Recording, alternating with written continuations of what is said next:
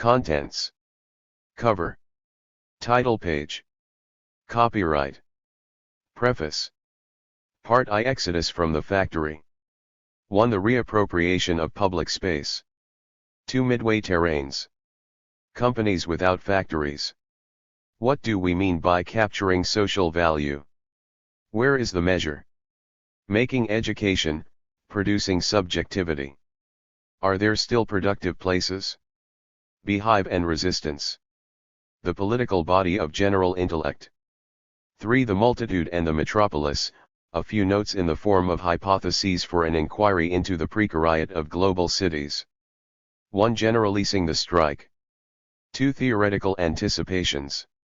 3. Metropolis and global space. 4. Historical anticipations. 5. Police and war. 6. Building the metropolitan strike. 7. Rebuilding the metropolis. 4. Exiting from industrial capitalism. 5. From the factory to the metropolis. From left and from right, the expropriation of the common, in postmodernity. Elements of exploitation and resistance construct the metropolitan condition. The metropolis is postmodernity, the metropolis is globalization. We are at the end of the transition from Fordism to post-Fordism. Doing multitude over the metropolis, how? Metropolis and the biopolitical, from one to the other. More on the expropriation of the common, in the metropolis, and on the birth of a metropolitan subject in Exodus. The multitude in the metropolis. Multitude versus metropolis. Topics of inquiry. Beyond representation, organizing the road to Exodus. 6. Metropolis and multitude, inquiry notes on precarity in global cities. Part 2. Inventing the common. 7. Banlieue and city, a philosophical view, co-authored with Jean-Marie Vincent. 1. Banlieues and labor, a sociological perspective. 2. New networks and new territorializations, in progress. 3. And in crisis, social and political. 4. The urban democratic construction site and urban political entrepreneurs. 5. Always experiment anew. 8. Democracy versus rent. 9. Presentation of Ramcoal as junk space. 10. The capital-labor relation in cognitive capitalism, co-authored with Carlo Vercellone. From the mass worker to the hegemony of cognitive labor. The main features of the new capital-labor relationship. The crisis of the threefold formula, rent economy and privatization of the common. 11. Inventing the common of humanity, co-authored with Judith Revel. 12. The commune of social cooperation, interview with Federico Tomasello on questions regarding the metropolis. 13. The common lung of the metropolis, interview with Federico Tomasello. 14. The habitat of general intellect. A dialogue between Antonio Negri and Federico Tomasello on living in the contemporary metropolis. Part 3. First fruits of the new metropolis.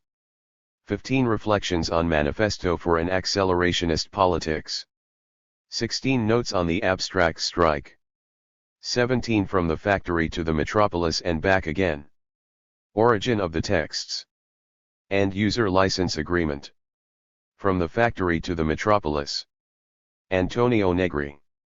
Essays Volume 2. Edited by Federico Tomasello. Translated by Ed Emery. Preface. The thesis that the position of the socialized worker operaio sociale in the metropolis parallels that of the mass worker in the factory was crucial during the transition from the first phase, 1950 to 60, to the second phase, 1970 to 2000, of Italian workerism operaismo. It was entirely central to that extraordinary phase of working-class struggles that inspired workerism. My writings that followed from it, from empire to multitude to commonwealth, each time took this motif as their centerpiece in the analysis of the transformation of the capitalist mode of production, and tested and consolidated the effectiveness of the dispositif right at the heart of globalization. Recently I have begun to move forward on this terrain. See in particular chapters 12, 13, and 14 in part 2 and chapters 15, 16 and 17 in part 3. The thing to do was not, or no longer, to take and compare the two models of factory and metropolis, which had succeeded each other in economic development and in the crisis of the industrial mode of production, but rather to move forward, in a description of the difference between the post-industrial and the post-modern metropolis as a place and space, by now stable, of production and of capitalist exploitation, in post-modernity, to be sure. All the arguments presented in this book are the outcome of an investigation into the transformations of labor that I developed in parallel with my theoretical and political activity, and they represent a testing of some of those abstract hypotheses. More recently, this analysis and these experimentations have reopened the biopolitical dimensions of the metropolis, completing, so to speak, the picture of the evolution of forms of the city described in this volume. It is clear that by forms of the city I mean forms of life.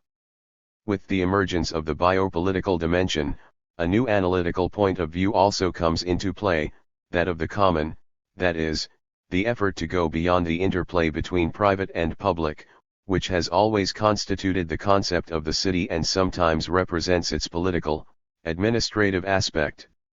Of course, the concept of the common has always been implicit in that of the city, and yet, even when it is not denied or concealed, it is underplayed.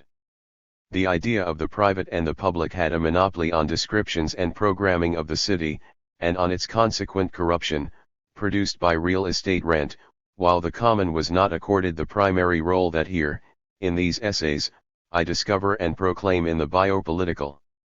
Here my aim is to do away definitively with that hypocrisy. It follows that the contemporary metropolis can be defined as a space of antagonism between forms of life produced at one end by financial capitalism, the capitalism of rent, and at the other by the cognitive proletariat. To arrive at this analytical result, which is a prerequisite for the production of a new subject in struggle, it is also necessary for a new image of exploitation to be built. In defining it, I draw inspiration from David Harvey's studies on the extraction of surplus value from the city, and I show that this finding is consistent with the work conducted by Italian workerism from the moment in the 1970s when it began to define the new forms of exploitation of the socialized worker. Cognitive proletariat, exploitation through the extraction of surplus value, the common as a condition and purpose of class struggle, meaning the destruction of capitalism. This is the story of my analytical work on the metropolis. The older texts date from the second half of the 1990s, already 20 years ago. How time flies. But most of the work is concentrated in the first decade of this century. Here I would like to recall to memory the late Jean-Marie Vincent and to thank Maurizio Lazzarato, Judith Revel and Federico Tomasello, with whom I have written some of the essays published here, and with whom I have always discussed these themes. Toni Negri. Paris, July 2015. Part I. Exodus from the Factory. 1. The reappropriation of public space. For 20 years things were going on their way, at least from the crisis of 1971 to 4, when, having digested the struggles of the 1960s and the defeat in Vietnam, multinational capital relaunched its project of development in terms of a post-industrial modernization and a liberal policy. Those were the years when neoliberalism was imposed. They were grey years, although they were sometimes alleviated, as happened in France, by a number of workers' offensives, in 1986 for example, and by a succession of student explosions, first expressions of the revolt of immaterial labor, around which social protest attempted in vain to organize itself. December 1995 in France marked the first mass break with the political, economic, and ideological regime of the liberal period. Why were the struggles of December 1995 such a breakthrough? Why is it that we see them as the beginning of the end of the counter-revolution of the second half of the 20th century? People have begun to give answers to these questions, and these are often interesting. It is eminently obvious that the growing awareness, particularly marked in France, of the intolerable nature of the processes of globalization and European integration and the feeling of the new presidency's betrayal of Republican promises, along with the set of contradictions produced by the new organization of social labor, mobility, flexibility, breakup of the labor market, exclusion, and by the crisis of welfare, had immediate effects on the process of formation and radicalization of the struggle. What seems to me particularly important is the definition of the new context in which the various demands were produced. This was a biopolitical context in the sense that the struggle came up against all the rules of discipline and control of all of the conditions of the reproduction of the proletariat. In short, the struggle took on a universal meaning and became a struggle for the general interest, to the extent of being a refusal of the diktat liberalism or barbarism and of pointing to a new threshold of possibility for the activity of protest and for the expression of a desire for a new world. However, if we want to understand the radical nature and significance of the epochal rupture that this struggle signals, we have to ask, who is the protagonist? What is the hegemonic subject of this struggle? What is the stratum of society that has succeeded in a very short time in turning a demands-based struggle into a political struggle against globalist capitalist command? And why? What are the material dispositives that determine the expansion of the struggle and of its political becoming? It is easy to give an initial answer. This subject is called workers in the public services. They were the ones who, on the railways and in urban transport, in telecommunications, in postal services, in hospitals, in schools, in energy supplies, triggered the struggle. They were the ones who led it, giving a generally offensive meaning to trade union claims. But, unless we ask in what sense these sectors represent something new today within the political and productive apparatus of advanced capitalism, that answer may not be of much interest. I mean that, in the history of working class struggles, there have been other episodes in which the ability to block the circulation of goods has been fundamental to political confrontations. In particular, strikes on the railways have always been part of the insurrectional history of labor. But today, in the organization of advanced capital, the ability of workers in the public transport services, and in communications, health, and energy, to assail a system of production with decisive political force becomes decisive by comparison to any other capacity. Thatcher and Reagan, those muscular initiators of liberal strategy, showed that they knew this well when, in launching their restructuring so as to set an example, they targeted workers in the energy sector and in the air transport industry. But why? An answer that is not mere platitudes is possible only if we recognize above all that, within the structure of advanced capitalism, the ensemble of transport, communications, education, and energy, in other words the major public services, is no longer simply a moment in the circulation of goods or an element in the reproduction of wealth. Rather it represents the global form that structures production itself. They told us 1,000 times that production had become circulation, that we had to work by just-in-time methods, and that the worker had to become a link in the social chain. The public service strikers have just shown that, when they hit the link of circulation, they also hit the whole chain of production, that, when they acted on the content, all the content had to react. And, since we are talking here not only of structures of production but also of subjective forces that come to be defined through them, we can see clearly why the struggle of public service workers represented from the start the totality of workers and why, from the strategic place that the former occupy, their struggle immediately struck the entire production system and its new social and political dimensions. To all those who define this fight as reactionary and conservative, and also to those who are keen on objective analyses of the process of production, we can immediately retort that these struggles and their main actors have, on the contrary, a central and decisive role in the new mode of production. They have brought the class struggle to bear on the really decisive point of capitalist reform and, for this reason alone, have blocked it. ******. But the protagonists of the fight were not only blue-collar workers and, more generally, workers in the public services. In a similar way, the million women and men who, in Paris and in all the cities of France, in order to get to work or simply to travel around, made efforts worthy of a time of war, in very difficult conditions, those people too were protagonists.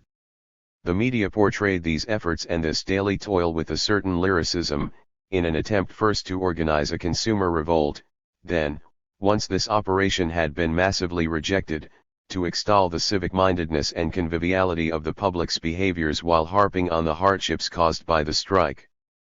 But have not industrial sociology, neoliberal ideology, and state literature been telling us for years that in the post-industrial system consumers are themselves producers of services?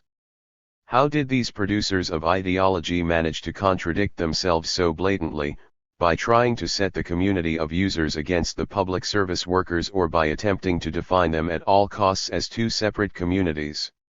Users are indeed co-producers of public services. They come in different categories.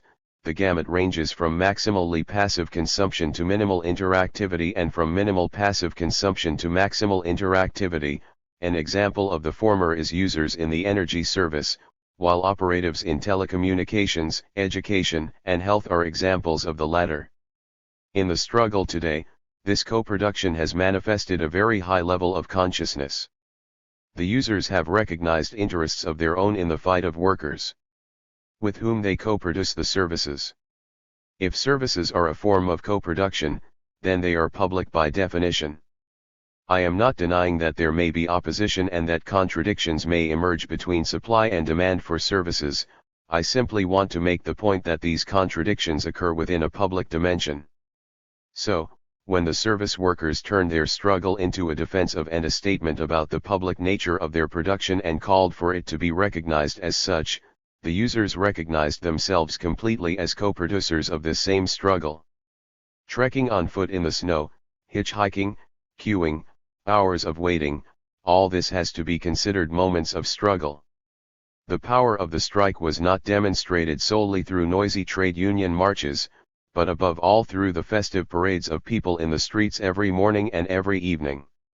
It was not a strike by delegation but a diffuse strike that involved the whole of social life and people's everyday routines. In the dictionary of strikes invented by the proletariat in struggle, trade union strike, general strike, staggered strike, wildcat strike, and so on, we should add this new entry, the metropolitan strike. Let's take a closer view. When we press this idea of a co-production of underground struggle, we are indicating a concept of the public that has revolutionary value. It is impossible not to recognize an act of reappropriation of administration in the feeling of co-responsibility that users experience towards a practice such as a strike in the service sector, a direct and subversive act. Having understood the nature of this act, our thinking cannot but retrace its assumptions, the identification of the public service, and thus of its management and its productive functions, at a very general level, as something common to all in the manner of all products of cooperation, from language to democratic administration. This is a definition of the public that has nothing more to do with its statist definition. When it sets about privatizing public services, the state reveals its capitalist face. On the contrary, these struggles reveal a subversive face beyond the state and its function as guardian of capital. Even when some of the actors support the idea of a public service in French style à la Française, I think that very few would consider defending this residue of the Third Republic, which is reactualist by the Fordist compromise between the popular forces of the resistance and Gaullist technocracy and still exists in anachronistic ways, as a credible option today. Today's struggles tell us that, if a public service à la Française is to have any future, it will have to be set up in completely new terms, as a first experiment in the reconstruction of public service within a democratic dynamic of reappropriation of administration, of democratic co-production of the service. In fact, a new problematics is opening up through these struggles, a constitutive problematics. So we have to understand what it means to talk about a new public nature of the services, which, by allowing their removal from privatization and from the rules of the world market, also allows their removal from the ideological mystifications that arise from the globalizing and directly capitalistic function of the activity of the national state. Awareness of this problematic is implicit in the struggles, it represents their subversive potential.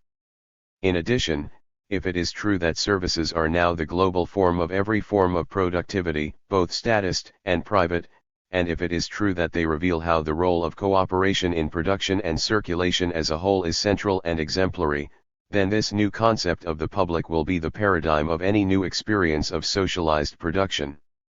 In short, the public, understood as a set of activities under the supervision of the state that allow the reproduction of the capitalist system and of private accumulation, has ceased to exist here.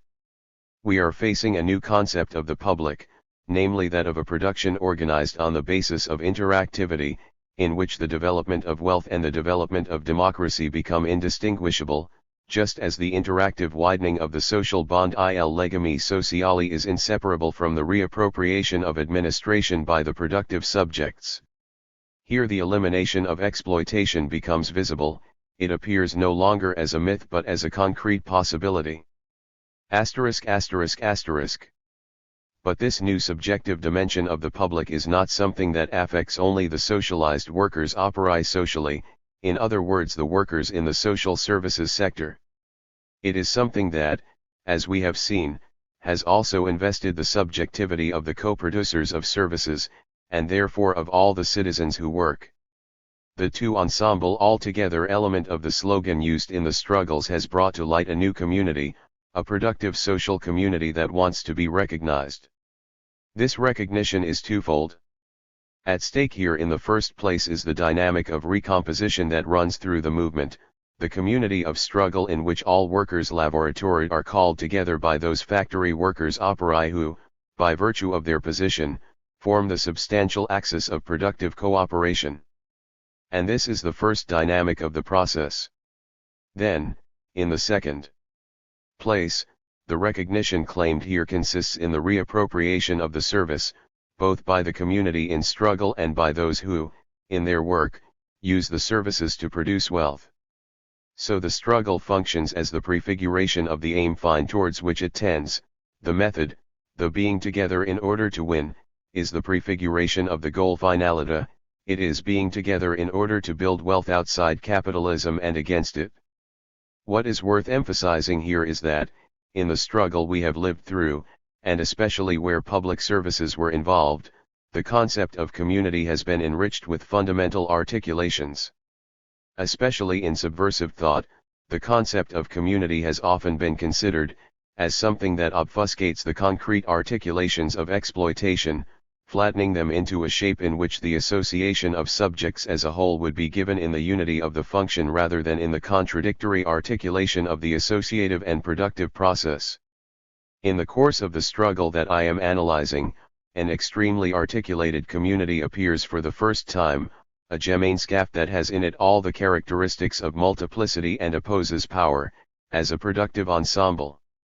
Reflection on the movement thus leads to raising the problem of the transition to a higher level in the organization of production, where the public is regarded as a set of social functions that, thanks to the wealth of its articulations, does not require a separation between levels of production and levels of command.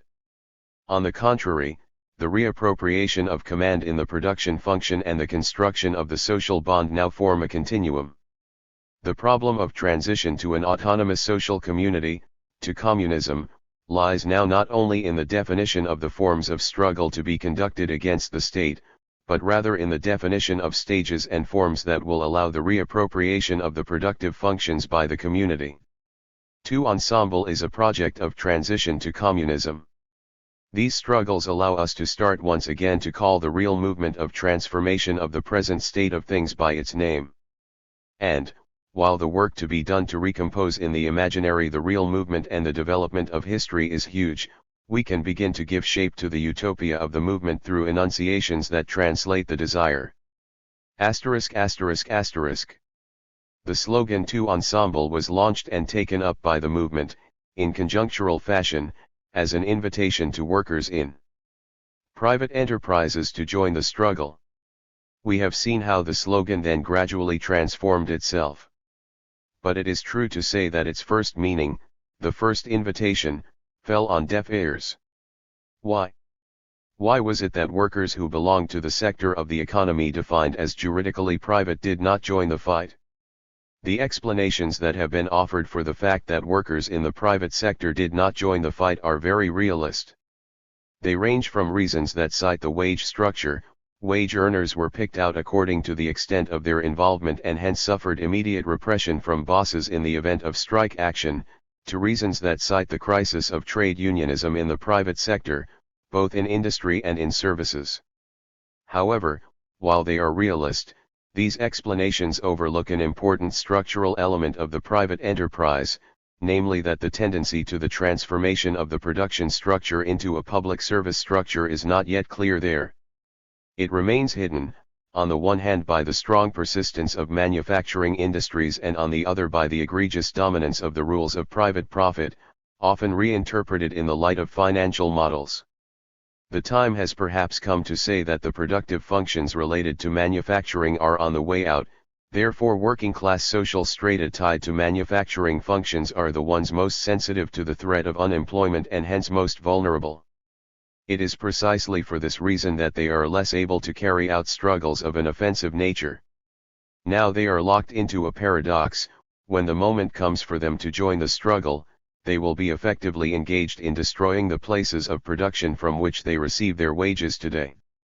They are a bit like the peasants in the French Revolution, fighting to ensure not the victory of the system of production of which they are a part, but rather that of another system of production, in which they will be crushed.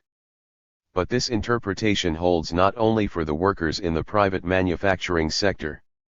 In the private sector, by contrast, service companies are now present in growing numbers.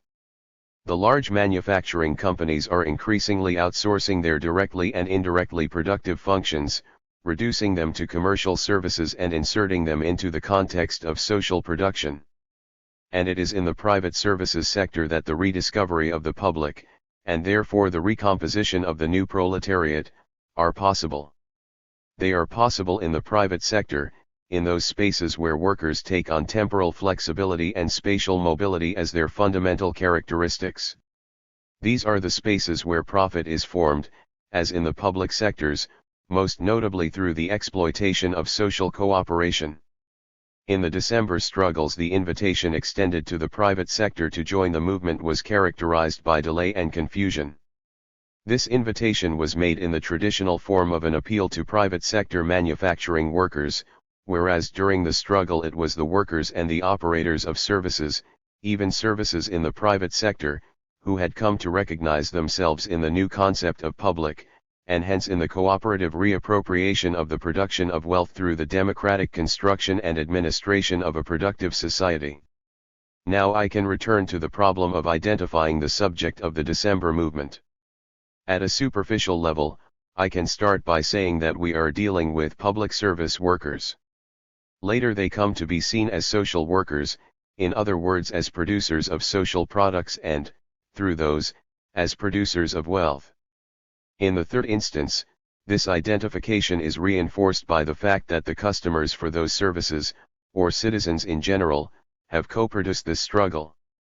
Fourth, it is clear that the service sector is public in nature, which makes it the strategic location of exploitation and therefore of the new contradictions on which offensive struggles can be developed. Fifth, it is clear that workers in the private sector services, in other words the majority of workers in the private sector that has restructured itself into services, will in turn be drawn into the cycle of struggles. But social workers are immaterial workers. They are so inasmuch as they are highly educated, because their work and their effort are essentially intellectual and because their activity is cooperative. A production made of linguistic acts and cooperative activities is now located at the heart of society and of its structures of power. The social worker is immaterial by virtue of participating in the new intellectual and collaborative nature of labor. Now, this new nature of work is always bios, a whole life of needs and desires, of singularities and of generations that succeed one another. The subjects of the December movement have shown, through the struggle and its objectives, that the whole of life, in all its complexity, is an object of struggle and a production of subjectivity, and thus a refusal of the enslavement of social cooperation to the development of capital. In any case, as the striking workers told the government, even if you are not willing to acknowledge the freedom proper to the intellectual and collective nature of labor, you will be forced to acknowledge that it is not going to go away and to acknowledge its power potenza. Without taking this reality fully into account, you will find yourselves unable to negotiate wages, social reproduction, and the economical political constitution. Telecommunications and education law formationi are the most significant class sectors from the point of view of immateriality, of the interactive public, and of bios. It is here that the general intellect, which Marx had predicted would become the fundamental agent of production in advanced capitalism, becomes bios. In education and training, labor power is permanently built and rebuilt over the course of lives and generations, in full interactivity not only between active singularities but between them and the world, the Umwelt environment that surrounds it. It is incessantly built and rebuilt through human activity. Telecommunications, which in the near future will represent the totality of circulation of productive signs, of cooperative languages, thus constitute the outer face of this constant capital that human brains have reappropriated. And it is through education and telecommunications that the processes of production of subjectivity come to confront the processes of enslavement of the productive subjectivities and the construction of surplus value, profit. These are therefore the articulations on the basis of which the struggle concentrates on the form of appropriation, because education and training and telecommunications represent the peak and the most explicit structure of production as a public service. ******. The December struggles represent a formidable challenge for revolutionary theory. In those struggles the workers in the material and immaterial services are effectively hegemonic. These are the socialized workers in the fullness of their productive attributes. For this reason, such struggles are located at the level of advanced capitalism or, as I prefer to call it, postmodern or post-industrial. The workers in the service sector bring to the fore the question of social productivity and highlight the contradictions that are opposed to its development. The problem of the emancipation of capitalist command and that of the liberation of the capitalist mode of production arise here in a new way, because here the class struggle presents itself in a completely new form. Manufacturing industry and its workers definitively lose the central role they had played in the initial opening and direction of the class struggle, while at the same time the workers in the service sector, especially those in the private sector services of advanced economies, are encouraged to enter the game of the revolutionary struggle. So today theory has to confront this new reality. It has to work in a general manner on the relationship between general intellect, that is, immaterial labor and the hegemony of intellect, and bios, that is, the dimension in which intellectual labor qua reappropriated constant capital opposes a capitalist command by now become completely parasitic. But it must above all work on the bonds that unite closely social interactivity and its political forms, production and politics, productive potentiality and constituent power. Lenin had already raised the problem of the relationship between economic appropriation by the proletariat and the political forms of this appropriation. Within the relations of production he was dealing with in his own day, realism led him to think that the term dictatorship could open the way to a solution. Let me say, without thereby disparaging the first person to have understood the need to combine revolution and enterprise, that our utopia of liberation is nevertheless radically different from his. We have the possibility of doing it in full knowledge, because production today is a world of interactive relations that only democracy can constitute and manage. Democracy, a powerful democracy of producers, is today the substantial logic of our research activities. Building the public against the state, thinking in terms of a democracy of producers against the parasitism of capital, liberating the forms through which the interactivity of production, as revealed by the development of the services sector, can be articulated with renewed forms of political democracy, elucidating the material fabric of the political co-production of the social. These are the new tasks of politics, urgent and very much alive, as the struggles have shown us. If we look closely, many theorists of social reproduction in the postmodern age are already addressing similar problems.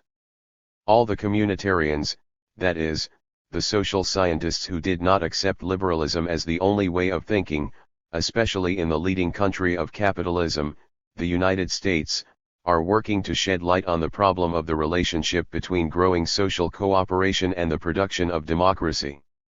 But the struggles of December go well beyond these matters, because they formulate the problem not only as a possibility but also as a necessity, because the struggles prefigure the solution by showing that the democracy of the multitude is a revolutionary fact. So here a new question arises, which is far from secondary: what does it mean to revolutionize social cooperation by democratically reclaiming administration, in order to manage the entirety of production and social reproduction? With the struggles of December 1995 we entered into a new phase of political practice. The first problem that arises is obviously that of reactivating the struggle after its suspension, and therefore extending and strengthening the front of the socialized worker, in public services, and especially in the private sector. Another problem will be to express, in the broadest and most powerful form possible, how the productive subjects in training and education, schools, universities etc., and in telecommunications contributed to the new perspective of building the revolutionary movement and of organizing the co-production of these struggles with the worker citizens. But here emerges the second fundamental problem, that of defining a form of struggle and organization that could be consistent with the new concept of the public, as it expressed itself in the December struggles. This means a form of organization that makes it increasingly possible to link sectoral demands to general demands for a biopolitical wage, an expansion of public services, and the reappropriation of administration. It is clear that the ability demonstrated by the workers on strike to reorganize at the territorial level, breaking with the traditional professional divisions of French trade unionism, can be taken as a paradigm of unitary recomposition of the objectives of the struggle and of the general form of its behavior. In fact, these forms of organization prefigure new political instances, which are not simply trade unionist any longer, at the base level and at the mass level. They reveal, reconnecting in a curious way with the origins of the working class movement, a central element in the organization of post-Fordist production, its social diffusion. This local, territorial, interprofessional, and unitary organization seems to offer a solid basis for the generalization of the defense of the workers' interests as regards pay and the fight for the conditions of social reproduction, and at the same time it is from this organization and only from it that it will be possible to trigger the initiative of a public reappropriation of administration and services, one that will be capable of opening a horizon of struggle for a radical democracy. 2. Midway terrains. Notes on the productive beehives of our metropolis, which sometimes look like anthills, or like communities of slaves, or other times like phalansteries, namely communities of people free and joyful. Companies without factories. Here Alcatel, a major French electronics company, and the Dutch giant Philips have announced that they will be selling all their factories and their direct production activities. They will thus become companies without factories, so from now on they are referring to themselves as virtual enterprises. It is obvious that behind these proclamations, and the extensive scientific literature that wraps them up in ideological frills, lies first of all a restructuring of production processes. Obviously the factories will continue to exist, Alcatel's power stations and Philips TV sets will continue to be produced with a lot of sweat, and labor will be exploited in them, possibly even more than before, but management and shareholders will no longer be involved with the dirty stuff. Financial capital is hoping to shift the costs and risks of managing the labor force onto subordinate segments of the production process. And it is getting better and better at it. At the same time, the production of sophistry around the so-called abolition of work is growing, so that, confronted with the relocation of production from the central enterprises, which are now transformed into finance companies, these companies are not ashamed to say that production has been taken out of the world of labor and that the post-Fordist company is a completely virtual company. However, when we consider even the most bizarre descriptions of this new stage of production, we must admit that they are not solely demented. In post-Fordist production, the company without factories does not content itself with relocating production, assigning sections of it to subordinate productive units, and outsourcing both material and immaterial services. In addition to these and similar things, it is able to benefit from the renewal of the general conditions of the reproduction of society, whereby production and living in society have become elements of the same whole, and the resulting social productivity, generalist and without factories, is captured captata by the company. It is now as meaningless as it is pointlessly capped is to ask whether the additional value that accrues to companies without factories comes in fact from the relocation of factories or directly and without mediation from societal productivity. And, while it is true that the life of a number of institutions, of old-style capitalism and of socialist trade unionism, not to mention other corporations, may depend on the answer to this question, the fact remains that the answer is of little interest to the millions of workers who labor day and night in small factories and workplaces, between basements and living rooms, in large leftover factories and warehouses for the centralization of intangible services, and in universities and private laboratories. The societal productivity of labor is formed in fact in a kind of metropolitan beehive, in which are counterposed or combined old sites of production and new activities that have no specific place. An extreme mobility of labor is now matched by a circulation of production space that does not lag far behind, through a meaningless urban scenario whereby now an exceedance of productivity constitutes itself, a productivity beyond measure, which knots itself together productively but at the same time represents itself in a monstrous way. These are not sailors' knots, but Gordian knots that no sword can cut. Beehives, transversally, very high productivity. What do we mean by capturing social value? Moving around in these beehives you run the risk of a headache. We find ourselves needing to get our bearings in a very large-scale transformation, where companies without factories and profit without labor appear to have become a possibility. But we know, not through elaborate science but simply from common sense, that there is no value without labor and no surplus value without exploitation of labor. Hence we have to ask, what do we mean by capturing social value? How do we identify that exploitation that runs through society and gives meaning to the fact of capturing value in the beehive, or rather in those parts of the postmodern productive beehive in which factories really do no longer exist? Social value. In what sector of society, in which of its places or functions, under what conditions, once we eliminate the factory, will it succeed in capturing value? It is interesting to note that virtually the whole of the industrial economy is now asking these questions. The key issue is the valuation of the company's social capital.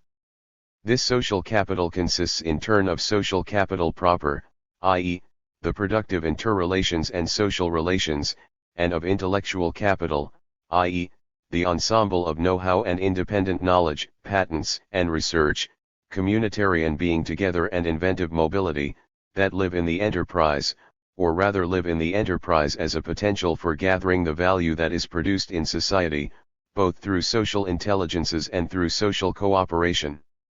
The company without factories is like a windmill, its blades are driven by the power of social production.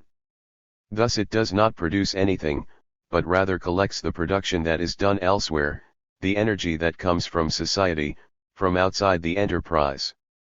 The capitalists thus see exploited workers as windmills.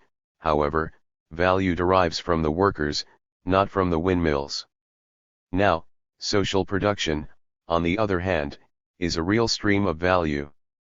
If we look at it as it flows into the metropolitan beehive from which I started my critical reading of the entrepreneurial captation of social value, we shall see how different forms of extraction of value accumulate from the exploitation of workers, and at the same time we shall see how new forms of exploitation get established, almost a new primitive accumulation, in the area of computers and in the application of their qualities to the world of work.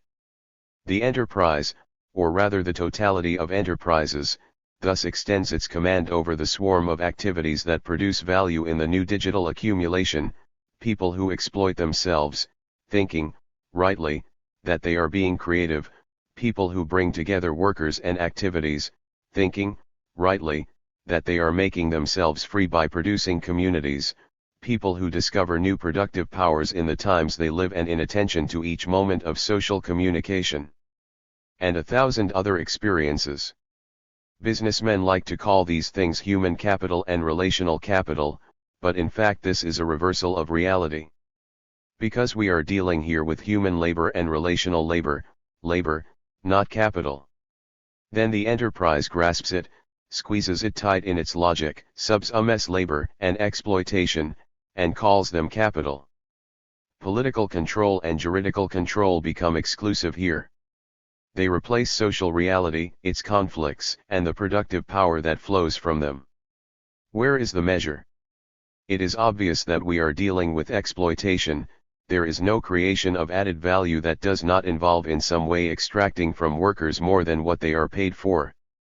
But, although intellectual and, more generally, immaterial and social labor is subject to this rule, and of this there is no doubt, nevertheless in these cases the old rule no longer exists that justifies capitalist exploitation or at least gives it a semblance of reasonableness, the capitalist provision of means of production, of tools for work, and of the organization of cooperation. None of this is in place any longer, which means that capitalism's painful mystification and proud justification of exploitation are gone. To the exploitation of the intellectual, immaterial, social labor is, purely and simply, arbitrary. Capital does not provide and does not risk anything in this matter. It simply steals. It organizes, through company structures le structure de impresa, both individual and collective, dispositives of expropriation and outright theft, or piracy, or robbery, or, increasingly, slavery and war. There is no longer any justification for exploitation. The new proletarians are tossed from one place to the next in the beehive of production, when they are not excluded and dumped to the edge, like idiots. They know this, and they show it by building waves of resistance, one after the other, in a cyclicity of behaviors that cannot but create the event, sooner or later. But it is even more interesting to note that this irrationality and senselessness of the postmodern situation of labor, the precariousness of capitalist ownership, and that fierce fragility of exploitation are also part and parcel of the self-awareness of capital, of its functionaries, in other words of the entrepreneurs. They no longer know what they are earning or why they are earning it. They have no criteria for measurement. And it is not as if they had not tried to find them. Here too we find ourselves faced with endless and insubstantial bibliographies.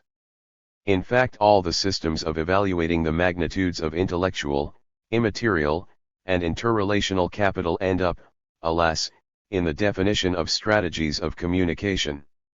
This means that rhetoric and sophistry have replaced the arithmetic and statistics of exploitation, and these brutish techniques of the old material capitalism and of factory entrepreneurship seem ancient and honorable virtues today. In reality, the sole condition of the new exploitation, or rather of the exploitation of the new quality of labor in the metropolitan beehive, is anything but economic. It is political power, it is the juridical entitlement to property and to exploitation. Immaterial capitalists say that managing intellectual capital is like trying to fish with your bare hands. Well, they have a sense of the difficulty. But they do not add that they, the capitalists of the immaterial, never have bare hands. They always have them armed with ideological and monetary power, and, when needed, with the repressive power of the state. There is no objective measure for the value of production in today's immaterial society.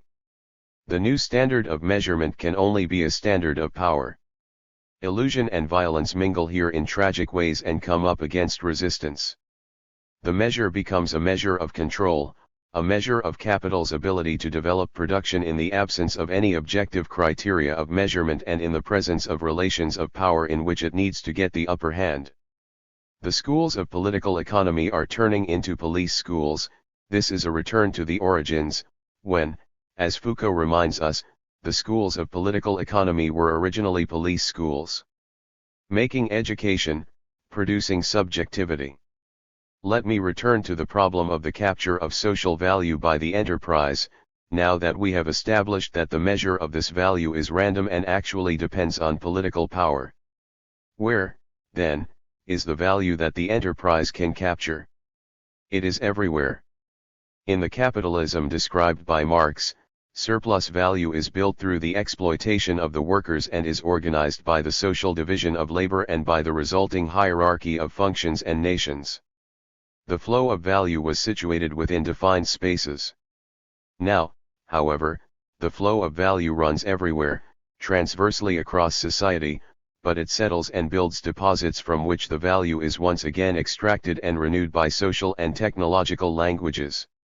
When production and exploitation traverse languages and spread throughout the whole of society, then extraordinary phenomena occur from the point of view of political economy. I mean that the construction of value, through exploitation, turns out to involve the very spirit and intelligence of the subject.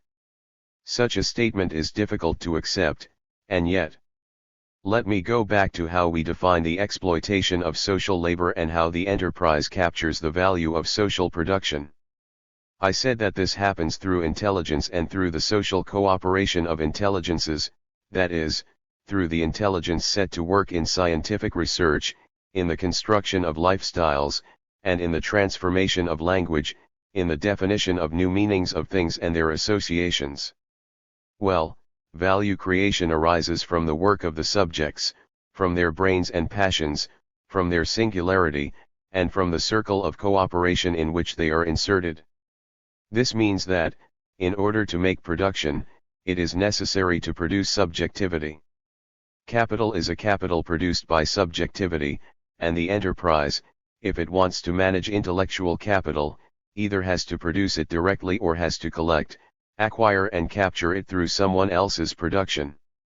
This is how education and training la formazione bursts onto the scene of political economy and, at this stage of transition to the hegemony of immaterial postmodern production, makes up its strategic center. It is in fact through education and training that the material goods and the deposits of intellectual labor that lie in society, built by the preceding generations, are now fluidified, offered to subjectivities, and, through these, returned to capitalist exploitation. The capitalists call on the political powers to provide them with an adequately educated workforce. They request it, they want this workforce as a free gift to them, and they concede that everyone should have the right to education, so that offering themselves to be exploited soon becomes a duty for all. But often this request cannot be granted. Or, worse, the labor power offered by the public education system has among its characteristics the fact that it is not fully functional, or, worse still, that it is reduced to exploitation. But how is this conceivable? The bosses ask. And then there is an increasing multiplication of systems of training directed by the enterprise, or of mechanisms of control of education, or a standardization of private services. One needs to satisfy at least two criteria if one is to create an education adequate for the regime of the social enterprise: on the one hand, a singular training, flexible and oriented to instrumental knowledge; on the other, a willingness to accept command and an illusion of freedom in exploitation. New Age education consists in this, the production of a functional and submissive subjectivity, in short, a subjectivity available to control. The disciplining of the masses came to an end with the end of factory. The company without factories controls the singularity. Are there still productive places? Clearly there are. The metropolitan hive is a collection of places and non-places, but precisely of places. Old factories that have preserved their social importance throughout restructuring, productive transitions from the old economy, which have updated themselves and maintain important niches of production, and so on. But there are also new places, such as specialized networks of services, through which interrelation and cooperation create consolidated spaces, and so on, and, finally, the factories of knowledge, the educational system and all the institutions of learning and training. On each of these places, and in particular on the factory of education and training, a few considerations are in order. The first is that, while we should not get nostalgic for action that is defined in space and effective precisely by virtue of that fact, such as our old interventions, during the Fordist period, in the factories and in the education system, modalities of struggle that, taken together, were particularly characteristic of the period of the 1960s and 1970s, it is still important, whenever possible, to open struggles in defined places, in other words in the factories and in the education system. The second point is that the objective question, are there still productive places, is not swept away by ideological misuse when you answer it the way I have done, that there is a possibility of opening struggles in given places. In fact, this reply is the only scientific one. If the metropolitan hive is an ensemble of places and non-places, the important, indeed fundamental thing is to grasp this ensemble as a relationship between old and new, between the place of the factory and the non-place of metropolitan dissipation of the proletariat. The analysis of the precariat, as well as that of the student or of the researcher, carries us immediately into this relationship, and the conclusion is that the metropolitan place will be wherever the free subjectivity, in struggle, will have defined it. In a spatiality without measure, that of the company without factories, capitalist measure is implemented, as we have seen, through the unilateral determination of power. The new proletariat also has the ability unilaterally to establish the place of production of antagonistic subjectivity. This is to be found at the point where alienation and exploitation are enacted in terms of immaterial labor, its suffering and its potentiality, its misery and its love.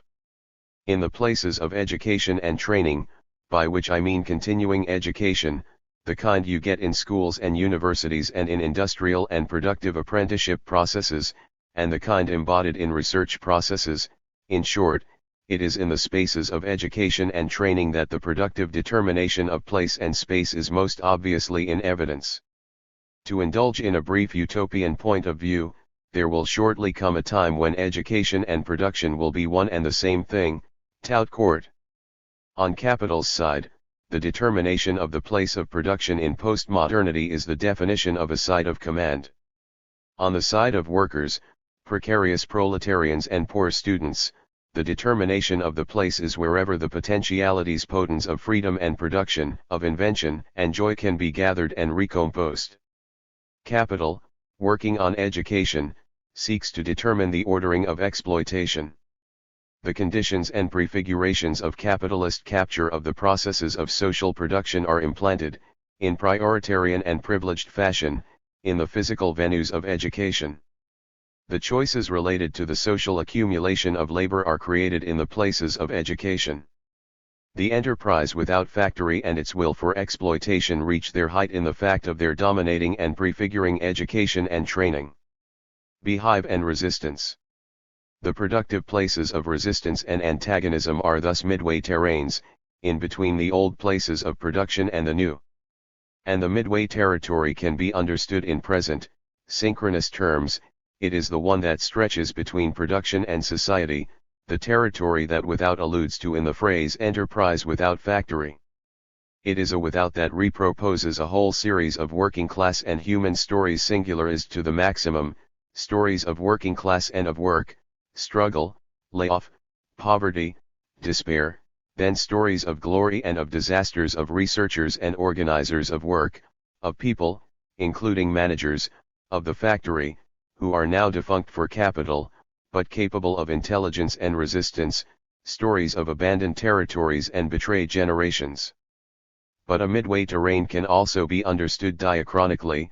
Historically, it is, then, a space of lifelong learning, of the continuing constraint imposed on precarious workers to subject themselves to disciplinary and technological indoctrination. Finally, a midway terrain is also one of ontological contradiction between capital's claims to control and the demand to express one's potential potenza to the maximum. Look for example at what is happening in the universities. On the one hand, a driving disciplinarization that is structured, hierarchical, and increasingly brutally internalized by the students. On the other hand, the expression of an exceedance of knowledge, a push to go beyond the limits of control of transmitted knowledge. The hive is therefore defined by midway terrains, interludes across which all the contradictions extend, temporal, structural, ontological, from which struggles open up, or rather resistance, first and foremost. Resistance, which comes from indignation, or rebellion, which arises from an excess of knowledge, or even madness, which comes from an overflow of suffering and defeat and from the production of an imaginary that is no longer able to hold in check the urge for liberation. Thus we are at a point where, through an elementary phenomenology, the entirely new ontological fabric of postmodernity defines itself. It is a productive being, put together like a hive. Taking the concave for the convex, we could also say that this being that faces us is like the universe of the miller, as described by Carlo Ginzburg, a wheel of cheese full of holes. It is a midway terrain. This is what the revolutionary and subjective transition claims, in its own simple and operational imagery. The resistance is located in the hive, in the midway terrains between one place and the other, between a non-place and some kind of recomposition. The political body of general intellect. Recomposition is a subjective operation, but it is not reductive or one-sided as a result. The flesh of intellectual labor, that diffusion of activities through which labor becomes commodities, services, productive relationships, and communication, contains resistance within it, as we have seen. The general intellect that Marx considered to be the ultimate testimony of capitalist development, because eventually intellectual labor power would replace material labor power, is now the basic condition of the new phase of capitalist development, as I consider it. Thus a political body has to be formed from the flesh of intellectual labor, from the midway terrains of juxtaposition, in a multidisciplinary hive, of various arts of building and learning, and, finally, from the living flesh that is education, its consolidation in people's souls, and the infusion of inventions and imagination into it, in short, from this variation and alternation between hope and despair, work and unemployment, inventing and being poor and excluded, a political body in all probability multiple and crossed by a variety of drives and desires, capable of exercising force, counter-power, should the need arise, and at any rate a dispositif of expression rather than a mediator of needs, in short, the body of a multitude, a body that includes and expresses the whole of the multitude, an excess of expression, a common overabundance of singularities and desires. A common multitude, because within it there is a play of singularities, like waves on a common sea before the coming of a storm, the storm of transformation. It is certainly too early to start talking about this storm and about the body politic, about the singularities that will precipitate in the event. But right now one can say that, whenever this is to happen, it will bring to an end the elements of the capitalist revolution that I have described thus far. It will bring them to a conclusion by overturning them. To enterprises without factories it will oppose a precarious proletariat that has more productive power than all the factories put together, because it has formed associations without being forced into it by a boss. It will reply to the capitalist capture of social value by saying, I am the social value of production, I am the sum of the inventions and social recompositions of labor, I am the value captured. As for measure misera, this body will deny its function, not that of measure but that of the excess dismisera of production and freedom. The general intellect needs it, and recognizes itself only in it. Finally, education and the production of subjectivity represent the crucial political and anthropological passage of the multitude today. Unless we understand this, comrades, we shall have nothing to say. From the torn flesh of the new proletariat we can build a body only when we form it. Revolution is becoming today a Bildungsroman or, better, as Foucault proposed, a story of the construction of the subject. But producing subjectivity means also producing places of confrontation, in other words of contradiction and struggle, and thus chains of subjective recomposition that run through and against the lines of hierarchy and control of capital. Processes, pathways, there is always a middle ground, that's where the flesh becomes body and where the multitude recognizes itself as an active, creative multiplicity. Sociological analysis of the transition from modernity to postmodernity, from Fordism to post-Fordism, concludes on this middle ground. What is highlighted here is subjectivity, along with the project of expressing it and the dispositif of its success. 3. The multitude and the metropolis. A few notes in the form of hypotheses for an inquiry into the precariat of global cities. 1. Generalizing the strike. It has been interesting to note, on the occasion of the struggles in Italy during the spring and summer of 2002, how the project of generalizing the strike, a project entertained by the movement of the precarious precari, of socialized workers, women and men alike, was rather a washout in the broader context of the general strike of the organized labor movement. After this experience, many comrades involved in that struggle began to realize that, while the strikes of factory workers hurt the boss, the social strike slipped, so to speak, through the folds of the global working day. It did no harm to the bosses but did not bring any benefit to the flexible mobile workers either. This finding raises a problem, that of understanding how the socialized workers choose to struggle and how, within the space of the metropolis, they can overturn subordination in production and the violence of exploitation.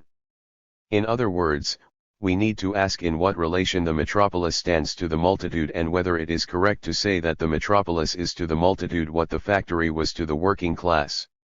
This hypothesis appears as something of a problem, one raised not just by the obvious differences in immediate effectiveness between social struggles and factory struggles, but also by a more relevant general question.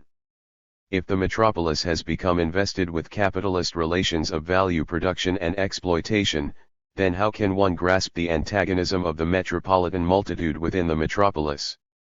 In the 1960s and 1970s, as these problems arose in relation to the struggles of the working class and changes in metropolitan lifestyles, various answers were given, and often they were very effective. I summarize them in what follows. For the moment, it is worth pointing out how those answers referred to an external relationship between the working class and other metropolitan layers of wage labor and intellectual labor. Today the problem is posed differently, because the various sections of labor power present themselves in the hybridity of the metropolis as an internal relationship, namely immediately as multitude, as an overall reality made up of singularities, a multiplicity of groups and subjectivities, which, antagonistically, shape the space of the metropolis. 2. Theoretical anticipations. Among the scholars of the metropolis, architects and urbanists, it was Ram Koolhaas who gave us, in the late 1970s, in delirious terms, a first new image of the metropolis. I am talking, of course, about Delirious New York. What was the central thesis of this book? It consisted in giving us an image of the metropolis, which, both beyond and through plannings, these were always more or less coherently developed on it, nevertheless lived dynamics, conflicts, and powerful overlappings of cultural strata, of forms and styles of life, of a multiplicity of hypotheses and projects for the future. To understand the city, you had to view this complexity, this microphysics of potentialities, from within. New York, in particular, was an example of an extraordinary historical, political, technological, and artistic accumulation of various forms of urban programming. But this was not enough. Additionally, it had to be said that the metropolis was stronger than the urban. Speculative interests and the resistance of the citizens at once defeated and overwhelmed both the prescriptions of power and the utopias of its opponents. The fact is that the metropolis jumbled and mixed the terms of urbanistic discourse. Starting from a given urban intensity, the metropolis was creating new categories, it was a new proliferating machine. Measure extended beyond measure. So the question was to provide at once a microphysical analysis of the metropolis, of New York in this case, that could account both for the thousands and thousands of acting singularities and for the forms of repression and blockade that the power potenza of the multitude encountered. This is how Koolhaas architecture rises through large-scale measures of urban coexistence, which are then overturned, changed, and mixed with other architectural forms. What Koolhaas architecture expresses is a grand narrative, the grand narrative of the destruction of the Western city, which then gives way to a mixed-race metropolis. It is not relevant, although it is helpful to understand, that in Koolhaas architectural development is classified depending on the various techniques of building construction work. What interests me is exactly the opposite, albeit through an industrial corporativization of the agents of production. Here we perceive how at this stage the metropolis organizes itself at levels that are continuous but distorted, faithful to the welfare state but hybrid. The metropolis is a common world. It is the product of all, not a general will but a shared randomness. So the metropolis seeks to be imperial. The weak postmodernists are beaten in the breach by Koolhaas. In fact, probing the genealogy of the metropolis, Koolhaas anticipates an operation that becomes crucial in mature postmodernism, the recognition of the global dimension as being more productive and more generous in types of economies and lifestyles. This critical effort is not solitary or neutralizing. On the contrary, it produces further critique and entrusts it to the real movement. For example, when we introduce elements of difference and antagonism into the knowledge of the city and turn them into the engine of metropolitan construction, we also compose new frameworks of living and of struggling, common ones. Another example, among others, would be metropolis and collectivization. This old socialist word is by now obsolete and completely left behind in the minds of the younger generation. But that's not the problem. The project is not to collectivize but to recognize and organize the common.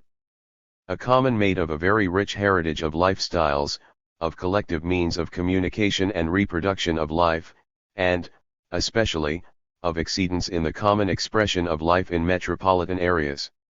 We are enjoying a second generation of metropolitan life, which is creative of cooperation and is exceedent in the immaterial, relational, and linguistic values that it produces.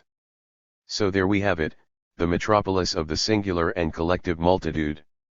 There are many postmodernists who reject the possibility of regarding the metropolis of the multitude as a collective and singular space, massively common, subjectively malleable, and always invented anew.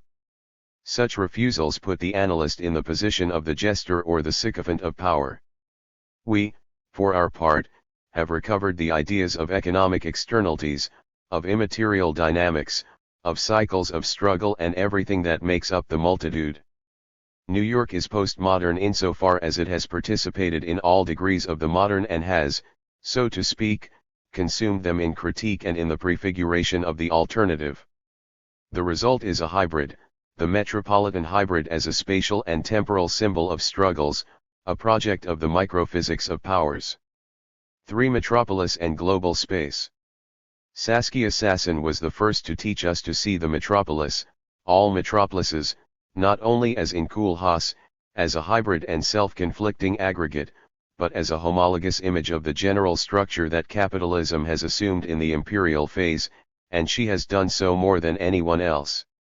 Metropolises express and individualize the consolidation of the global hierarchy at its most articulated points, in a complex of forms and exercise of command.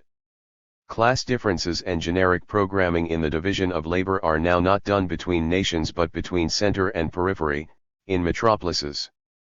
Sassen goes to look at skyscrapers and draws from them harsh lessons. At the top are those who command, below, those who obey. In the isolated space of those who are higher up resides the connection with the world, while in the communications of those who are lower down reside the mobile points, the lifestyles, and renewed functions of metropolitan recomposition. For this reason, we have to traverse the possible spaces of the metropolis if we want to retie the threads of the struggle, to discover the channels and forms of connection, the ways in which the subjects fit together. Sassen suggests that we view skyscrapers as a structure of imperial unification. But at the same time she offers the subtle and provocative proposal of imagining the skyscraper not as a whole, but as an above and a below. Between the above and the below runs the relation of command, of exploitation, and hence the possibility of revolt. Sassen's proposals had a powerful impact in Europe in the 1990s, when, with some difficulty but nonetheless effectively, some antagonistic forces started seeing the structure of the city as a reflection of the contradictions of globalization. In fact, whether there are skyscrapers or not, the global order re-established in the metropolis an above and below that belonged to a relation of exploitation that stretched across the internal horizon of urban society. Sassen showed the places and relations of exploitation and dissolved the multitude, bringing it back to the dispersed exercise of material activities. On the other hand, there is command. Blade Runner becomes scientific reality. 4 historical anticipations. But others see the metropolises of skyscrapers and of empire rather as places of struggle that can reveal aspects of the common and, above all, can embody pathways and organizations of resistance and subversion. Here the example that immediately comes to mind is that of the Parisian struggles of winter 1995-6. Those struggles were memorable because on that occasion the plans for privatizing public transport in Paris were rejected not only by the unions but by the combined struggles of much of the metropolitan population. However, those struggles would never have assumed the intensity and importance they had they not been traversed and, somehow, already prefigured by the struggles of the sans-papiers, the homeless, the unemployed and so on.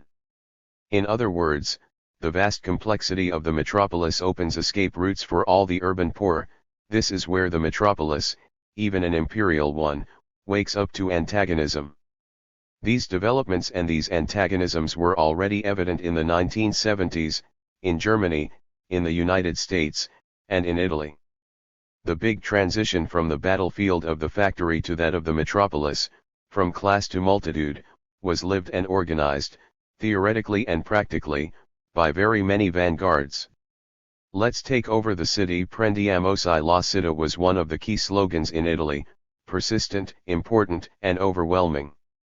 Similar slogans were found in the German Bürgerinitiativen, and also in the experiences of squatters in nearly all European cities. Factory workers recognized themselves in this development, but the leaders of trade unions and of the parties of the labor movement ignored it. The no-ticket strikes on transport systems, the massive occupations of housing, the organization of working-class leisure activities in local neighborhoods and of workers' security against police and tax collectors, and so on. In short, the seizure of zones of the city was a project very carefully pursued. Such areas were called red bases in those days. Often, though, they were not places but urban spaces, places of public opinion. Sometimes they also happened to be decidedly non-places, or rather they were mass demonstrations in motion, traveling along and occupying squares and territories. Thus the metropolis began to be rebuilt by a strange alliance, factory workers and metropolitan proletarians. Here we began to see how powerful this alliance was. At the base of these political experiences was also another, broader theoretical experiment. From the early 1970s on, people began to realize that the metropolis was not only invaded by globalization from the top of skyscrapers but also created by the transformations in labor that were coming about. In the 1970s, Alberto Magnaghi and his comrades published a remarkable journal, Quaderni del Territorio, which showed, in each issue more convincingly, how capital was investing the city, turning every street into a productive flow of goods. The factory had thus extended into and onto society, this was obvious. But it was also clear that this productive investment of the city radically modified the class confrontation. 5. Police and war. In the 1990s, the great transformation of the relations of production, which invest the metropolis, reaches its quantitative limit and configures a new phase. The capitalist recomposition of the city, or rather of the metropolis, is given in all the complexity of the new configuration of power relations in the empire. It was Mike Davis who first offered an appropriate representation of the phenomena characteristic of the postmodern metropolis, the erection of walls intended to delimit areas closed to the poor, the definition of ghettos or slum areas where the desperate of the earth could accumulate, the disciplining of the lines of flow and control that maintained order, a preventive analysis and practice of containing and monitoring eventual interruptions of the cycle. When people talk today, in imperial literature, of continuity between global war and policing, they forget to say this one thing, that the continuous and homogeneous techniques of war and policing were invented in the metropolis. Zero tolerance has become a buzzword, or rather a preventive device that invests entire social strata while targeting single individuals, intractable or excluded. Every now and then racial color or religious dress, particular ways of life or class difference are taken as the defining parameters of repressive zoning in the metropolis. The metropolis is constructed on these mechanisms. As I said about the work of Sasson, the spatial dimensions, the width and height of buildings and public spaces are completely subordinated to the logic of control.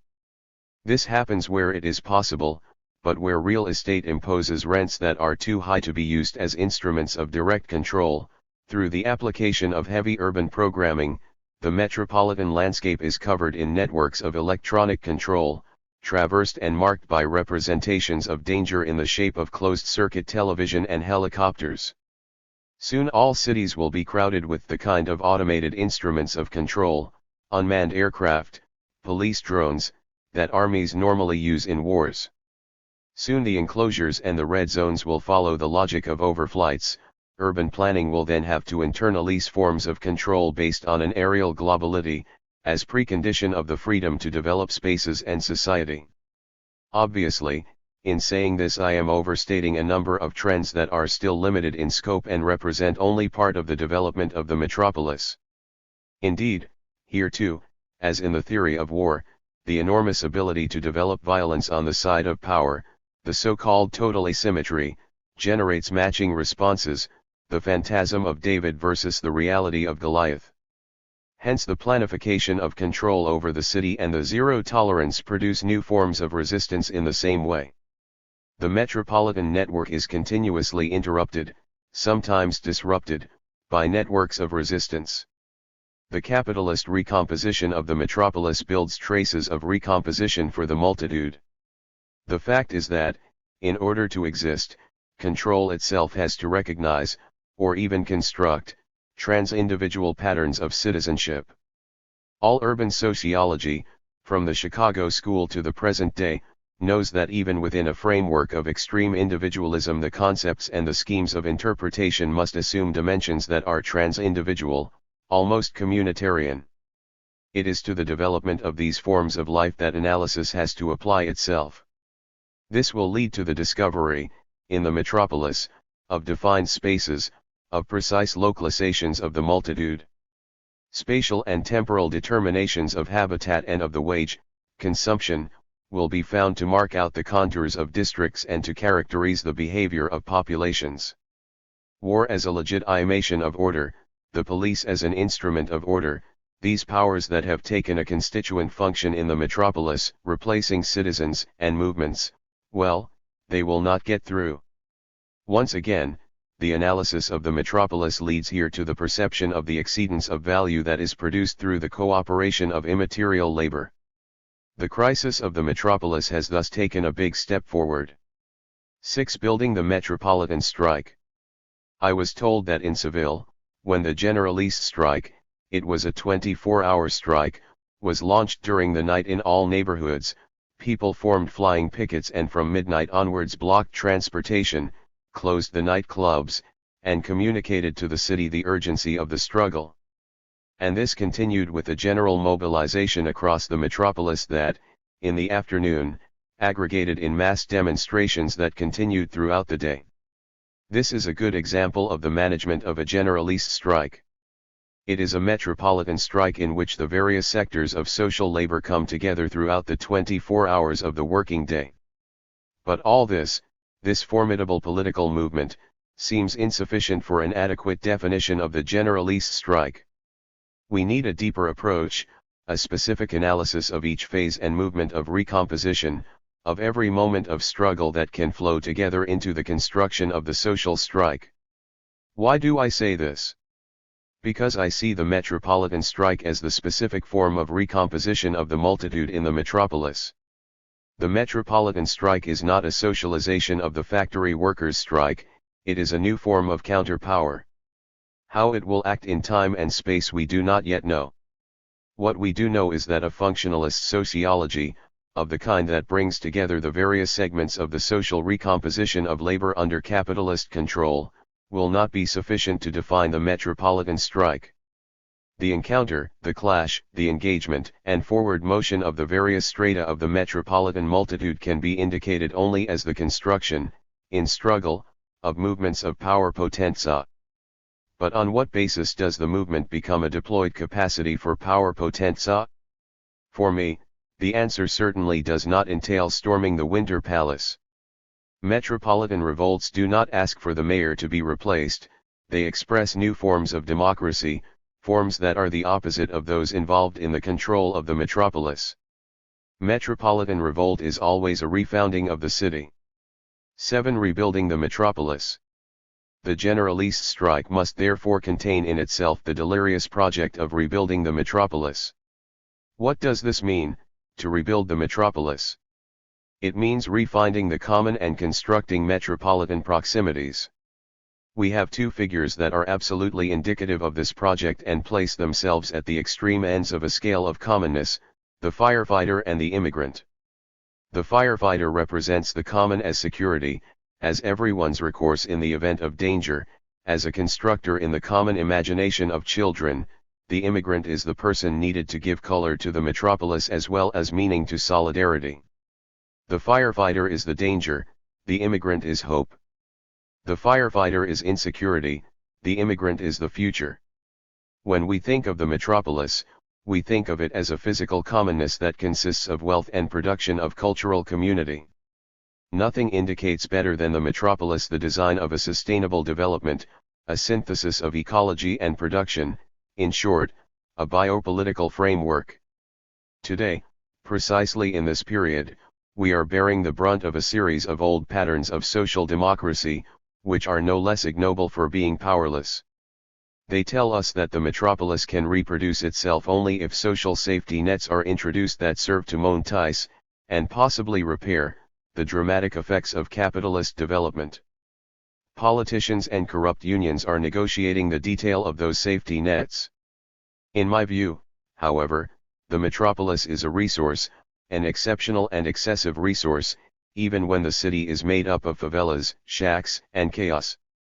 You cannot impose on the city schemes of order anticipated through omnipotent control, at ground level and from the sky through war and policing, or structures of neutralization, repression, safety nets, and so on, that seek to operate within the social fabric. The metropolis is free. The freedom of the metropolis is born from the construction and reconstruction that it operates itself on itself, every day. The Generalist strike is part of this framework. It is an extension, or rather manifestation or revelation, of what lives in the depths of the city. Probably in Seville the Generalist strike was also this thing, the discovery of that other society that lives in the metropolis during the entire time of the working day.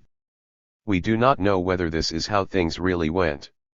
However, what I want to emphasize is that the Generalist strike is a kind of radical excavation of the life of the metropolis, of its production structure, of its common. 4. Exiting from industrial capitalism. Review of Carlo Vercellone, ed., Reddito di cittadinanza cum dispositivo costituente intermezzo citizen income as an intermediary constituent mechanism. This book renews a traditional analysis of the transformations in capitalism, which takes as its starting point the hypothesis of the structuring role of changes in the division of labor. Starting from the reality of these transformations, it asks whether we are perhaps in a twilight of industrial capitalism. The authors who have accepted the challenge of this question are about 20 in number. To give an idea of the development of the ideas in the book, I shall have to limit myself to a few specific headings that seem to work particularly well in the debate, regrettably neglecting others. The contributions gathered in the book are organized around the following questions. Is it possible that the current development of the organization of work and of the knowledge economy signals the end of the logic according to which, from Adam Smith onwards, the technical and organizational division of labor was seen as the determining factor in productivity? Second, if we answer this in the affirmative, in what sense do the diffusion and driving role of knowledge define the opening of a post-Smithian 21st century? And, finally, in what ways do the various models that describe the knowledge economy take account of the current transformations in the division of labor and of the new dualisms in the domestic and global labor markets? To these questions others can be added. What is the role of money in the transition to cognitive capitalism? What are the forms of articulation and capture of cognitive values by finance capital? Also, what are the possible scenarios of an evolution in the regulation of the wage relation? Is the American neoliberal model the only possible one, or are there alternatives to it? As for the transformation of the productive and financial spheres, does it open the way to new rules of wealth distribution? In particular, does the question of a guaranteed income, independent of employment, find new theoretical foundations when we take into account the increasingly social nature of the growth in productivity and the positive externalities that derive from the spread, the driving dispositif and the exceedance of knowledge? In order to address these questions, the book edited by Carlo Vercellone sets itself the task of combining the new theoretical contributions with a historical overview of capitalist economy, thereby creating an account that addresses the long-term dynamics of development. When you assume a structuring role for changes in the division of labor, you are more or less obliged to undertake an in-depth historical study. The polemic regarding continuity and discontinuity in economic development, particularly around the current transition from modernity to postmodernity, is very much in the air. The same applies to research in two fields contiguous with political economy, namely sociology and political science. At stake here, through the analysis of the evolution of the division of labor, is a clarification of the transformations of labor. In other words, if we go a little deeper, the transformation of ontology and the radical mutation in the anthropology of work. First, we have a number of contributions to the definition of a new era in the division of labor, both domestic and international. Remy Herrera and Carlo Vercellone, in their article Transformations in the Division of Labor and General Intellect, highlight the topicality of Marx's hypothesis of the general intellect in the long-term dynamic of capitalism. With this concept, Marx opened the possibility of a new post-industrial phase in the division of labor, one in which knowledge, as it gets socialized, becomes the primary force of production. This would result in a crisis of the logic of real subsumption proper to the hegemony of industrial capitalism, and in a consequent shift in the traditional terms of opposition between capital and labor, namely in the direction of a new antagonism between the living knowledge of labor and the dead knowledge of capital. The authors show the impotence of the theoretical innovations of neoclassical economics when it finds itself having to deal with the new realities of cognitive capitalism.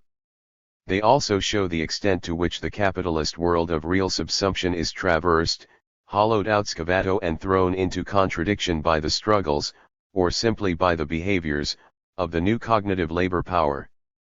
Pierre Dox, in his article Metacapitalism and Transformations in the System of Production, moves on the same terrain. On the one hand, the crisis of the Fordist model of regulating the wage relation and of its management by the state is the outcome of a complex historical dialectic of conflicts and innovations. On the other, it leads to a deep refoundation of capitalism itself, which becomes no longer industrial but transnational and liberal, social and communicational. This new historical throws into crisis the framework that Karl Polanyi had outlined in the 1930s in terms of leaving behind the self-regulating market. In Dock's view, we have rather to understand how irresistible are the contradictions opened by the formidable growth of the knowledge embedded in human capital, in the face of the financial power and juridical organization of capitalism. Defined here is a new package of contradictions, between the freedom of immaterial labor and the need for it to be disciplined, between exceedance and control. And this brings us, impressively, to the underlying reasons for the present crisis of production. Through his contribution Finance Capitalism, Services, and Knowledge, Patrick Duade positions himself within this overall descriptive and critical account. Financial capitalism and the stock markets are not to be seen as a parasitic dimension but a structural expression of the transformation of the spheres of production and exchange. The processes of value creation can no longer be identified in terms of the measurement of labor time but must rather be described by a logic based on the times of circulation of capital. The values that are formed on this new basis are guaranteed and assured through new methods of control and management. We are here on the edge of a definitive socialization of the productive circuit of cognitive values, and therefore of the complete socialization of the values produced. In the post-Fordist organization of labor, Crucially, cooperation is the basis of the definition of productivity and its exploitation. It is not by chance that Vercellone makes his second intervention, transformations of the concept of productive work and new norms of distribution, on this basis. The author seeks here to go beyond the standard approach to the concept of a guaranteed and adequate social income, which has hitherto remained locked in traditional approaches to the measurement and distribution of wealth. But, if the argument developed thus far has any value, we shall have to recognize that, in cognitive capitalism, the new image of social wealth is to be found in the profound changes that have affected both the concept and the reality of productive labor. Hence, the guaranteed social income will no longer be conceivable as a transfer income, offered on the basis of various sources of economic activity. On the contrary, it will be conceived as a primary income, directly determined by the social character of production. A collective social wage is now needed, which should be based on the recognition that the source of the wealth of nations and of the gains in productivity resides by now in the productive cooperation that takes place at the societal level. But this also means that the guaranteed social income has to be matched to some kind of collective social output. It is clear that this logic of the socialization of capital is a radical alternative to all the spurious socializations that capital has invented, from the public limited company to the implementation of pension funds. The article Cognitive Capitalism and New Forms of Codification of the Wage Relation by Jan Moelier-Boutang develops this line of thought very powerfully, despite its schematicism. The structural crisis of the canonical wage code, which was full-time and of indefinite duration, and the transformation of wage labor into atypical and precarious forms of employment represent a profound and radical mutation in the capitalist mode of production. Analyzing the context created by the new conditions of production, Moelier concludes that now not only does the formal structure of wage labor go beyond the remuneration of labor time, but also the new structure of the labor force has created big problems for any measurement of the wage. Later on we shall see further consequences of Moelier's argument. So these 5 contributions, which I regard as the fundamental core of the book, develop the theme of general intellect by describing the scenario of a post-Fordist economy that not only fully realizes the real subsumption of society to capital but also, by identifying the contradictions that this process creates, begins to describe the new consistency of cognitive labor and the new anthropological composition of the productive subjectivities. As we shall see shortly, this theoretical basis carries enormous consequences. Second, some examples of critique of the tendency described thus far. Anyone who has for years adhered to the thesis that Vercellone and the other authors develop here so persuasively knows the objections, now confirmed by decades of evidence, that are raised against this new perspective on capitalist development. Here, however, those objections become, so to speak, paradigmatic, and for this reason it would perhaps be interesting to address them, and offer a new critique of them. I start with 2 articles, one by Genevieve Schmitter, Breaks and Discontinuities of Labor in the Dynamic of the Division of Labor, and the other by Antonella Corsani, Cognitive Capitalism, The Impasses of Political Economy. They stand at 2 poles of an extreme, but not less effective on this account, opposition to the line of renewal outlined above. Genevieve Schmitter argues for the continuing validity of approaches inspired by Adam Smith that focus on the essential relationship between the division of labor and the form and size of the markets. If one adopts the reading of Smith suggested by Alan Young, the Smithian proposals are complicated and verified by joining together the rationalization, fragmentation of labor and the social differentiation, proliferation of commodities and of industry. The division of labor between workers is therefore maintained and implemented by a division of labor between enterprises. The current changes in the cognitive economy are thus taken as indicating that the continuity of the logic of development of industrial capitalism triumphs in them. The linear continuity of this framework finds its opposite in the absolute discontinuity of the interpretative proposal offered by Antonella Corsani. Contrary to the view taken by Remy Herrera and Carlo Vercellone, Corsani argues that it is impossible to place a knowledge economy and an economy based on the cognitive development of production within the Marxian system. Scientific knowledge, and knowledge in general, cannot be reduced either to capital or to labor. The production of knowledge is an autonomous in itself and for itself. It is given then as an independent sphere of capitalist accumulation. From this point of view, any attempt to relate back the paradigmatic rupture associated with the advent of cognitive capitalism to an endogenous reading of the emergence of a knowledge production within the industrial paradigm, whether within standard economic theory, within Marxian critique, or within Schumpeterian heterodoxy, is doomed to failure. As I said, the contradiction between Schmitter and Corsani is total. The former argues for homogeneity, the latter argues for a metamorphosis in the process. I have no intention of addressing these theoretical oppositions in terms of the one cancelling out the other. However, there is no doubt that the historical reductionism of Schmitter is based on an inability to relate to the new, and is similar to the idealistic creationism that Corsani claims to trace in the process. Both these authors lack an understanding of what is most characteristic to the point of view introduced and defended by Vercellone and his colleagues, the development, and especially the transformation, of the economic horizon derived from the class struggle, when the latter is qualified by the underlying contradiction or opposition between living labor and dead labor. The cadaverous continuity of Schmitter finds an equivalent in the ethereal discontinuity of Corsani.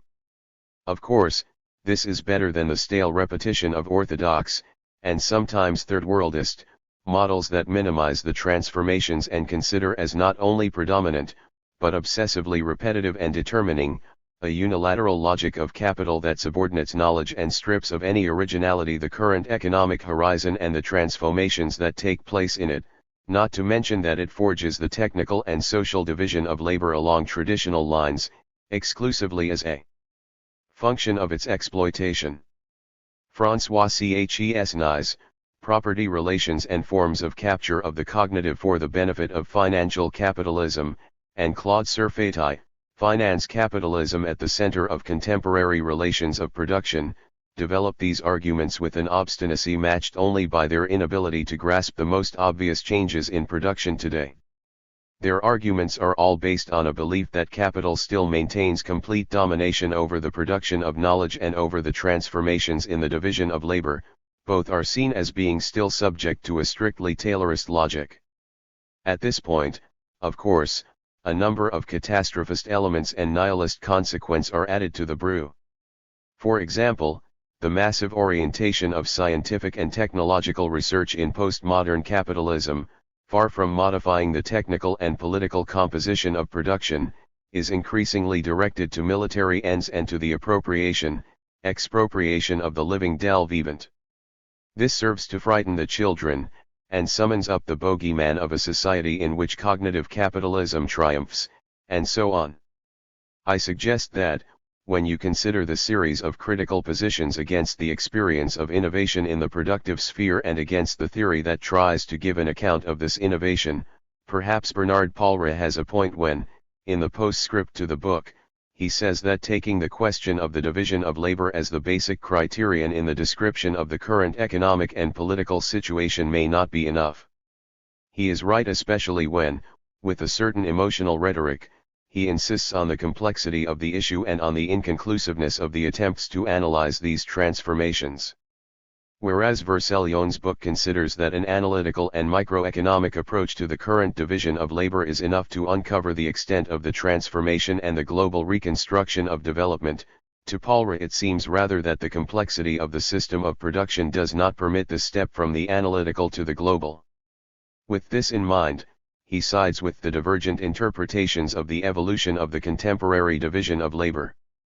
And while it seems that both sides, both those who argue for changes in the paradigm of production and those who claim continuity in the new dominance of finance, may, despite their differences, eventually reach agreement on the fact that we are moving beyond industrial capitalism, this shared recognition does not shed sufficient light on the complexity of the situation. A conclusion couched in these terms, à la Baudrillard, demonstrates, or so it seems to me, the real difficulty and sometimes also the confusion that emerge when we seek to build a consistent picture of the stage in the political economy of capitalism. Third, why the definition of a new economic era is not enough to define a new historical era. When you read all the arguments developed in this book, you are left with a sense that the attempt to define a new economic era on the basis of a development of the fundamentals of political economy is not enough to clarify what has really happened in today's economic and civil history. Perhaps, when we take into account the arguments for complexity that are printed here, rather than being reassured, we are left wondering whether we are facing an implacable bias in reasoning. Economic policy and, all the more, political economy seem incapable of biting on the complexity of the connections that the real subsumption of society to capitalism has created. Perhaps we should start talking about the end of political economy. In fact, the more production becomes socialized and globalist, the more economic science and its various attempts to define the measurement of labor and of development go into crisis. Given all the phenomena that this book assembles, it would probably be more useful if we return to setting up inquiries fair inchiesta in the sense of going to seek the foundation of value in the common recomposition of labor and in the concrete cooperation of the subjects, both individuals and groups, who inhabit the world of production. But, if we do this, we shall no longer be able to find units for the measurement of labor. And what is the point of a science of economics, if it has no means of measuring? Even if we were to find them, these measuring units would show themselves rather as a random a posteriori arising from the common organization of society and from the political solution, each time renewed, of the antagonisms that traverse it. So economic science should probably open itself definitively to political science, or, to put it more clearly, should bow to political practice. Because, if anything has become clear here, it is that economic orthodoxies no longer exist and that the fundamentals are always heterodox and spurious. It should be said that the contributions of both Vercellone and Molière-Boutang point to these conclusions. The analysis of the characteristics of the production of value, in cognitive capitalism, defines new principles and offers a post-Smithian division of labor. Obviously, in the present article I cannot go into a discussion of the nature of the new input-output matrix. It is enough to stress that this broad accumulation of arguments points clearly to the need for a new tableau economic and for a new, corresponding map of the structuring of public accounting. Indeed, we can now see with increasing clarity that external economies constitute the general conditions of development, investment, and income distribution. At this point it is obvious that the question of citizen income and all the modalities of social rights and labor rights that derive from it are internal to the economic discourse and represent a kind of constituent dispositif within it, but, for this very reason, that question defines itself increasingly as the element of a broader political science. If one is to verify definitively the insufficiency of the economic approach within the new dimensions of social development, there remains one final argument. For some time historians, philosophers, sociologists, and political scientists have grasped this overspilling from economics to politics and the new point of view situated between the two, the interaction that binds them together. They refer to it as the biopolitical fabric of social analysis. In my view, this element of the biopolitical is precisely what economics needs today. Vercellone's book, with the various subject headings it offers and the contradictory positions it invites in some of the conclusions it proposes, is clearly moving towards a biopolitical definition of a normative practice of the social. 5. From the factory to the metropolis. The metropolis is to the multitude as, in the old days, the factory was to the working class. Reflections on an old saying and on some more recent experiences, of struggle. But the left does not understand. On the contrary, il faut entendre le grondement de la bataille, one needs to hear the rumble of battle. Foucault. From left and from right, the expropriation of the common, in postmodernity. There are too many old elements in the catastrophe of the European left, in the anticipation of the fall of the Berlin Wall and as a result of it, and we know what they are. They can usually be traced to an unchanging view of the social and political composition of classes.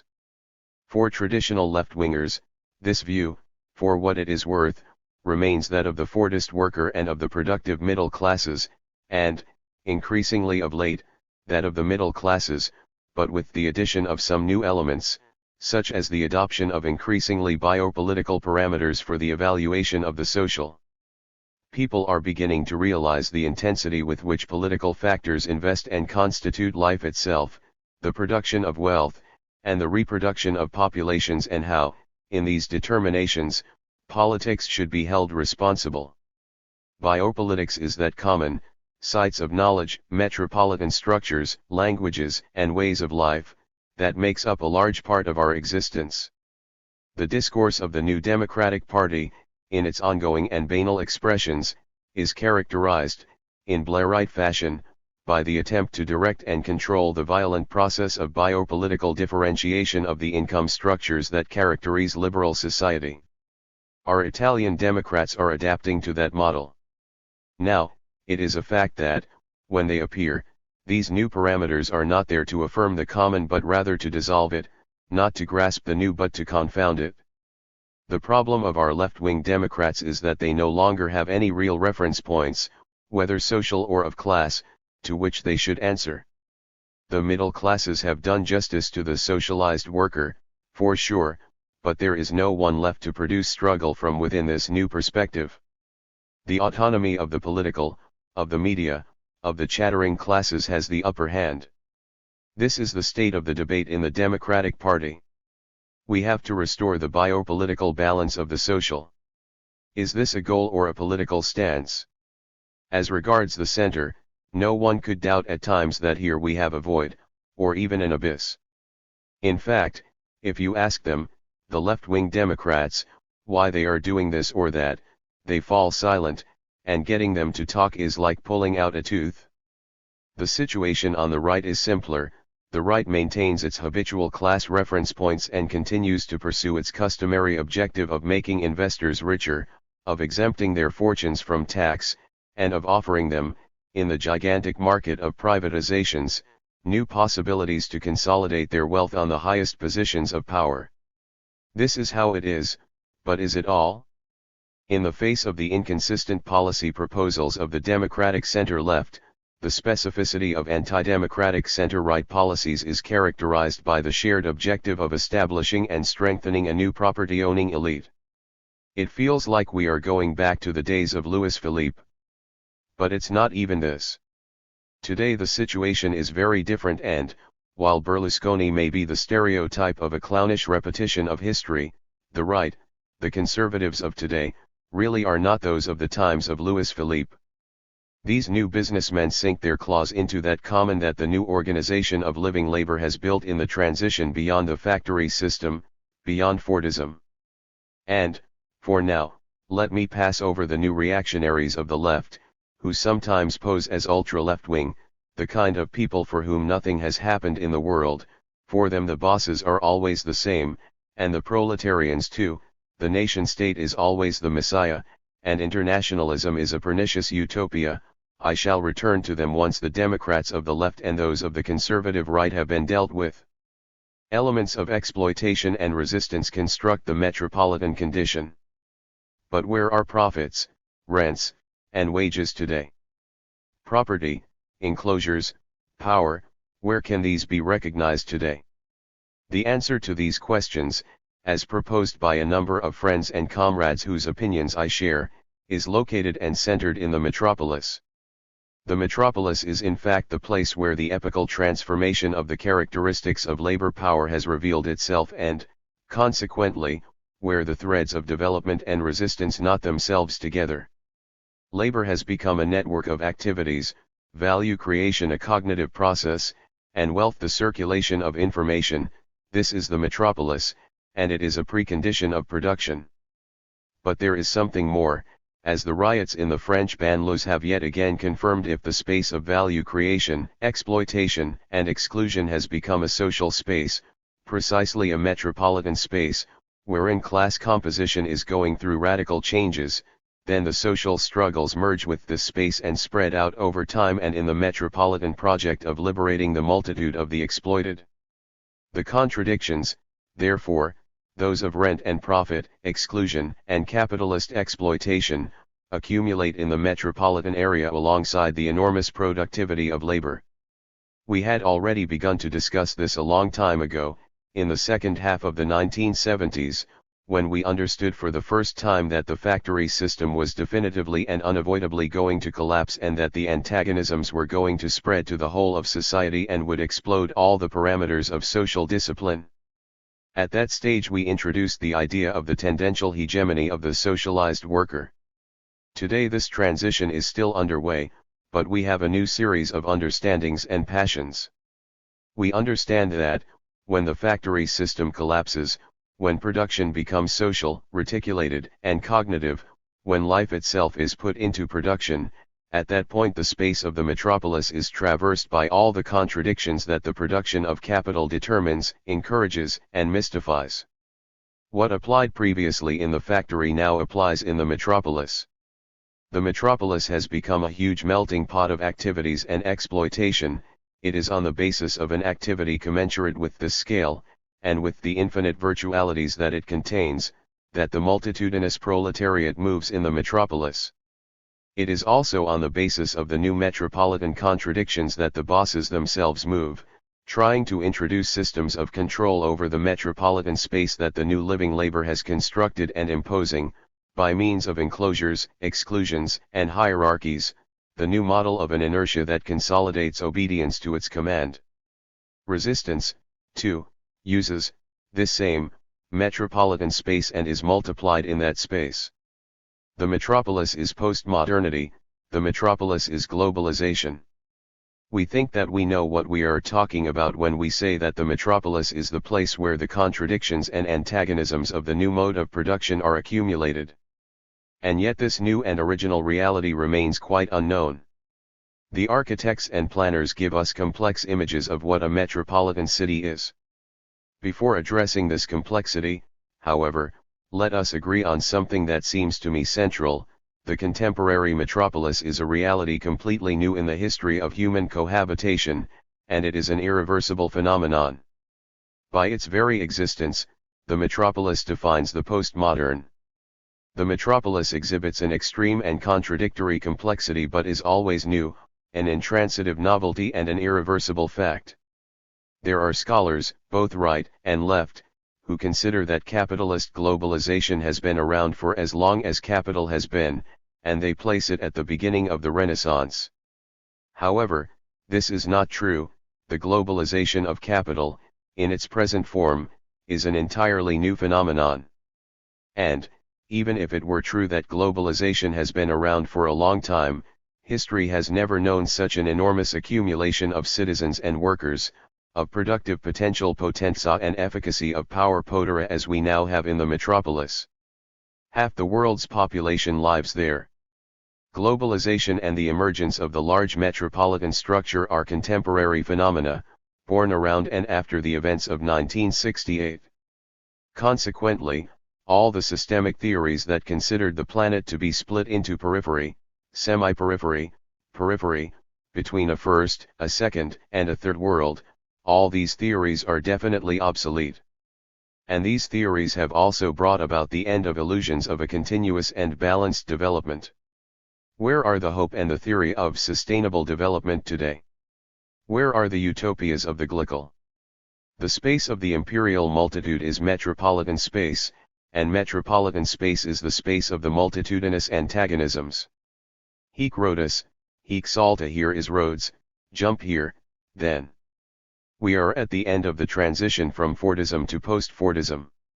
If all this is true, in other words, if it is true that in the metropolis the new mode of production and the new consistency of valorization emerge from the concentration and accumulation of the living labor power of immaterial and cognitive labor, this is something that the center-right and the center-left have as a common position and enjoy, and if, in the metropolis, the flows of knowledge and understanding now act as an element of the common, then, as I have already said, all this means that the entire metropolitan dimension is traversed by the class struggle and that, within its flows and within the transformation that struggle brings about, the metropolis becomes the engine of the production of subjectivity. Hence it is both productive and antagonistic.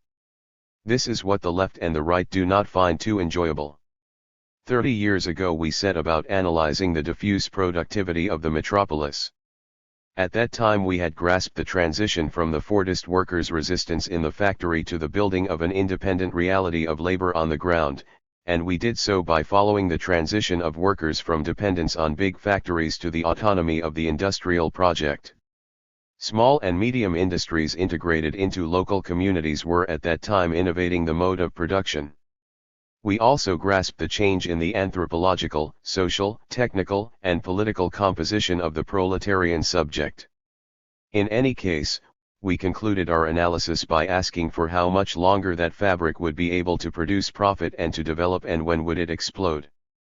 When we discussed this web, we did not mean simply the development of a socially diffused industry, we meant the extension of the industrialization of the social, in other words the process of setting society to work. Today we begin to have an answer to the questions asked at that time. If indeed that web were to explode, the productive socialization, by capital, of the metropolitan web would not hold. This is what we are beginning to see today. The transition from Fordist production, the factory, to the post-Fordist system, metropolitan, is coming to an end, but the control systems that arise from this transformation are worn out. The transition has been made, but in the process of its actualization it has consumed the tools and functions of command. The hierarchical and disciplinary mechanisms distributed throughout society now turn out to be unfit, or unsuitable or inadequate, for setting in motion increasingly different masses and variable multitudes of workers. The illusion of control over the metropolitan territory is shown, with all the force that an explosion can express, in the great revolt of the Parisian banlieue. This is not a phenomenon simply linked to processes of migration and assimilation and to their crisis, nor is it to do with phenomena associated with the shortcomings and the real inefficacy of processes of governance. It is above all, not solely, obviously, a question of phenomena related to the disintegration of the metropolitan productive fabric, to the multiplication of cultural borders and of hybrid metamorphoses that take place at the end of the crisis of Fordism and right in the middle of the affirmation of the new cognitive mode of production. This crisis is a crisis of transition, powerful in its features, which deserves to be considered from a revolutionary angle. But where is the left? Doing multitude over the metropolis, how? It is clear that in the metropolis the multitude is subjected to processes of temporal discontinuity and spatial dispersion. It is in these conditions that the movements of the multitude clash continuously, on the metropolitan terrain, with the enemy. It is obvious that this happens. But how is it possible to unify, or rather recompose, retaining the difference among singularities, the multitude against the dispositives of discontinuity and dispersion that it is constantly subjected to in the relations of production and in the political conflict that run through the metropolis? This question can be related to the one that arises around the recomposition of subjects that are post-Fordist and cognitive, flexible and mobile. In fact, discontinuity is, like flexibility, a temporal characteristic of action. Dispersion is, like mobility, a spatial determination.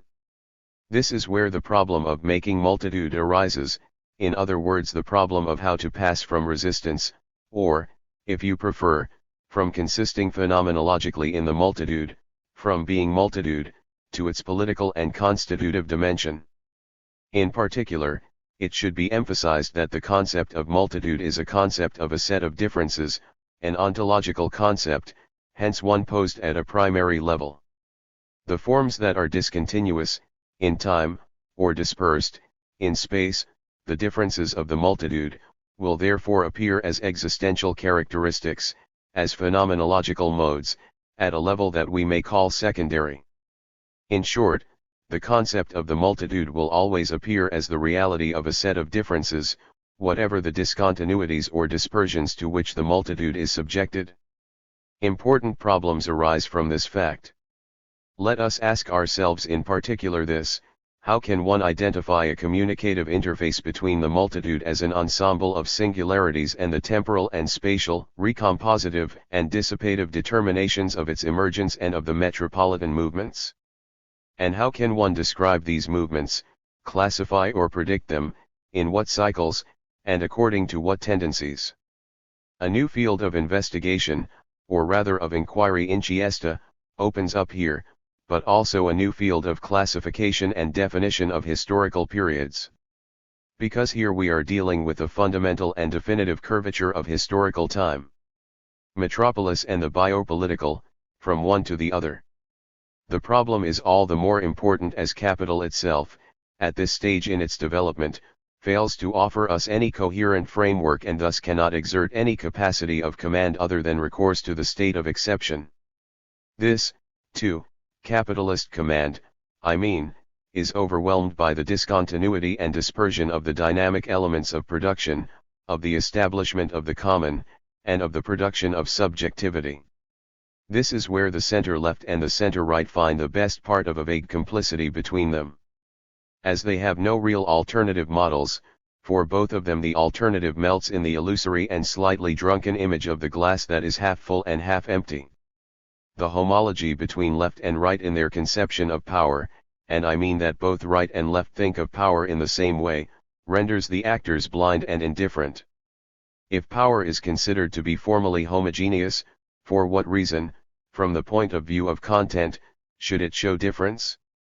I said before that the democratic model adopted by the left, a model better placed beyond, to reform or erase the image of a society divided into classes, had the advantage of deepening and uncovering a number of biopolitical reference points.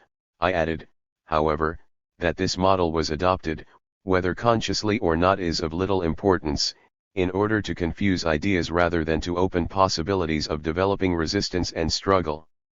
For even the concept of biopolitics cannot but produce perverse effects, as long as we lack a new schema of intelligence and of promotion of the class struggle, as long as we do not assume the hegemony of immaterial labor, cognitive, intellectual, service, emotional and so on, over the entire production process, together with the assumption of the biopolitical model, I mean the will to spread over the whole of society the effects of rent, profit, and wages, and thus the ability to think of them antagonistically at that level, as long as we lack this theoretical, political dispositif, and hence as long as the metropolis does not become the focal point of every description of postmodern exploitation, the place where one should hypothesis over any possibility of insurrection. The fact remains that capital is not capable of bringing about any kind of happy ending for the future destiny of the metropolitan multitude, whether we talk about its financial and industrial or about its political capacities potens. More on the expropriation of the common, in the metropolis, and on the birth of a metropolitan subject in Exodus. But, as we know, insurrection is not enough to bring about exodus. Rebellion is always beautiful, disobedience always useful, but today it is time for the multitudes to pack up and leave, with their flocks that feed them and their tents that protect them and their weapons that defend them. To rebel is right, but it is not enough. What is becoming decisive now, in this enormous transformation of human life in post-Fordism and globalization, is the production of a new subjectivity in the metropolis. Which means that the analysis of the metropolitan production of subjectivity becomes fundamental here and now. I said earlier that the failure of the democratic left consisted in its inability to conceive of the new class structure within today's system of production, or within a production where the processes of valorization have become increasingly immaterial and cognitive and, from a spatial point of view, overflow the metropolis and immerse themselves in it. The metropolis is the place of the hegemony of immaterial labor. The capitalist appropriation of cognitive surplus labor and the generalist exploitation of knowledge take place precisely in the metropolis. The metropolis is the point at which the cooperation and the networks extend to build an abundance of goods and relationships as well as of wealth. In the metropolis, capital develops more advanced processes of appropriation. But then, in addition to this capture of labor and knowledge, other forms of capitalist appropriation join in, those that pass through taxation or are organized through the expropriation of public services, of common activities, of the social productive force that the metropolis expresses. It is in this area that the capitalist expropriation of cooperation in its postmodern aspect includes all the operations of impoverishment, exclusion, and destruction of the welfare state. Exploitation thus extends in a general manner and occupies all the spaces of the social, including those of exclusion, which are necessary to the organization and hierarchies of the metropolis. I could add at this point many other things that need thinking about, but just one will suffice, which is fundamental. It addresses metropolitan cooperation, in its general aspects, and the forms of wages. If production is social, the measure of the wage should take place within this social form. But this does not happen. Why not? Could capital sustain this relation of measurement, social production equals social wage, and the pressure that goes with it? In any case, this is where the dispositives of discontinuity and dispersion of the multitude, as well as those of mobility and flexibility of labor, intersect with the strategic problem of social reproduction. Now, if when one speaks of the production of subjectivity one is talking of a production of subjectivity that derives from the metropolitan social fabric as a network of cooperative conditions, and if the multitude is a set of singularities, once it is recognized that these singularities, identified in the wage dimension, may recompose themselves in the common, we have to ask how this common can produce decision, struggle, and a will to revolutionary transformation. The multitude in the metropolis. As you see, at this point I have no conclusion to propose. We simply have to deepen our awareness of being in the middle of a new path, or rather a new and irreducible problem, posed in order to territorialize the concept of multitude. Only through the territorialization of the multitude can the time of singularities effectively open to historical virtuality, to events, and be studied as such.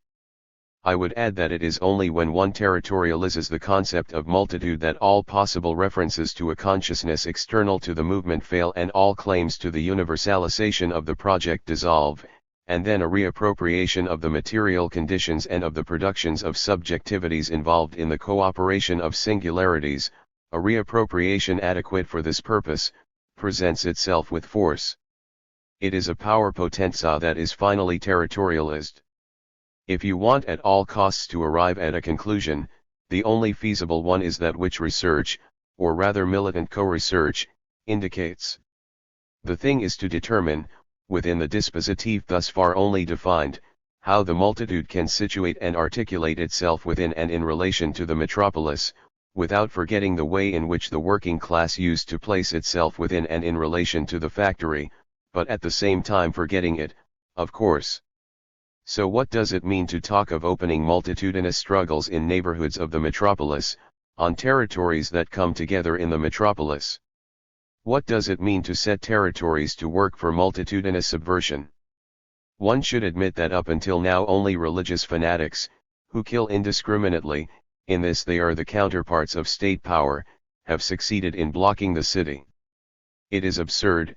Social struggles are sidelined and repressed, cancelled, and mystified by terrorism and by the prevention of terrorism. The capitalist inability to find an end to the activity through accumulation is produced and demonstrated in the prevention of terrorism. So be aware, they are workers, those murdered bodies that block the city when the terrorist attacks. If we want to put them in a non-passive relation with these events, we need to reverse the situation and to prevent the workers' bodies from being presented as victims of terroristic bombs, as they had been before, for the canons of the order established by the likes of Tyr and Bava-Bakaris, only the Nazis wanted to close the circle between terror and order virtuously, and we know with what results. Today is the time for active disobedience, a simple forerunner of an introduction to multitudinous organization for the conquest of the metropolis. I still have in my library the Third International book, edited by Palmiro Togliatti, on the insurrectional taking of the capital cities of nation-states, how to attack government buildings, the post office, the state radio, and all the headquarters of state and military agencies. This is no longer of any use today. There are no longer avant-gardes that could lead us towards the centers of power. On the other hand, the centers of power can be absorbed and dispersed in the multitude.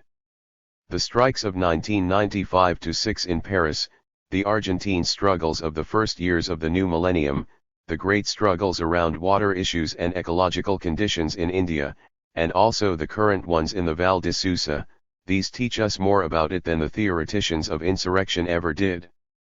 Setting up the multitude against the metropolis means recognizing that the metropolis is constituted by the common, it means imposing, by common and insurrectional means, the truth that only the multitude can make the metropolis live. Multitude versus metropolis. Between the working class and the multitude in struggle there are similarities, but above all there are differences. In the relationship between that similarity and diversity, the destiny of the multitude is gradually taking shape, precariously but nonetheless effectually. The multitude is a new name for the collective subject that undergoes and rebels against exploitation. The multitude has taken the place of the working class in producing and experiencing the pain of exploitation, as well as in resisting it. Today the multitude is defining the space of expression on which to inscribe the times of liberation from exploitation. But it is no coincidence that the passage of the revolutionary subject from the factory to the metropolis represents a metamorphosis for the subject itself. The intersection between spaces and times of liberation is not indifferent to the social and political composition of the subject. The fusion that old Sartre pointed to when defining the working class in struggle and the process of realization of communism to the point that the latter would dissolve itself, qua class fusion, in the struggle from the factory to the social, well, that fusion has further extended in space, and the dissolution of the factory as the central place of struggle has shifted its potentialita onto new subjects and onto the new space of the metropolis. It is clear to all, at this point, how deep the blindness of both the right and the left is in the face of this metamorphosis. If, as I said at the start, neither the right nor the left knows how to get out of the model of appropriation of collective labor power, which is concentrated in a homologous, homogeneous, and compact idea of power, it will necessarily miss the singular transformation of time and space, and also the constitutive dispositives of the multitude. Because the multitude, in occupying space, also determines its articulations, presents itself as a flow, as a collective and political entrepreneurship, as constituent power.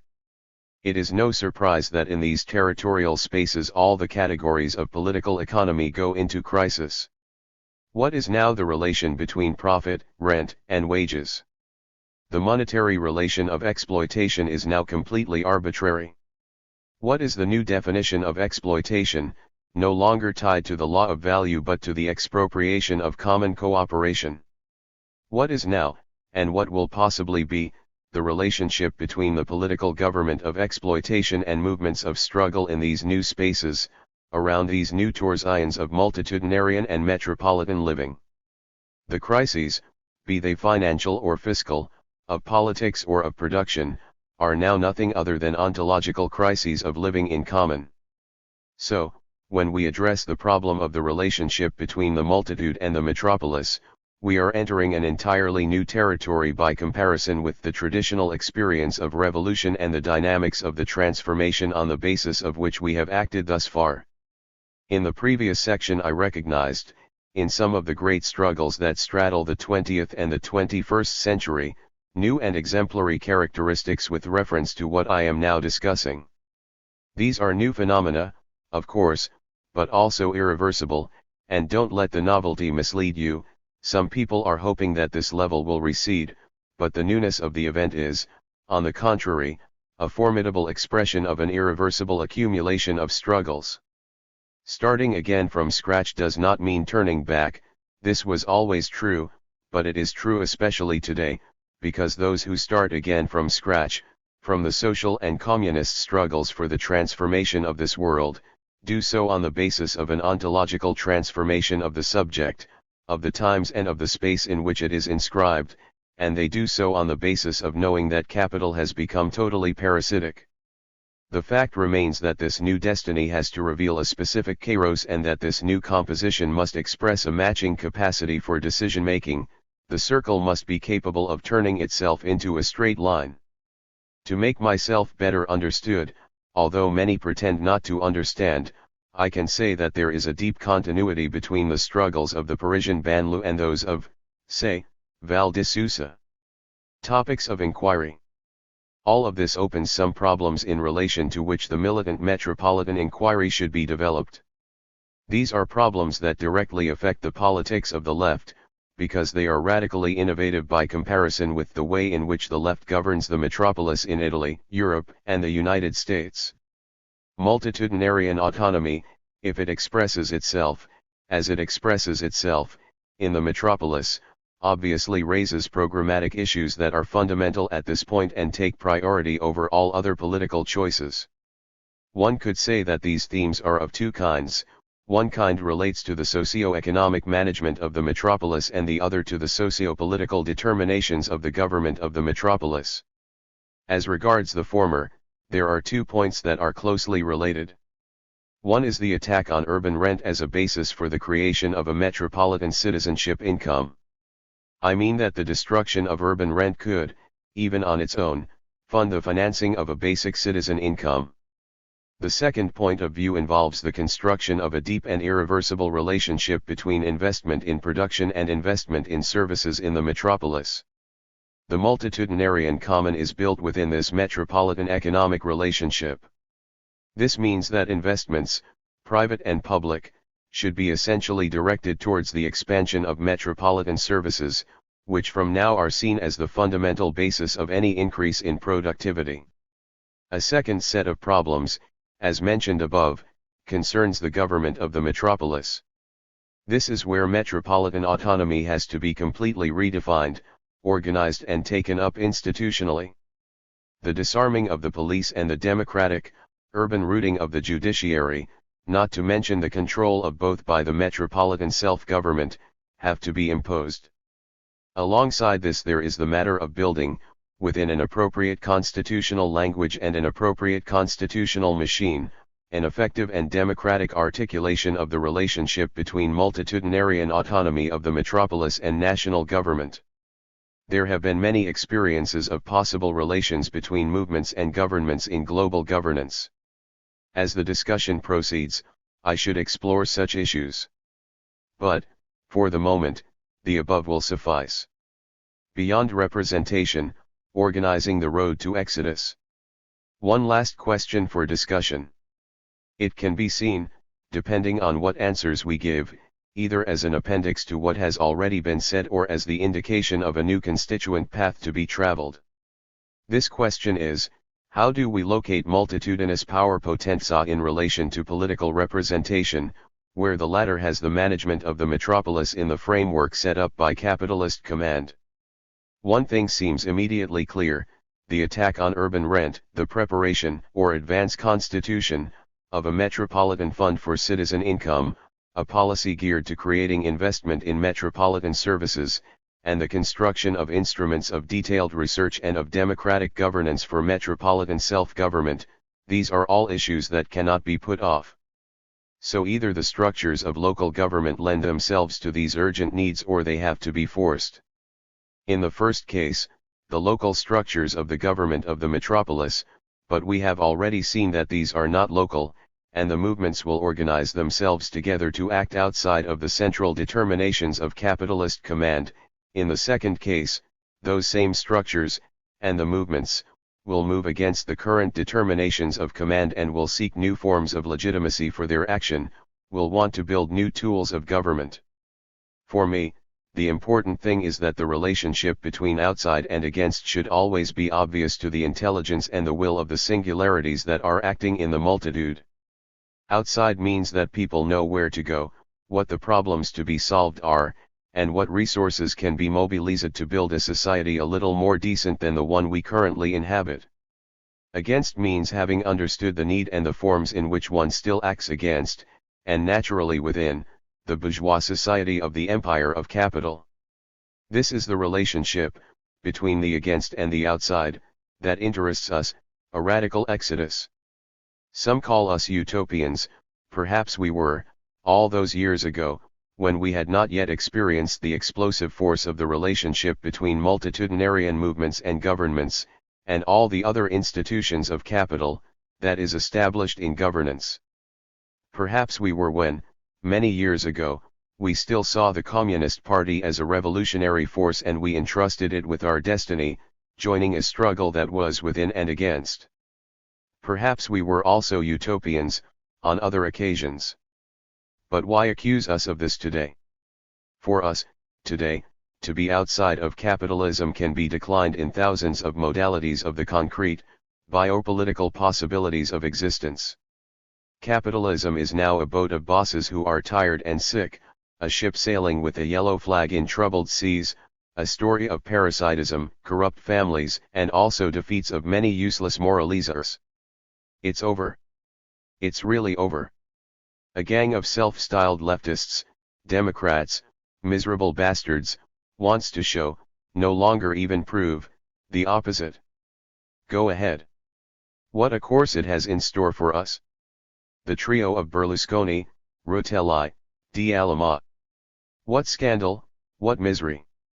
We are irremediably outside of this blatant falsification of reality.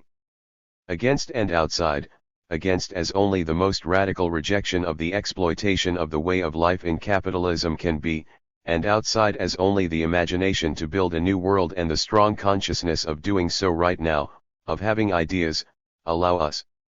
So now we have to start, at this height in the project, to storm the citadel of metropolitan power. The battle is already unfolding, ant-like, in the city, the possibility of revolutionizing the world of capitalism starting from the metropolis really does not seem unrealistic. Either way, the desire to do so is irreversible. Asterisk asterisk asterisk. This article begins with a discussion of the disastrous state of the politics of social democracy. It continues with an analysis of new forms of struggle that the multitudes express in the metropolis, and arrives at an initial outline of the themes of a multitudinarian autonomy that might be developed by movement agencies. It is just a beginning, but at the same time it proposes an agenda that needs to be discussed. Perhaps the usefulness of this article will consist simply in the fact of having indicated, and having insisted, that these problems, of the relationship between the multitude and the metropolis, are the sole and exclusive problems around which a new left politics can be developed, in other words the transformation of the common ways of life in the metropolis. These are central problems because now not only the communist objectives but also the democratic means need to be treated together. And in the metropolis of the multitude you cannot have the one without the other. 6. Metropolis and multitude. Inquiry notes on precarity in global cities. Finally the sky has fallen to earth, in fact onto the metropolis. Since 2005, the part of humanity that lives in cities is for the first time bigger than the part that lives in the countryside.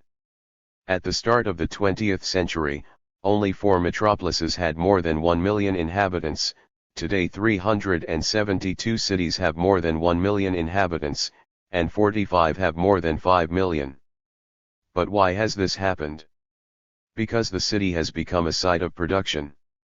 Invested by immaterial and cognitive labor, crossed by technological and financial flows, cities have become places of production, flows of understanding and knowledge accumulate there and form a common good. New classes assure the biopolitical functions of the metropolis, and all the agents of welfare are located there. With heightened violence, power attempts to segment this metropolitan body and to make it a place of competition.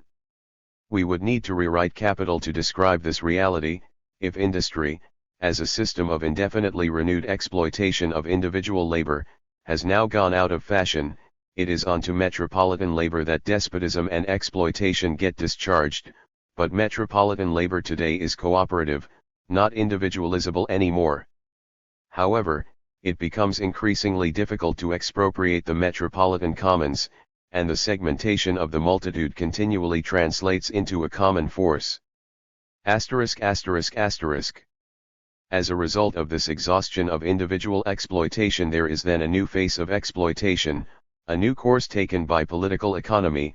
Revenue la rendita takes the place of profit, the price of rented space offity and services servizi in the metropolis becomes a lever for the expropriation of the urban multitudes. The economies external to the factory, industrial services, the use of common goods, the structures of transport and communication and so on, are now fully absorbed by the command over production. Thus, through the reabsorption of all externalities, profit is transformed into revenue, and revenue affirms itself as an exclusive horizon in economy. It took the metropolis to bring about this revolution in economics.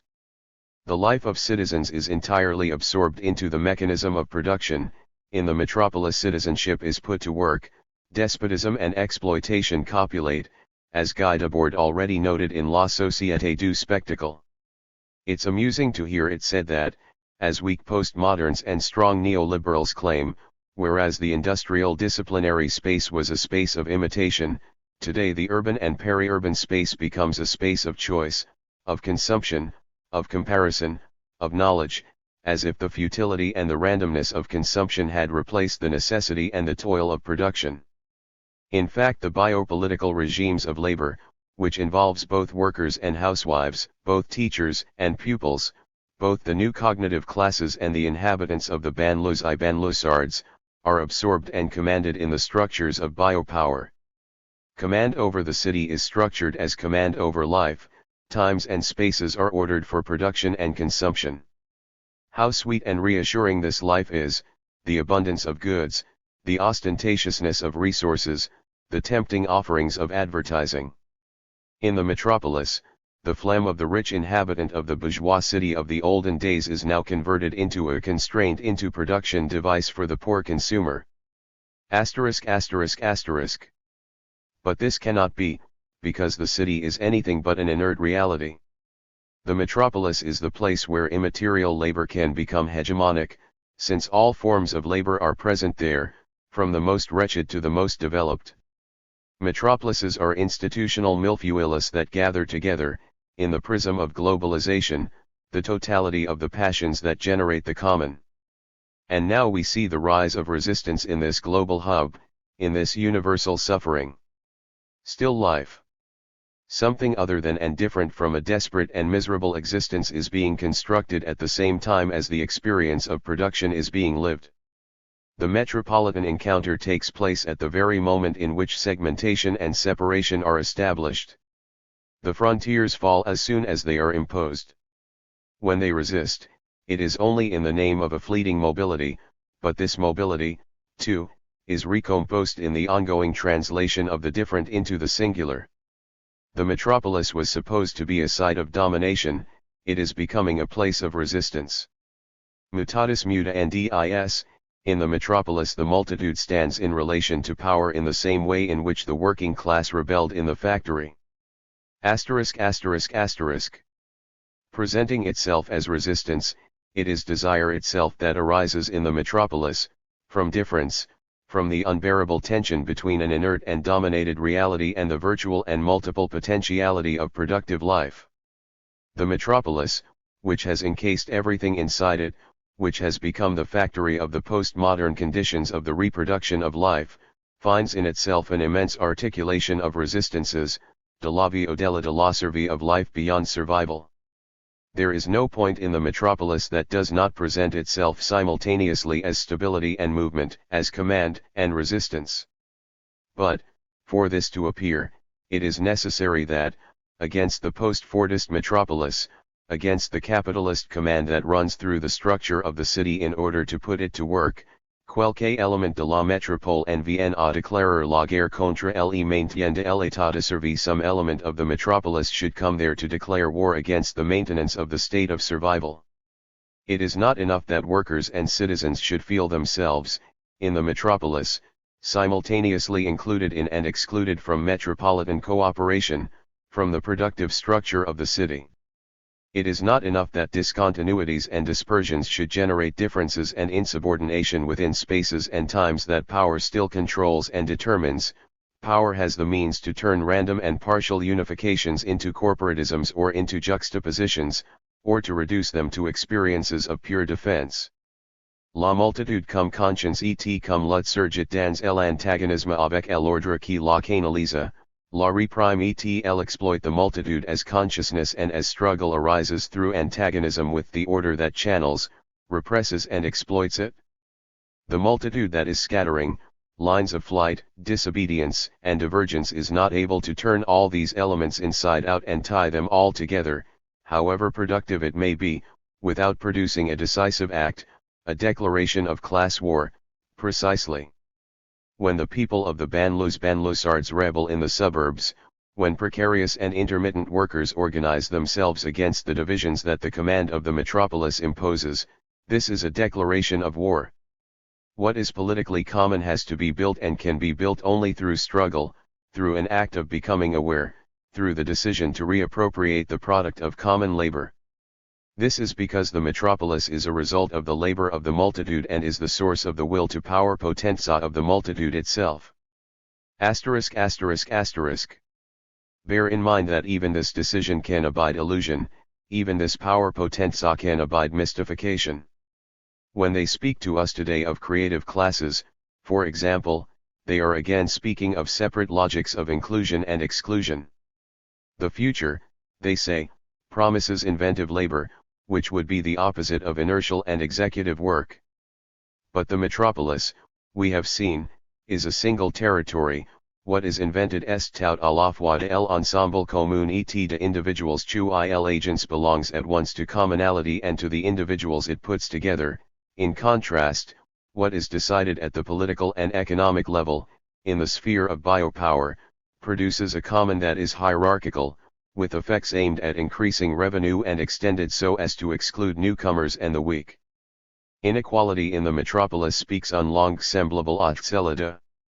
A language similar to that of, the very language of inequality in the factory, it is an operation of exploitation that pretends to be a functional necessity. Fantasies about the creative class, a debased metropolitan imagination, a miserable conscience, invent neighborhoods in the metropolis that are open and happy, that invite urban tourism and continuous intra-metropolitan raves. In reality, these fantasies are in the service of real estate agencies. Their real point is to make profit from the real estate speculations that follow the internal migrations in metropolises. But you have to know how to read inside these movements, to understand how metropolitan social spaces areas are in reality constructed by the many facets of desire and resistance. Multitudinous power potenza does not bow to metropolitan biopower. This holds as long as war has been declared. To declare war is to know the metropolis, and as long as the war is lived within the asymmetry between biopolitical regimes of productive citizenship and structures of metropolitan biopower. And the war of the multitude, in the asymmetrical regime of the metropolis, is an urban guerrilla war. Asterisk asterisk asterisk. The metropolis is a space of realization of the common potentiality of the multitude, and this space cannot be realized starting from the center, by giving it a single norm, only by working through the lines of segmentation and by intensifying them until they are all tied together can the decisive moment be determined. It is a question of constructing the common. Not reconstructing and not refining it, but simply uncovering it as that construction that the various segments of the multitude put together day by day. Beneath command, against command, through a desire that is ever renewed, towards new conditions of freedom. Beyond the private and the public, a metropolitan democracy of the common is thus given. This is not something we find, or something we can easily institutionalize, it is something we live. It is a style or a way of life. The metropolis is a production of styles of life. But one should not confuse the individual lifestyle with the singular lifestyle that leads to the common and reassembles the multiple flows of production within a creative complex. Creative is only the agencement collective d'énonciation et de fabrication d'ensemble, the collective organization of enunciation and fabrication, taken together, only what functions as a transversal metropolitan machine. Jacobin legend has it that, once upon a time, there was a public, the municipality, the state, the national, the popular, etc. How much time had to pass before this illusion could be destroyed, or rather could self-destruct? For the public was nothing but the appropriation of the common by a transcendental aristocracy, by a mute and hard bureaucracy that put itself beyond the determinations and ruptures of the common singularities.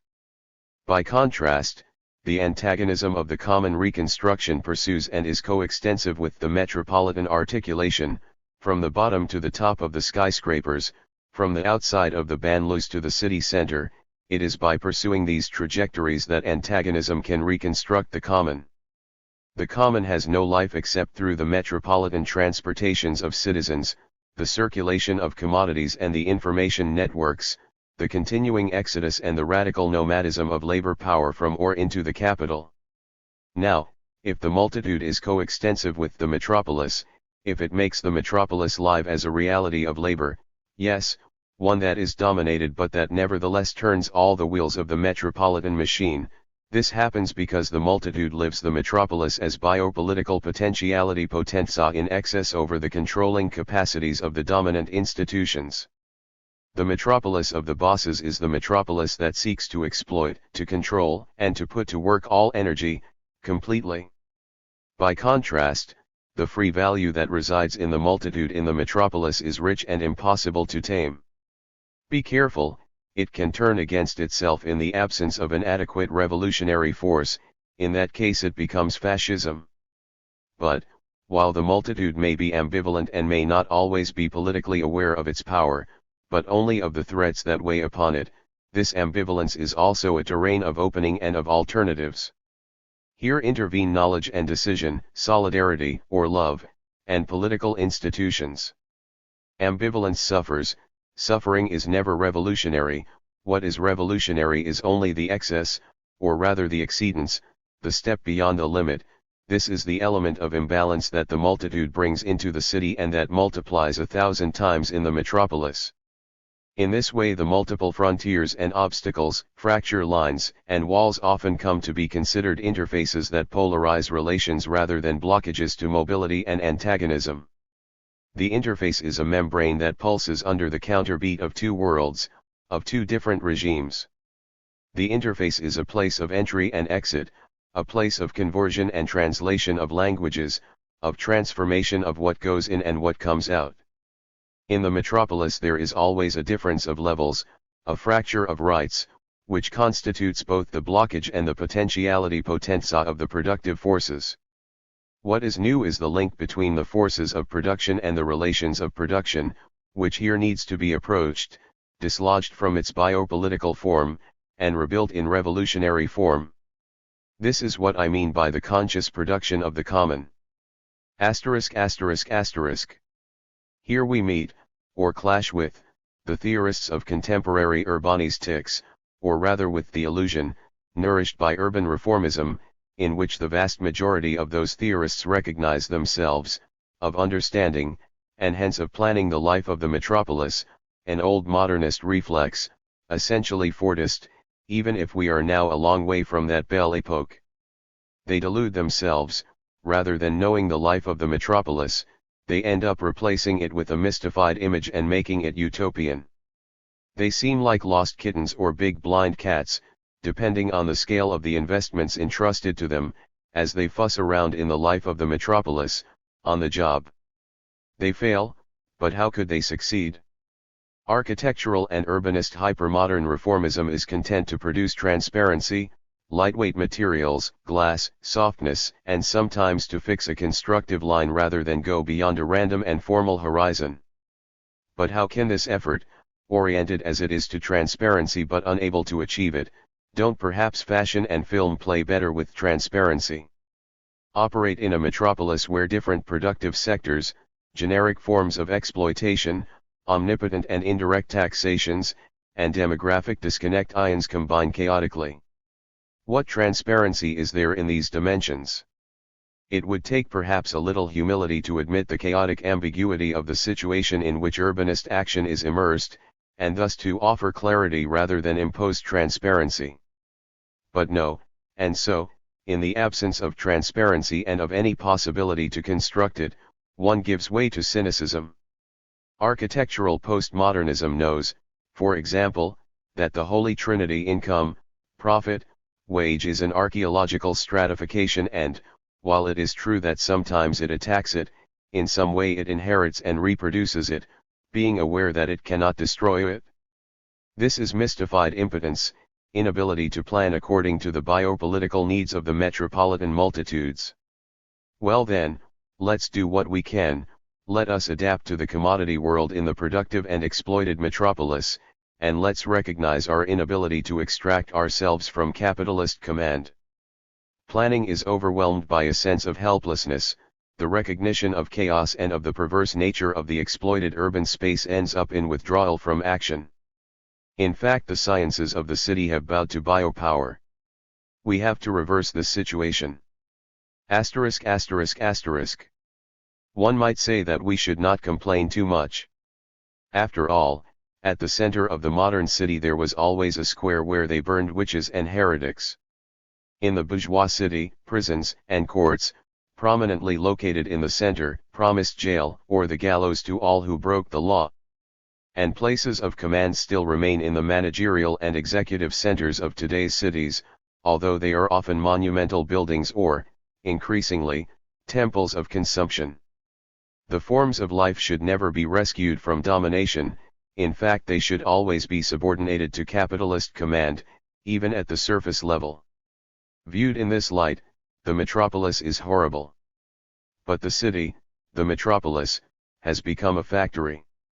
To pass through the city today is to pass through an immense factory. And yet, contrary to what happened in factories, where the toil of production intersected with the joy of the encounter and the pain of labor intersected with class consciousness, solitude, and the multitude live under one roof in the metropolis today. The metropolis is constant capital in action, and thus frenetic expropriation of labor power. At the same time, however, the metropolis is the place where intellectual capital and the common, both produced by labor, are set in tension with the multitude. The postmodern metropolis is therefore a place of exploitation, but at the same time it constructs a terrain of exodus. The hegemony of the cognitive multitude over the process of production can thus be built here, just as the communist movement had built the manual workers' hegemony in the factory. Is this only a hypothesis? Certainly, but herein lies the decision of those who love freedom. Today the outcome of any critique of the city is the definition of a fabric of struggle in which the multitude can move. If the metropolis is against the multitude has an irresistible tendency to conquer the multitude as metropolis. Asterisk asterisk asterisk. In this transformation the architects have never had a clear place. Very occasionally they made Bobarg buildings, but that was 68. Generally they built Trump towers. How can they redeem themselves? It is not my job to give lessons in architecture, but I can map the terrain and point out problems. If the metropolis is a productive terrain and if the whole productive relationship that involves the multitude is enacted there, then it will be necessary eventually to have, rather than an impossible transparency, a clear position and places of decision. Where do I place myself in order to open the production flows that traverse the metropolis, to bring about possibilities of encounter and of constructing struggles? There is no time left for foreclosures of resistance or for utopian flights. There is something that the architect, the movement of the architects, the collective architect, must above all pursue, taking the side of the multitude, in other words, opposing the invasion, which was first sporadic, then substantial, of urban areas by the so-called creative class à la Tony Blair, and the gentrification of the spaces of proletarian creativity. Second, one will have to try to structure communities with tendencies to exodus, communal housing, gardens and orchards for the many, multifunctional squats, cultural and political workshops, businesses of the common Bildung, and so on. The metropolitan multitude must be put in a position to organize itself, to recompose itself. Postmodernism, by responding to the needs of consumption, in some way permits this and solicits it. The new generations meet and hang out in the mall, in places of consumption and entertainment, with the same genuine naturalness with which older people reminisce about the parish or the gym. But by now the metropolitan multitude does not need that solicitation, rather it wants to move and breathe freely, to live in the center of the metropolis and there to diversify and enliven metropolitan life. While the architects, having no illusions, entrust the city to the exercise of biopower, the point is, on the contrary, to return the metropolis to biopolitical production. This is how the multitude will be able to extract itself from the hell of expulsion, degradation, and marginality, and to recover the metropolis, as city, for transformations of life and for the exercise of democracy. Democracy also consists of the realization of these spatial tasks, in the recovery of architecture for humanity. Part 2. Inventing the Common. 7. Banlieue and City. A Philosophical View. Co-authored with Jean-Marie Vincent. We know that during the Industrial Revolution the banlieue took on a set of social, economic, and political characteristics, and these characteristics grew particularly strong during the period of Fordism. And today we also know that, in the post-industrial era, the term banlieue loses these working-class, industrial, and red connotations and comes to designate a series of dwelling places that form not towns but isolated conurbations or ghettos. The banlieue becomes synonymous with social problem, and the main actor in the question of working-class banlieues is no longer the proletariat, but rather the excluded. All this is certainly true for the most part, but does not apply solely to the banlieues. The crisis of urban social relations affects not only the banlieues but the entirety of social relations and projects itself onto cities in a manner that is diffuse and often dramatic. In the 1970s the literature on urbanistics, and especially Henri Lefebvre, was already discussing the explosion of the city under the pressure of the capitalist reorganization of territory and the deleterious effects of urban policies on the fabric of social and productive articulations that had constituted the wealth of the city. Our present task is to deepen our understanding of the relationship between the crisis of the city and the crisis of the territory, with particular reference to the banlieue.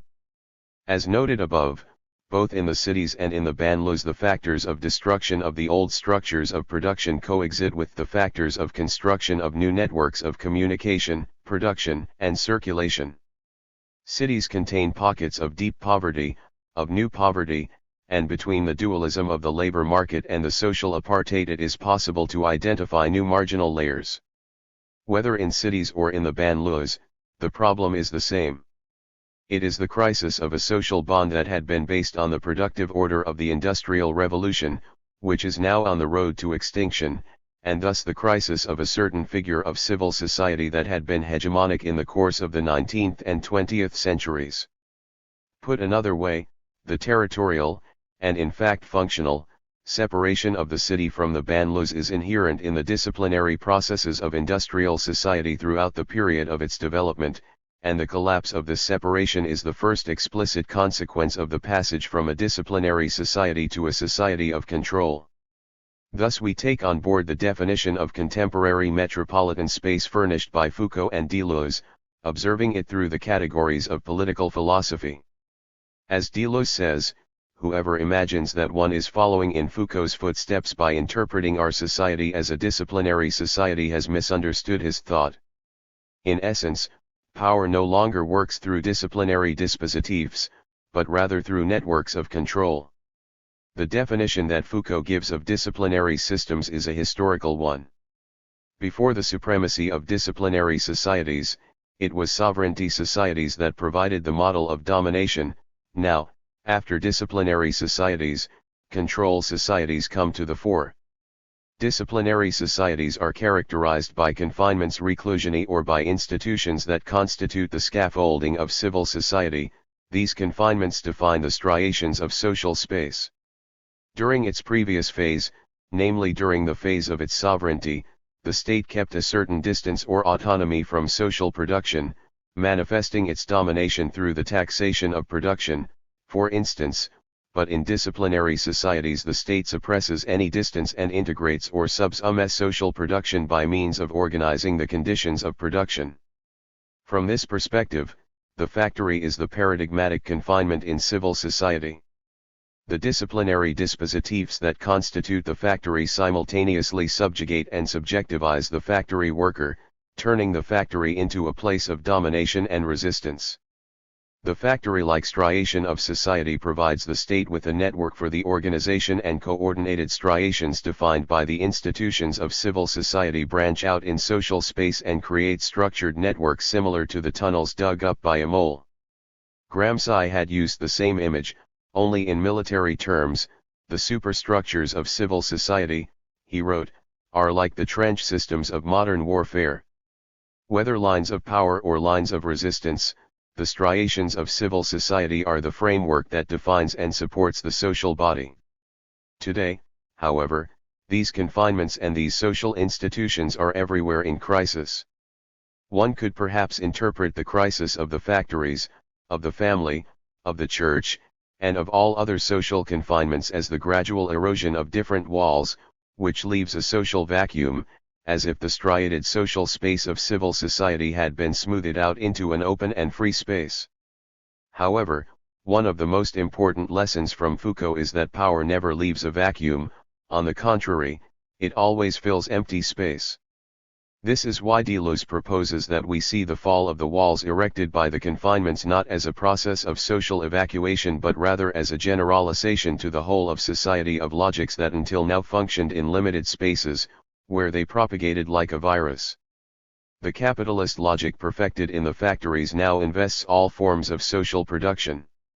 This is true for schools, families, and prisons, just as it is for hospitals and for all other disciplinary institutions.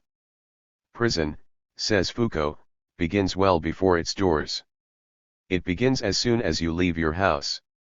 Social space is smooth not in the sense of being empty, cleared of disciplinary striations, but rather in the sense that these striations have spread to the whole of society.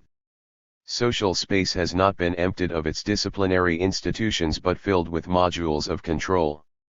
The relationship between society and state no longer involves the mediation and organization of institutions for disciplining and dominating, it is rather the case that the state branches out into the infinite circuits of social production. However, the transition from a disciplinary society to a control society is not simply a transformation or reorganization of the structure of institutional domination. Foucault insists that institutions, as a source of power relations, do not hold a predominant position. Rather they represent the precipitate or the dispositif of strategies of power. What works from premise and is put into action in institutions is the diagram, the abstract or anonymous machine of strategy, the non-formed or non-striated schema of power relations. In the transition to a control society, therefore, apart from the symptoms on an institutional scale, we must grasp the configurations at the level of the diagram. Put another way, we must first ask, what are the diagrams that define the conditions of the possible in societies of control? And, next, in what concatenations are these diagrammatic forces strengthened, and how? The metaphors at our disposal no longer offer a possible approach to the nature of this transition. We cannot, for example, use the metaphor of structure and superstructure, which was so central to the conception of the mediating institutions of civil society. Not even the image of mole tunnels that characterized the structures of disciplinary society is valid in this case. It is not the structured pathways of the mole, says Deleuze, but the infinite undulations of the snake that characterize the smooth space of control societies. The metaphorical space of the control society is more plausibly characterized by the shifting shapes of desert sand, where positions are continuously displaced, or, better, by the smooth surfaces of cyberspace, with its infinitely programmable flows of codes and information. These new metaphors suggest a significant shift as regards the diagram of the control society. The panopticon, and the disciplinary diagram in general, functioned mainly in terms of positions, of fixed points and of identities. Foucault was aware that the production of identities, even oppositional or deviant identities such as the factory worker or the homosexual, was fundamental to the functioning of domination in disciplinary societies. The diagram of control, however, is not oriented towards position or identity, but rather towards mobility and anonymity. This diagram functions on the basis of anyone and therefore its provisions or institutions are developed primarily on the basis of the distribution and production of simulacra. The Fordist and Taylorist production of past years developed a model of interchangeability, but this interchangeability was based on common roles, fixed positions, and component parts. The delimited identity of each piece and of each role was precisely what made the interchangeability possible. The production model of anyone, in other words, of post-Fordism, offers a wider mobility and a flexibility that no longer fixes identities, and thus makes room for repetition.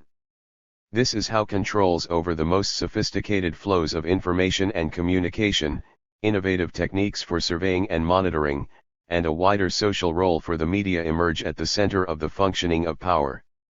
Control functions at the level of make-believe in society. Anonymity and the idea of anyone in control societies are precisely the things that give them a smooth appearance. Of course, we should not misuse these metaphors by attaching an absolute value to them. To assert that civil society is in decline does not mean that the mechanisms of organization and domination that characterize civil society do not work or no longer exist. In addition, recognizing the transition from disciplinary societies to control societies does not mean that the disciplinary mechanisms and the potentials for resistance have completely disappeared. What is more, the fact that social space becomes smooth does not mean that there are no social striations. On the contrary, as Deleuze and Guattari tell us, in the smoothing process there reappear elements of striation carried to an unequaled point of perfection. In other words, in a certain sense, the crisis or decline of the confinements or institutions of civil society gives rise to a hypersegmentation of society. For example, while for the past 20 years industrial production has been in decline and the social striation that defines it has been proceeding smoothly, this space is being filled, at least in part, by flexible forms of production that segment the labor force in extreme forms, creating mobile and anonymous networks of work done at home, of part-time work and of various forms of undeclared and semi-legal work.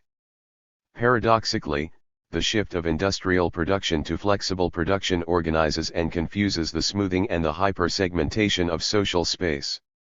The new segmentation is extreme, but also flexible and mobile. We find ourselves in this way with the paradox of a flexible rigidity. As for ourselves, we would like to start with the construction of new diagrams that can help us understand, at once, both the processes that smooth the social and the territory and those that segment it, or, rather, both the processes that unite the city and the banlieues and those that segment afresh, and deeply, this unified space.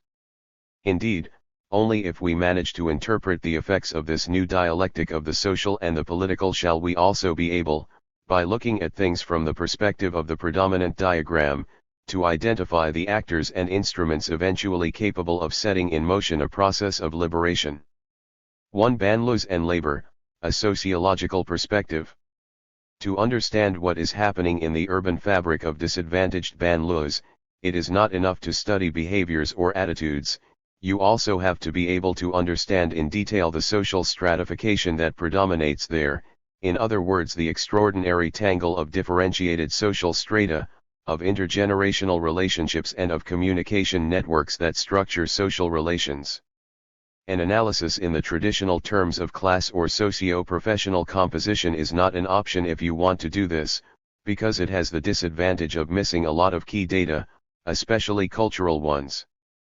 This is even more true in an urban fabric like that of Saint-Denis, taken here as a paradigm, where the old forces of encaderment, integration, and homogeneity that were represented by the Communist Party and the CGT until a few years ago no longer exist. The habitus have changed a lot as matrices of behaviors, the systems of representation have diversified, and the schemata of interpretation of social reality have been transformed. To speak in the language of phenomenological sociology, one could say that the lived social world of groups and individuals is in a state of radical change.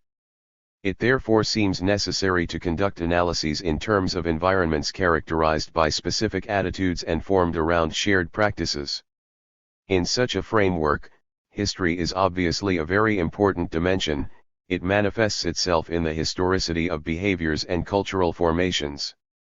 In other words, we have to be able to understand collective responses to given situations and contexts on the basis of a set of symbolic and cultural resources. Obviously, we can ignore the effects of economic relations and of their conjunctural modulations, prosperity, unemployment, economic destructuring, but these effects are always publicized by the lived social world, by the capacities of groups to confront problems starting from their cultural baggage and practical traditions. In particular, we have to see how certain circles, a relatively homogeneous set of groups in interaction, can be destabilized in some situations, unemployment, for instance, while others are not. In some cases the lived social world remains stable and shows itself capable of absorbing contextual changes, in other cases it is destabilized and may even disintegrate. In fact, there are continuous structurings and destructurings of environments, which involve changes in behaviors and in the patterns of interpreting social reality. In the phenomena of structuring, great importance must be accorded to the relations between the generations and to the desynchronization that we observe between their experiences and the creation of their respective lived social worlds, knowledge, schemata of interpretation, cultural values, and so on. Some traditions are certainly passed on, but they are reinterpreted and changed, which means that the subcultures of those environments are constantly shifting. From this perspective, it is interesting to note that differences often crystallize around issues of leisure or around attitudes related to work. A survey like that of Rainer Zoll, Nick So, We Unser Eltern / Not Like Our Elders, shows that a kind of cultural revolution is underway right now. Young people from popular circles are characterized by the search for some expressivity in their lives outside work and in their leisure activities, and by the avoidance of work that is too heteronymous in their professional lives. One can also observe in them new attitudes to militancy or to membership of political and trade union organizations. Young people enter organizations less and less, as if they were entering a religion. Their activism is often intermittent and depends on problems that arise at particular points in their lives. They mobilize when the stakes seem worth fighting for, they do not mobilize when, in their view, the stakes are not relevant. Changes in the social relations between genders are also part of this context of cultural transformations. The number of young women who step out of traditional female roles, particularly that of the woman as housekeeper, is on the rise. Certainly domestic tasks and child raising still rely on women, but this does not prevent them from seeking possibilities of autonomy and self-realization in professional work and within couples. In reality, they no longer assure the transmission of old family values and thereby weaken relationships of authority in society as a whole. At the same time, they convey, at least in embryonic form, new concepts of human relationships, less marked by relations of power and domination. From this perspective, young women play a very important role in what Rainer Zoll calls the new individualism, an individualism that does not exclude the search for multiple communications and exchanges, even when they are difficult and precarious. As has been shown in all the studies carried out in France and Germany, most of the young women who are trying to restructure social relationships in order to be able to develop more freely seem to be very far from conservative positions. On the whole, people over the age of 45 do not accept these cultural changes easily, but they have no way of opposing them with their own culture, which is in turn disintegrating. In its communist or socialist form, social democratic in the case of Germany, this culture was organized, at the political level, around practices of social promotion and reforms of society centered on the welfare state. When, at the end of the 1970s, the welfare state began to face increasing difficulties, particularly around the funding of its activities and of social protection, this culture seemed to lose relevance, since prospects of social reform and full employment become seemingly impossible. So this old culture survives only in the form of nostalgia or of dogged protest, or in the form of attachment to organizational relationships, for example, the trade union as a way of life. This feels all the more ineffective as the collapse of the countries in Eastern Europe and of statist real socialism comes on top of the recurrent crisis of the welfare state. There is, then, a predominance of backward-looking or defensive reactions among older generations in the face of a confusing and disturbing reality. The old working-class culture turns in on itself, waiting for better days that are never going to come. And so the younger generations do not have the option of measuring themselves against a strong cultural tradition, reinterpreting it in the light of their own experiences. They find themselves facing a fragmented tradition en route to exhaustion, which seems to have no relationship with their lived social world and the schemata of interpreting reality that these generations are able to develop. This prompts a great deal of uncertainty about the image they build of themselves. For young people, the current society is always marked by fundamental social inequalities, but its future seems neither clear nor readable. In this sense, for many young people, politics is no longer a privileged instrument for transforming their situation and their way of life. It is just a set of institutionalist practices in which they get involved when they expect to be able to obtain concrete results. They are a long way from the ritualist and repetitive practices propagated by the major mass parties that, until relatively recently, dominated the political scene for the working classes. By the same token, the massive nature of unemployment among young people under the age of 25, the precarization of work relations for many of them, and the extension of adolescence as a result of spending more and more time in systems of education and training make it difficult for a new culture to crystallize, fully formed and relatively unitary. Unemployed young people have difficulty in deciding which opponents they ought to fight and, as we have already seen, in defining principles of action, and this very often prevents them from giving themselves specific targets and finding positive points of reference. This means that many young people absorb rather passively the cultural changes that are taking place. They often prove incapable of reflecting about what they are doing. This gives great importance to the phenomenon of gangs. Very often denounced as a factor of delinquency and crime, gangs are actually places of refuge through which young people attempt to find ways to cope with an outside world perceived as hostile, which produces dregs. They also try to build links of solidarity between them and to develop various means of expression, rock bands, dance, sport, and so on. As Tibet has shown, there are positive elements that should not be ignored by focusing only on the aggression and violence associated with gangs. The violence of gangs and their links with drug abuse and drug trafficking arise from the fact that some young people are not able to master the problems that trouble them. Other young people who often come from the same environments respond in other ways, especially by investing in the academic system to avoid educational failure. From this point of view, one has to take high school mobilizations very seriously. All these things make it clear that the cultural changes underway are unavoidably ambivalent. They oscillate between prospects of transformation in social relationships and prospects of disintegration of the old social bonds. The cultural revolution underway, the aspiration for greater autonomy for individuals and social groups, the aspiration for a complex, rich, and flexible use of human connections, clashes with the phenomena of exclusion, social marginalization, and isolation in the circuits of social welfare.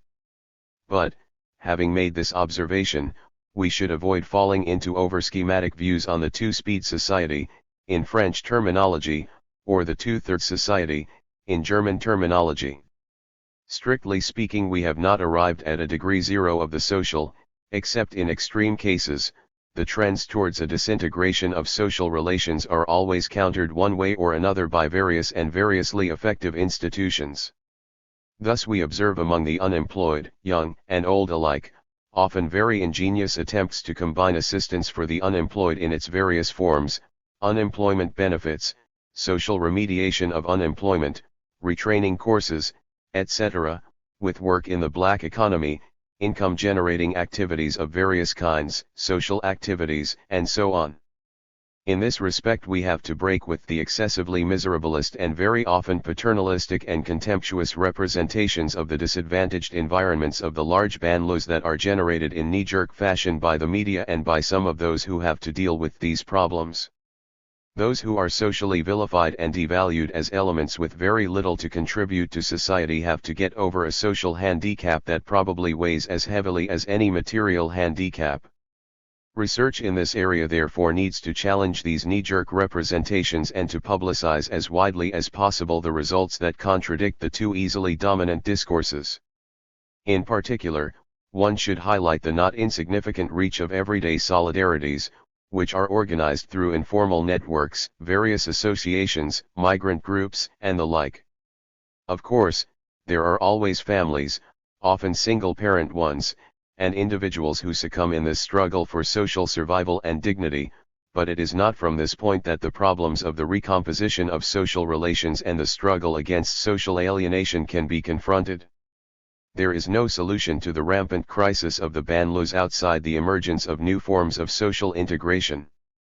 Public policies can perhaps contribute, in particular fighting school dropout, rehousing the homeless, developing vocational training, and so on, but they will not be enough, because in the near future they will not have enough resources, either at the national level or at the European level, to do away with unemployment. Besides, we need to recognize that they cannot make up for the weakening of traditional forms of organization and representation, either socially or politically.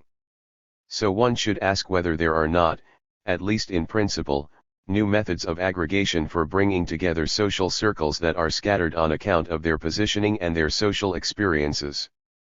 Paradoxically, the threat of unemployment, which spreads today to circles hitherto unaffected by it, such as the new salaried middle classes or workers in high-tech industries, could become a unifying element. Specifically, the scarcity of job offers, having become a constitutive and permanent part of the wage relation, forces more and more people to look into the matter of the division of labor and of what should be the place of work in life. Despite the not inconsiderable inequalities in access to work, particularly for reasons of cultural baggage, we can assume that representation, as mise-en-scène and as a phenomenon of delegation, will not be able to hinge on the valorization of employed wage labor for much longer but will revolve more and more around questions of division and social use of labor. We can even go further in this direction, because work understood as employment in a waged context is undergoing profound changes today. First, it is less and less a tailorist kind of work, even if some branches of the economy are still dominated by taylorism, and is increasingly a kind of work in which autonomy and intelligence play a major role. As Yves Claude has shown very well, Le travail entre activite et subjectivite, PhD thesis, Aix-Marseille 1, 1992, the use of workers' subjectivity is an essential element in the most modern processes of production. To ensure continuous and flexible production, workers have to be involved in micro-decision-making, whereas from macro decisions and the bulk of the organization of labor they remain excluded. Workers are called upon to realize a maximum of subjective investment, but at the same time they are denied the means of achieving it completely. There may thus be both subjective investment and subjective counter-investment. So the exercise of the capacity for work occurs in conditions of attraction and repulsion that make it problematic and quite contradictory. There is, in short, a point of contact between a latent crisis of the social division of labor, the sharing of work in society, and a latent crisis of the division of labor in companies, in the modalities of labor use. Two new networks and new territorializations, in progress. So the analysis cannot stop at defining the general context.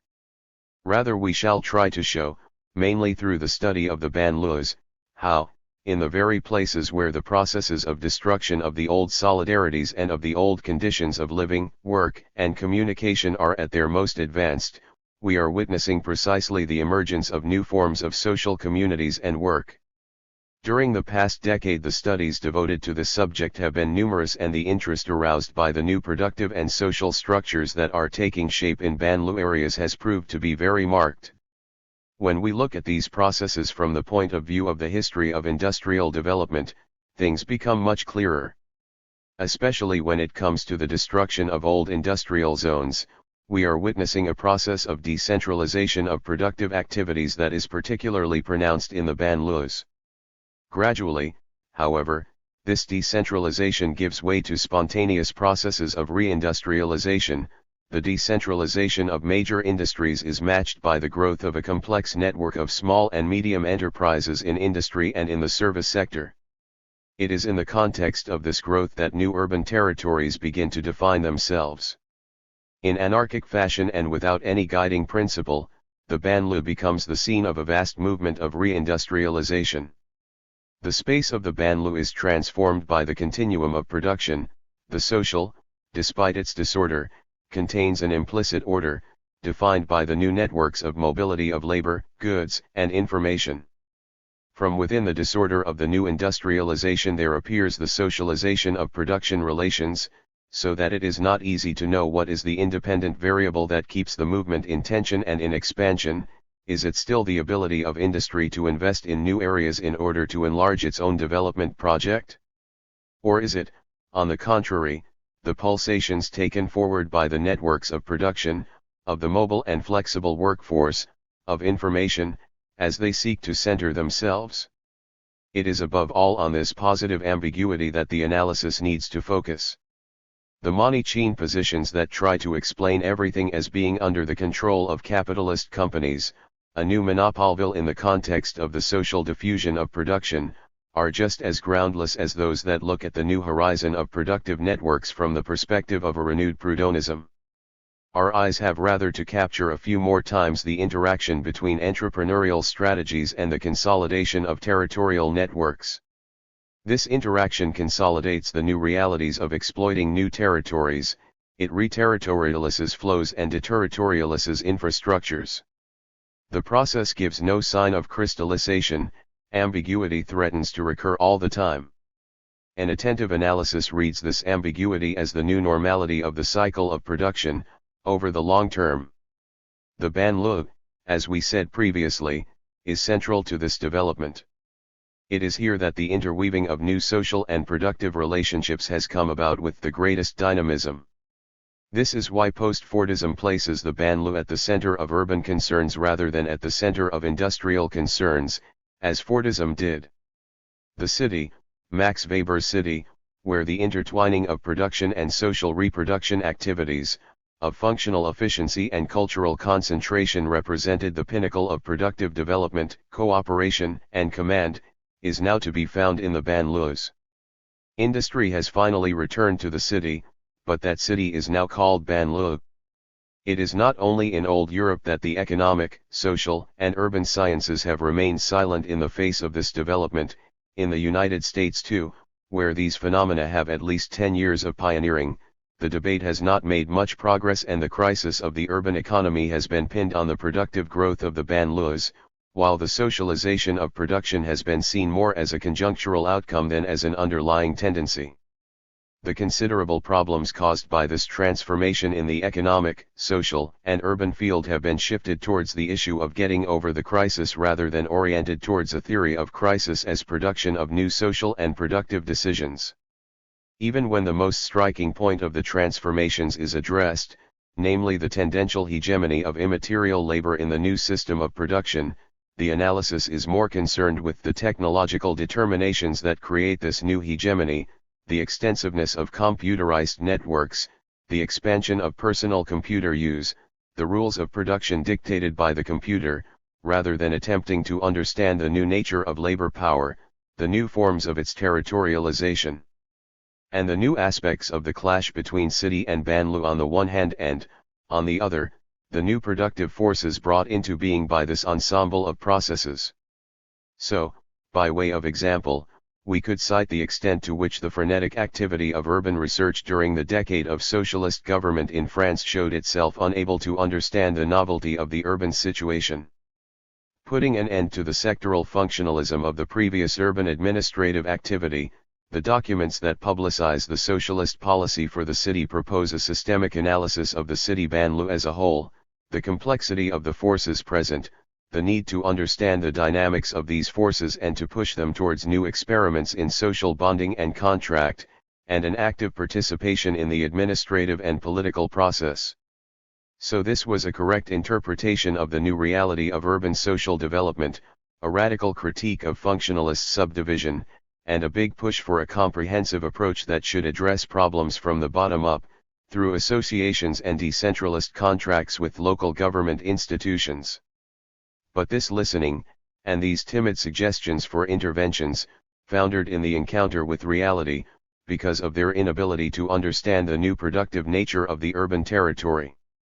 The radical questioning of state intervention in the city and in the banlieues, the sensitivity to the common problem that derived from this, and the requirement to make social citizenship the base and active presupposition of political citizenship were never rooted in an analysis of the fabric of production. Obliged to give a political and social response to the Ming-Et's riot in 1981, our warriors had terminated their experiment by the time of the Volksenvielen riot in 1990. But this failure was inevitable.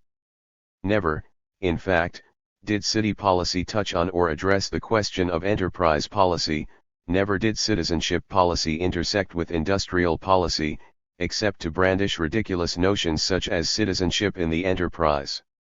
Experimentation, the magic word of urban policy in the 1980s, thus found complexity not as the basis for an intervention capable of achieving the productive presuppositions of social life, but as an ambiguous and chaotic hole into which one could disperse the residual capacities of militantism that had emerged from the end of the 1970s, in the course of a laborious but nonetheless realistic evaluation of the relationship between the productive, the social, and the political.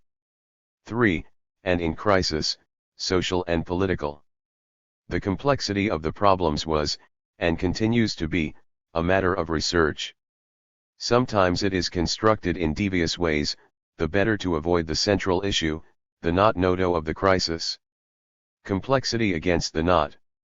So what is the knot or crux of the crisis? It consists essentially in the fact that transformations in the structure of industry have broken the societal bond, they have eliminated the conditions of social cohesion, something that comes about and reforms itself continuously. They have prevented the operation of the old mechanisms of representation and institutional compromise. If this is the general problem of capitalist societies at the present stage of their development, it has become, if possible, even more acute and dramatic in relation to the new metropolitan areas, including cities and banlieues. Here indeed, in the banlieue and in the town, the relationship between citizens and administration has been sorely tested. The problem of the transformations in the mode of production appears in metropolitan areas amplified by a multiplication of the effects produced by the international dimension of those transformations. The crisis of ideologies, and especially the effects of destabilization due to substantial phenomena of migration, both domestic and international, with the uncontrollable mobility of labor power that follows from them, have seriously and permanently redefined the social and political horizon. The radical transformation in the mode of production has brought the Third World into the industrialist world, and it is within the metropolitan area that these two now face each other. The social and political composition of the working masses has been fundamentally transformed. The old forms of representation have been completely annihilated by these gigantic transformations. What apparently and above all should be the specific role of the administration, the transmission of information as a basis for decisions to be taken and as an efficient coding of rhythms of intervention, is now radically brought into question. It is in this context that the three major crises of urban society are defined: first, the crisis due to the problem of exclusion, then the crisis related to the issue of citizenship, and, finally, the problem of participation. In the light of what we have said so far, the problem of exclusion is the one that can be addressed most easily. It is the subject of a vast literature.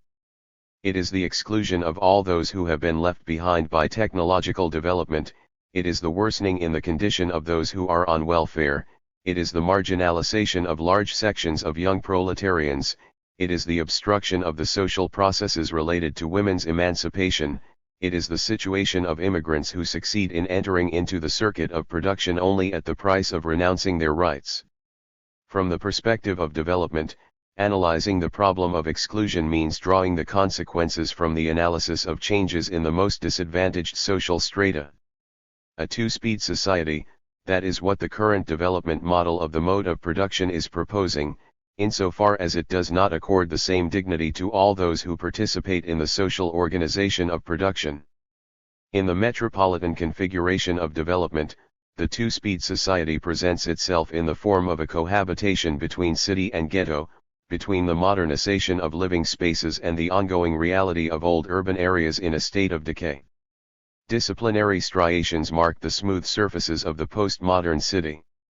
In this horizon, the problems of exclusion often become those of poverty or those of police repression each time when resistance appears, desperately and inevitably calling for an ever stronger repression. It is at the frontiers of exclusion, especially where the repression is most severe, that exclusion becomes illegality and behaviors become criminality. As regards the issue of citizenship, analysis and rhetoric have played in equal measure. The fact is that, where social citizenship is non-egalitarian, the pretense of extending political citizenship rights in the same way is at best an error and at worst a form of hypocrisy. This does not prevent the issue of citizenship from appearing, politically, as a territory on which one could carry out a battle for rights and democracy. The illusory nature of the proposal does not preclude the possibility of its happening.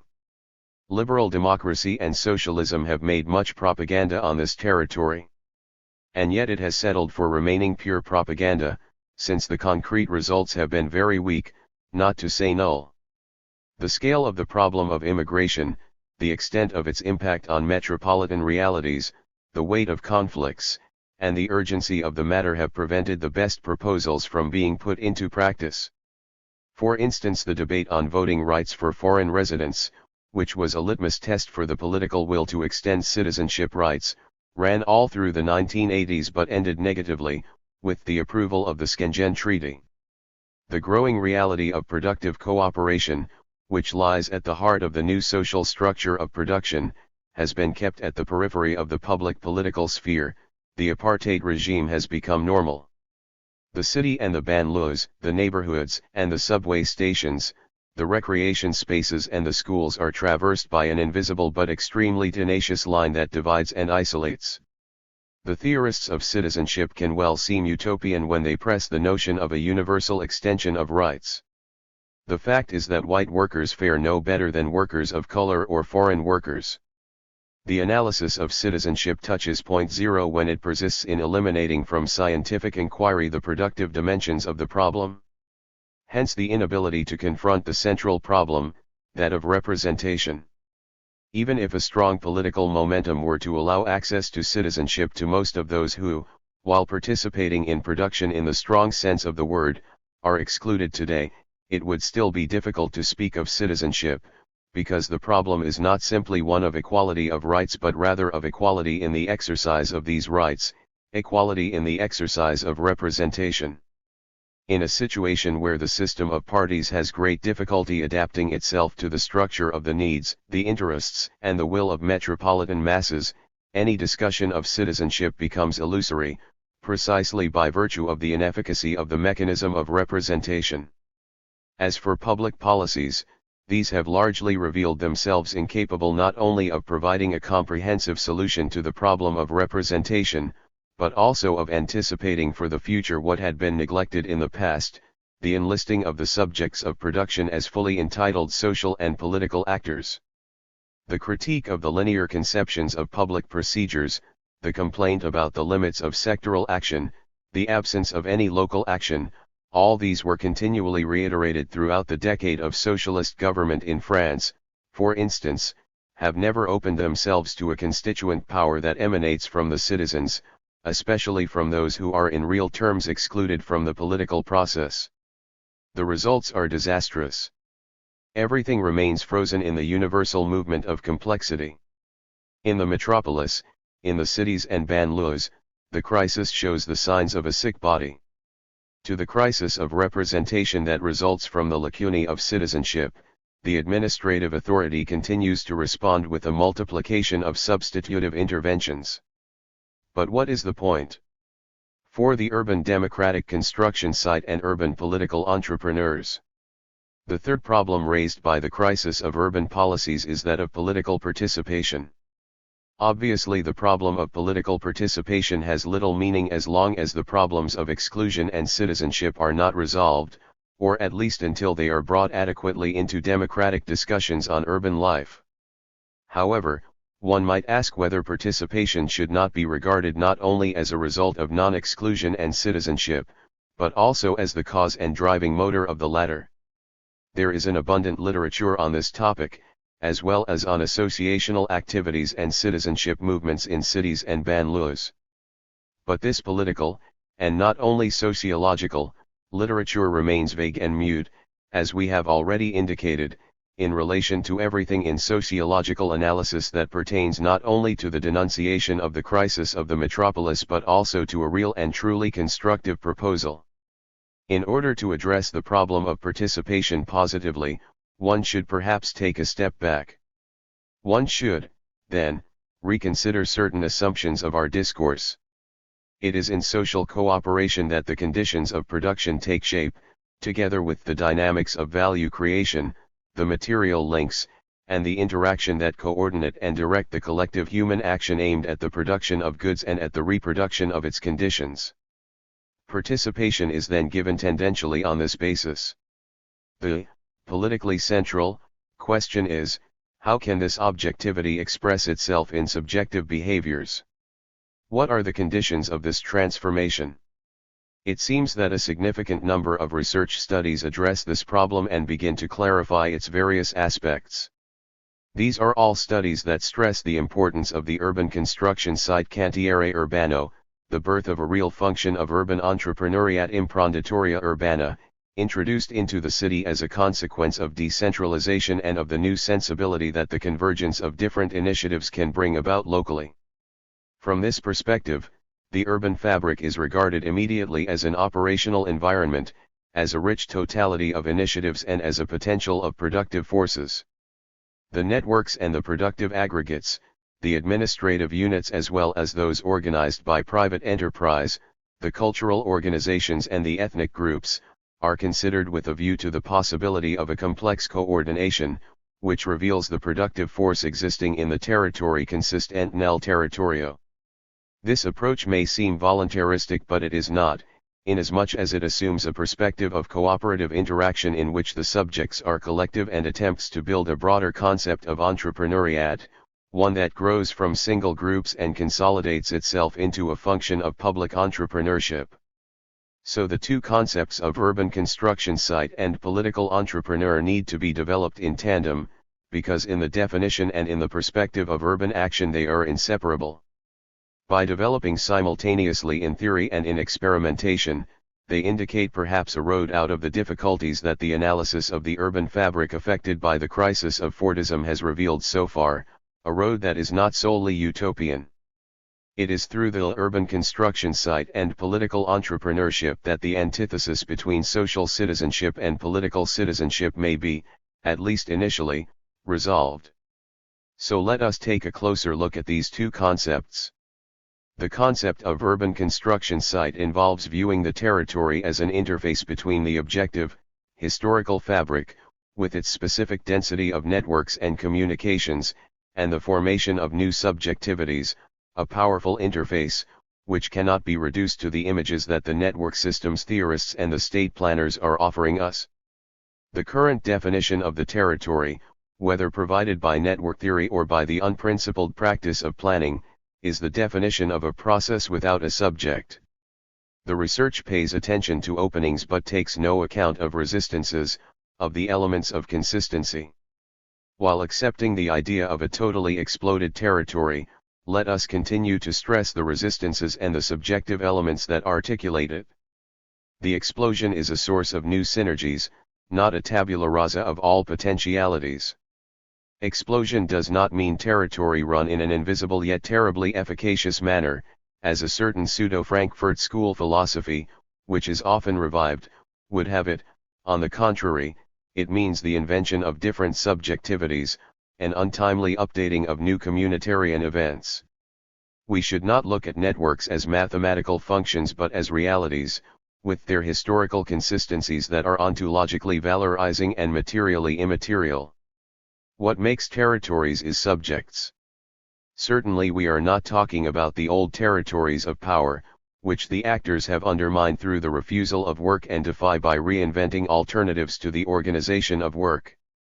Certainly this not about the old territories of the Fordist city and metropolis either, it is about new territories where, beneath the surface of an innovation that is void of sense and of a restructuring that is based on connections with no visible reality except at the level of control, new subjectivities are alive and well.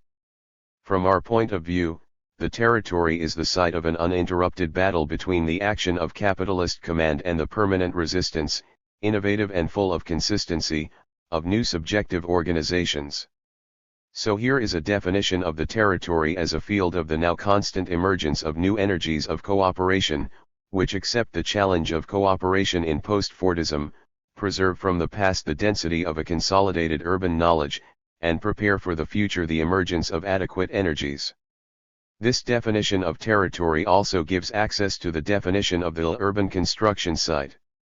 But the latter obviously requires the affirmation of a political energy that should turn this multiple and diffuse wealth of the territory into an operational fabric. Here we propose the concept of political entrepreneurship. By political entrepreneurship we mean a figure of the entrepreneur that is totally new vis-a-vis the classic conceptions. The function of organization and innovation consists not so much in finding the means necessary for capital to carry out production, but more in assembling the pre-existing conditions of production, both the pre-existing conditions and the conditions solicited by the continuous mobility of the social. These entrepreneurs are public actors, in the sense that their action takes place on the terrain of the social cooperation defined by the metropolitan fabric. Secondly, and above all, they are political actors, in the sense that their action involves all the political functions necessary for putting together pluralities and for organizing the territory. If a metropolitan area is made up of the subjects who inhabit it and accumulate their productive potentials there, the productivity of this territory is obtained by an entrepreneurial function that publicly and politically aggregates these productive forces, shapes them, and renews their creativity. It is on this basis, and only on this basis, that it is possible to construct political participation and economic democracy. Indeed, no economic development is possible unless it is based on a constant maximal use of social potentialities. If these social potentials are established and take shape in the territory, if they present themselves as cooperative forces and as cooperating subjectivities within the territory, it is clear that maximum productivity can only arise from maximum participation, from maximum mobilization, not of the labor power, but of the political subjects, not out of their subordination and their misery, but out of their intelligence and freedom. To achieve maximum economic efficiency, the political entrepreneuriat, as any other function of the entrepreneuriat, should be democratic. Political citizenship is also an important factor, at least as much as, and perhaps more than, social citizenship, in determining productivity. In order to be an effective economic synthesis, the synthesis of the urban construction site and of the political entrepreneur must be a democratic synthesis. To conclude, as regards these concepts, it will perhaps be interesting to consider briefly some aspects of the French political debate on cities in the new course of the 1980s. It seems that from the early 1980s the experimentation with new forms of intervention was justified by a situation of emergency, urban riots, and by the observation of the crisis of institutions, as well as by a belief that the state's intervention on the territory through the main administrative means had been a failure, and hence by the need to entrust direct operational functions to locally elected representatives. This innovation of the administrative paradigm offers a new method of public action, opposed to the traditional model of vertical integration of territories, typical both of the royal figure of sovereignty and of disciplinary Fordist democracy, and tending rather to base the integration of citizens and workers on a system of locally qualified relations. This creates a complex system of democratic political experiments that has traversed the administration, forging new types of functionaries and a new administrative culture and inserting the work of elected representatives into new juridical, administrative mechanisms, which foster a political entrepreneurship that develops from the base. 10 years on, this process of experimentation, as we pointed out above, was not only suspended but seen as having failed. Why? The reasons for its failure, presented at the level of central administrative evaluation, stress that, in the best of cases, the democratic experiment of the new urban politics would have dispersed into streams of spontaneity and into the impossibility of restitching the national and organic meshes of interaction. At worst it would have proved unsuitable for bringing together the complex of traditional republican functions of the republican state, schools, police, justice, etc., and the complex of new requirements for territorial integration, thus it would have functioned as multiplier of disaggregation. It may be noted that these criticisms reflect the same limitations of analysis that partly blocked or exhausted the efficiency of the experiment, that is, the inability to analyze the whole of social interrelations more directly within the fabric of productive activity, and hence the inability to take democracy as the radical key to what happens in the urban social environment. 5. Always experiment anew. The question of social and political citizenship posed by the current crisis of research can only be addressed as a new concept and a new social practice. In the urban construction site we are confronted with many different problems. They range from ecological planning to prospects for the environment, from the decentralization of industry and digital socialization to the construction of productive networks, from the reorganization of services to the emergence of new forms of marginalization and poverty, from definitions of a new labor code to the recomposition of the working day, right through to the appearance of new forms of living. But in the urban construction site we are above all confronted with a new political entrepreneurship. It arises from the fact that in urban areas, in neighborhoods, in enterprises, and in schools the very many associations and initiatives, even limited in scope, that arise there constitute a living tissue. Policymakers and actors are required in this area, to ensure that the lived experiences can become moments of recomposition and innovation. Hence the importance for researchers to remain within these processes. Being inside means that researchers not only have something to do with social demand, the state and the enterprise, but do not find themselves facing exclusively the suffering of large strata of the population or the dregs. Researchers place themselves inside a deep ambiguity where destructions and constructions, old and new productive and social realities are mixed. This ambiguity is lived and interpreted. Politically, it is at once broken and resolved. When researchers decide to recognize themselves in the urban construction site, at that point they will be able to find a set of solutions and answers that are often anonymous, informal, and yet elaborated within a movement and a history, past and recent, that impose the need for a political expression. Hence the need for an always new experimentation, which should try to become internal to the process of the political entrepreneuriat, recognizing and imposing a democratic nature. But, as we said, the exchange and circulation of speech remain extremely difficult between these two genres of activity that are, on the one hand, research and the production of knowledges and, on the other, the experience and knowledge of the everyday, even if the word does not flow in one direction, thus feeding the attempts at reciprocal instrumentalization and those imaginary refusals of the complexity of the real, which are embodied both by the phantasm of social expertise and by the rejection of concept and analysis in the name of the lived. Certainly these two types of activity do not respond to the same objectives, do not share the same temporality, and do not implement the same procedures, therefore the tension between them is unavoidable.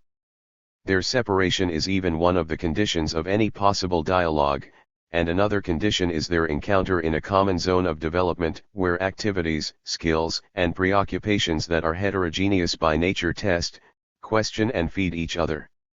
This is a lively debate that presupposes, among other things, the need not to think about the knowledge-experience relationship in terms of theory, practice, because the research activity must conceive of itself and present itself as practice, entailing a responsibility, and be faced with choices and deliberations that are not only conceptual, and this precisely when the experience of those who make the city, because they live and work in it, and who build and transmit its memory is the bearer of a knowledge in action that needs to be put to work, just because it is often a long way from knowing itself as such.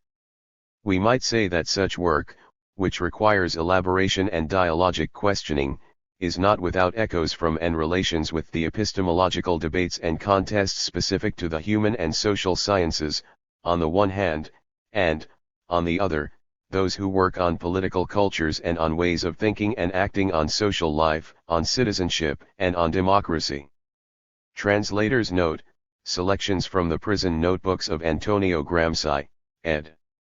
And trans.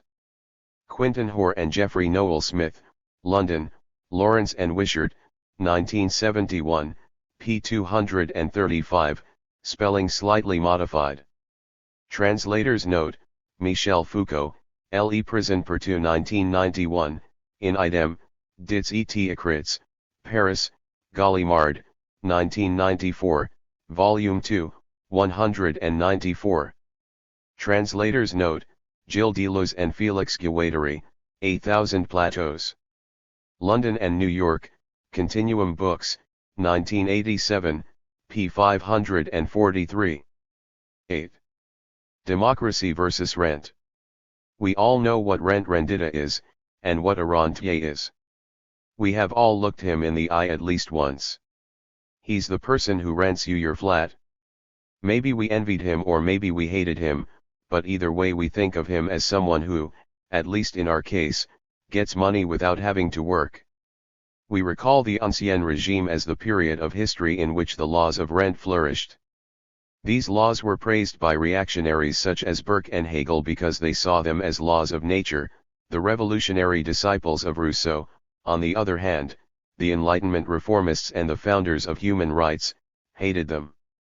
The English liberals and the Kantian philosophers were of the opinion that freedom could not be sustained and developed on the exploitation of inherited wealth, that a dignified wealth should be built on work. As for the scientists of the wealth of nations and the inventors of political economy, they were ambiguous on the matter. On the one hand they thought that capitalist wealth ought to be built against rent, and that in the identification of this path lay the truth of economic science. On the other hand, they did not hide from themselves, although they often hid from their readers, that the powerful construction and takeoff of capitalist development would never have been possible if not from the starting point of a violent, original appropriation.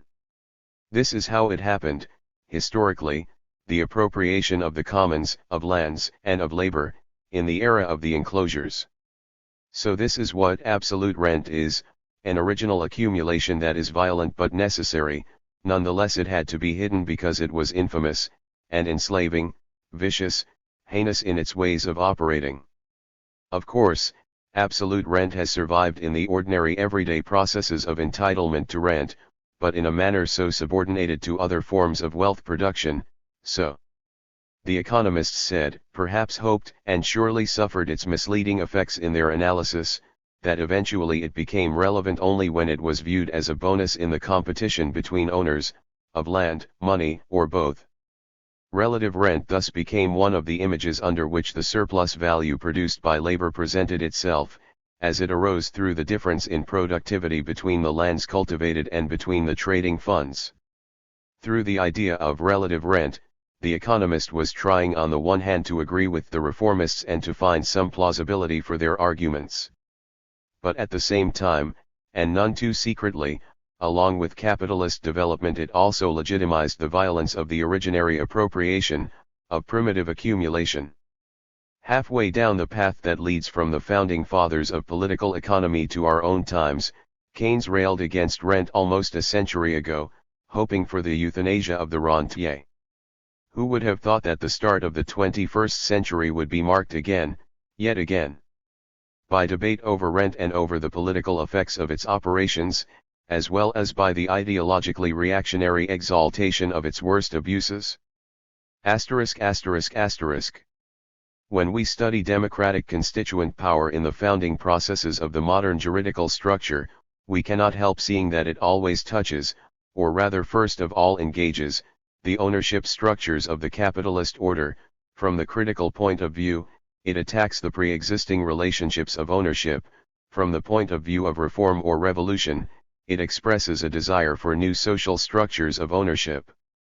Given the intensity of this intention of constituent power, it will not be surprising that, all throughout modernity, bourgeois legal science has attempted to isolate the concept of constituent power, to pluck it away from the materiality of the social relations in which it was born, social relations of property, in the first phase, and, later, social relations of capitalist appropriation. Constituent power ended where law began. Thermidor was the moment at which constituent power realized itself, only to be negated, cancelled out. And yet constitutional science knew that this neutralization was in vain. When constituent power also isolated itself formally, then the jurist and the politician would have been forced to adopt immediately afterwards, as a foundation as well as for the orientation of their work, the analysis of the material constitution, in other words, the study of the social relationships that, in their complexity and in their potential antagonism, lie at the base of the legal or formal constitution. A strange story was thus taking shape.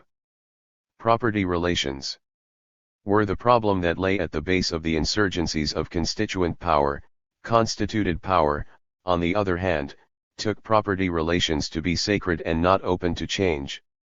In the formalist hypocrisy of contemporary jurisprudence, constituent power, when it was addressed, could only be read as a power of exception, devoid of any content except the intensity of the decision. Conversely, whenever it appeared in its materiality and resurrected the issue of property, constituent power stretched into the era of the Constitution and, pretending in that context to be, today, an element of legal innovation and of social emancipation, it opened the possibility of democratic institutions. So here constituent power clashed with absolute rent, constructing itself, as a democratic function, over the longue durée of the material constitution, and here it fought from within the juridical forms of relative rent. Today democracy does not have to deal only with ground rent anymore, landed and real estate, and confronted, above all it has to deal with financial rent, the capital that money mobilizes globally as a fundamental instrument for the governance of the multitudes. Financialization is the current form of capitalist command. Obviously it is still intrinsically related to rent, and it repeats both the violent intentionality and the ambiguities and contradictions of all forms of capitalist exploitation. It would therefore be foolish to think that financial capital itself is not an antagonistic relationship. I mean, it still embodies labor power as a necessary element, simultaneously productive of capital and antagonist.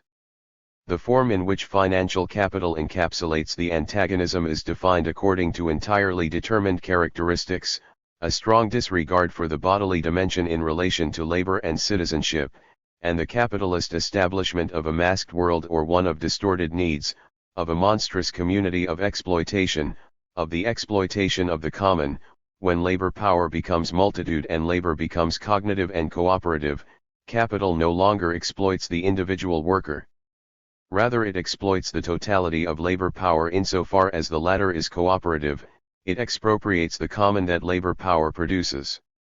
Therefore the exploitation of the common appears under the form of financial rent.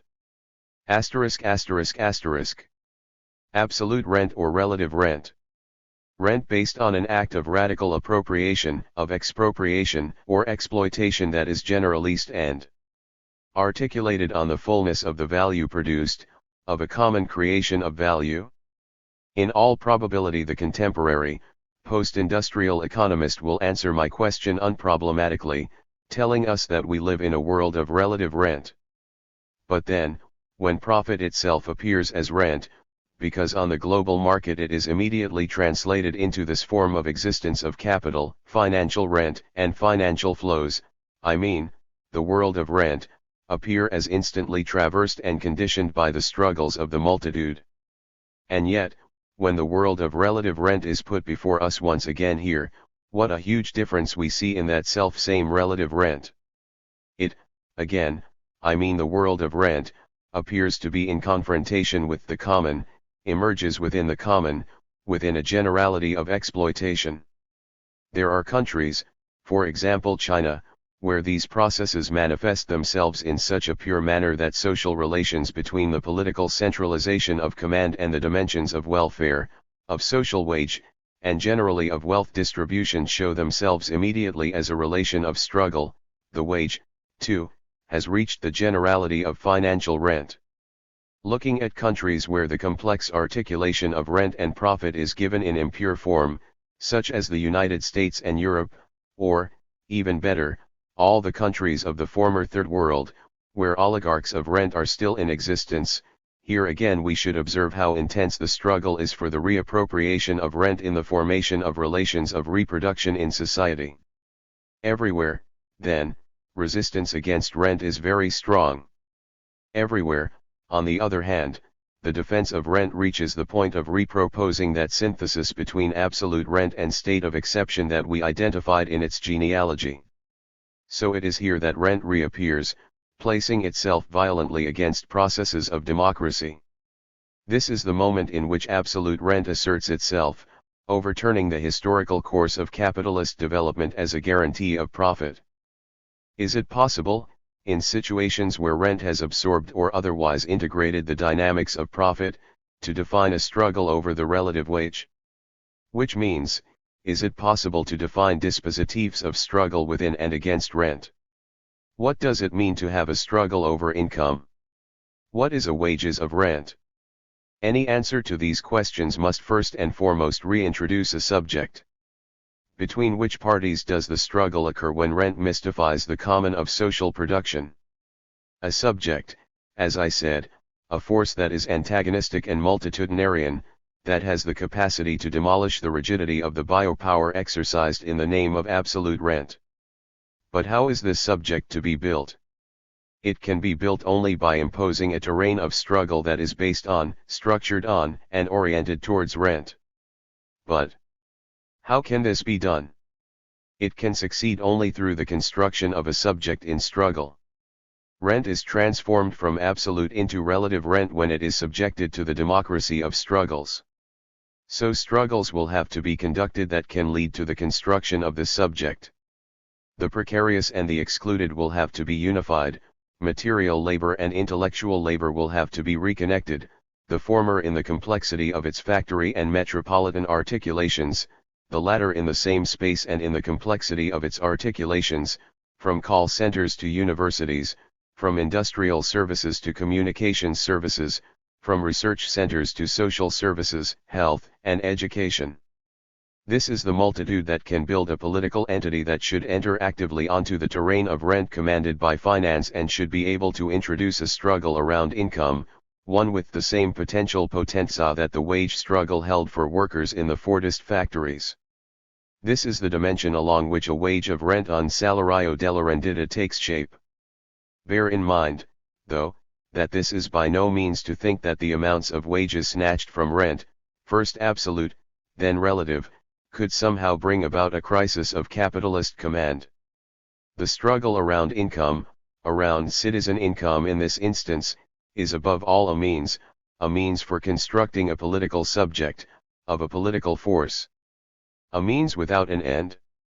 Yes, because its purpose is not, nor can it already be, the conquest of power, or even a long-term transformation of the mechanisms of reproduction of capitalist society. The only thing that can be constructed in the struggle is the reality and the recognition of a force that knows how to move effectively on the terrain of income. Only by taking this step as a starting point, through this constitutive use of the struggle for the definition and recognition of a political subject, only by working our own way from this transition will it become possible to open a struggle not limited to negotiating citizen income salario di cittadinanza but rather aimed at the reappropriation of the common and its democratic management. ******. There is no class struggle without a place in which it could develop. Today this place is the territory of the metropolis. Once it was the factory, and it is still the factory today, but to say factory today is to say something different from what it meant in the old days.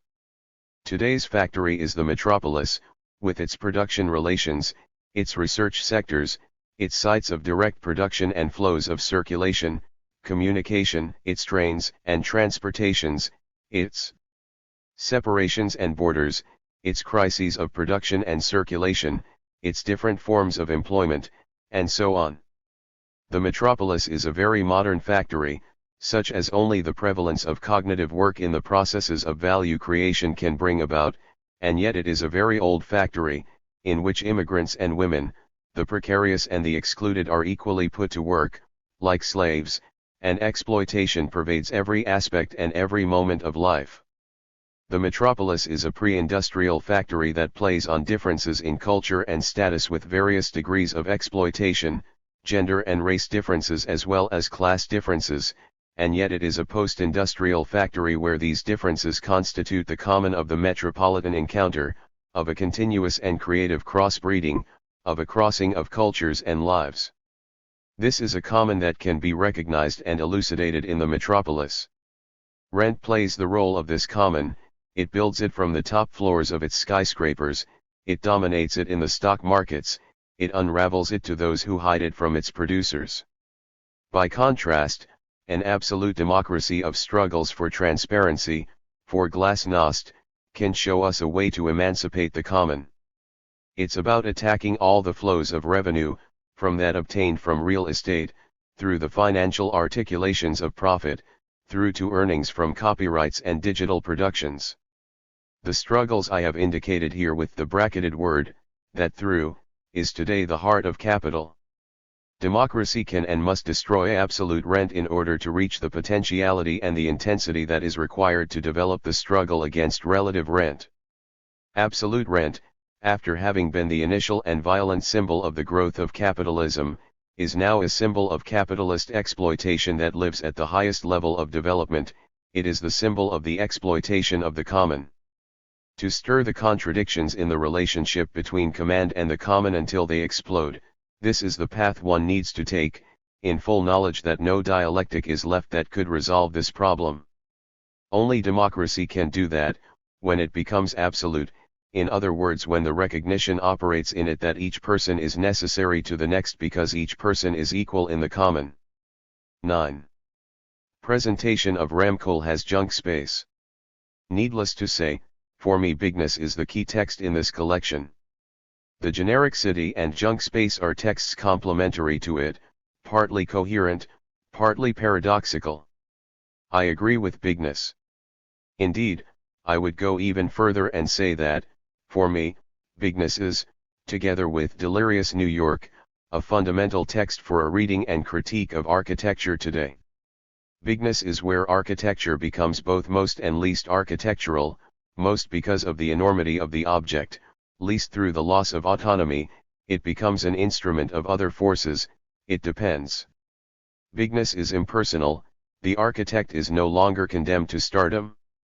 Bigness no longer needs the city, it competes with the city, it represents the city, it preempts the city, or, better still, it is the city. If urbanism generates potential and architecture exploits it, bigness enlists the generosity of urbanism against the meanness of architecture. Bigness equals urbanism vs architecture. With this we have gone beyond the poetry and the history of the city. Between the 19th and the 20th centuries, between Simmel and Weber, between Burckhardt and Brodel, the city had become a polis again and had become an imperial center. Today, space and time are destroying this utopian centrality. The complexity of the world market reconfigures the form of the city. The fact that more than half of the world's population now lives in cities speaks for its real centrality. What is present is bigness, the enormity of the metropolis. But what is the metropolitan body?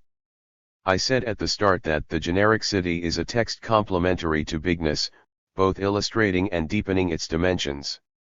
I also said that I was only partially in agreement with this text. It has 17 paragraphs, and I agree with one half of them. Where I agree is in the first half, in other words where the concepts of metropolitan identity, of history of the city, of public space are demolished, where these concepts are deconstructed, showing how much the city is becoming fractal, anomic, enormous, multinational, and so on. But I agree with less than half, especially in the last section, where the metropolis is shown as a machine that empties the city of reality, as a sociological field where horizontally is seen as disappearing, where every stabilization is hypocritical and elusive, a city of empty spaces, of continuous panic and insecurity, of rages and screamings, of infrastructural parasitism, and so on. Here the postmodern, a fundamental category in Kohlhaas thinking, of which we already had a full taste in that retroactive manifesto for Manhattan that was Delirious New York, is established as an irreversible category, as a way of seeing the present, but at the same time it is presented to us as perversity and corruption, and this becomes the fundamental element in the description of metropolitan space. I don't agree, and later I shall present and discuss the reasons for my disagreement. But first let us look at junk space. Here modernization reaches its peak, an apotheosis of modernity, no way out. A fascism without the dictatorship. Fascism minus dictator. From the sudden dead end where you were dropped by a monumental, granite staircase, an escalator takes you to an invisible destination, facing a provisional vista of plaster, inspired by forgettable sources. Why you always inhabit a sandwich? In this standoff between the redundant and the inevitable, a plan would actually make matters worse, drive you to instant despair. Here one is inside a Rabelaisian story steeped in sarcasm, and sometimes in dense irony, nevertheless one devoid of any kind of smile. The metropolis in which we live is a huge, grotesque theater with no way out and effectively without hope. The architect is tired. That very urbanistics that should have fought architecture and debunked the architect no longer exists, except as non-planning of an indefinite and perverse metropolitan landscape. The debunked architect continues to exist as a layman, a bitter witness, and disenchanted accuser. For no detectable reason, there is here, however, a sudden spark, an event. It may be literature, but this text here displaces the argumentation in Remkoolhaas. In fact, this is the point, here in junk space, where a paradox appears, and it is very real. The more the critique of the city deepens, and hence the very horizon of the city disappears, and the more the metropolis changes into an infinite horizon, the more this junk space loses the mathematical and plastic appearances of traditional architecture and, by contrast, takes on an extraordinary corporeal physicality. It transfers the analysis from a de Chirico-style surrealism to the kind of hypercorporeality dreamed of by Bacon. Junk space is biopolitical. Just as the Renaissance scientist, growing up with lines and compasses, goes round the city seeking out the butchers who dissect calves and sell meat, and thus they offer him the opportunity to their anatomized bodies, so Koolhaas travels through the metropolis to find its body, to anatomize it. The first anatomy theaters always had clandestine secret exit routes, usually a sewer or a tunnel to the river, through which they could discharge the malodorous remnants of their anatomical labors. In junk space that's where the analysis of Remkoolhaas takes place, but it's also where the discovery of the metropolitan body begins. Junk space, garbage, in there is where you live.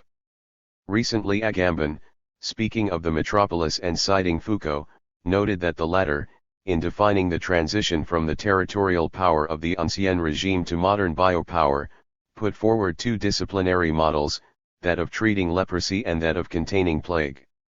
The paradigm of leprosy is one of exclusion. It involves putting the lepers outside the city, of creating a marked division between the outside and the inside. The plague on the other hand gives rise to a completely different paradigm. The infected cannot be excluded, so the problem is how to subdivide, monitor, and control every neighborhood, every street, every house, and make records of everything. According to Foucault, as Agamben explains, the political power of modernity derives from the convergence and overlap of these two paradigms. Lepers are to be treated as plague carriers and plague carriers as lepers.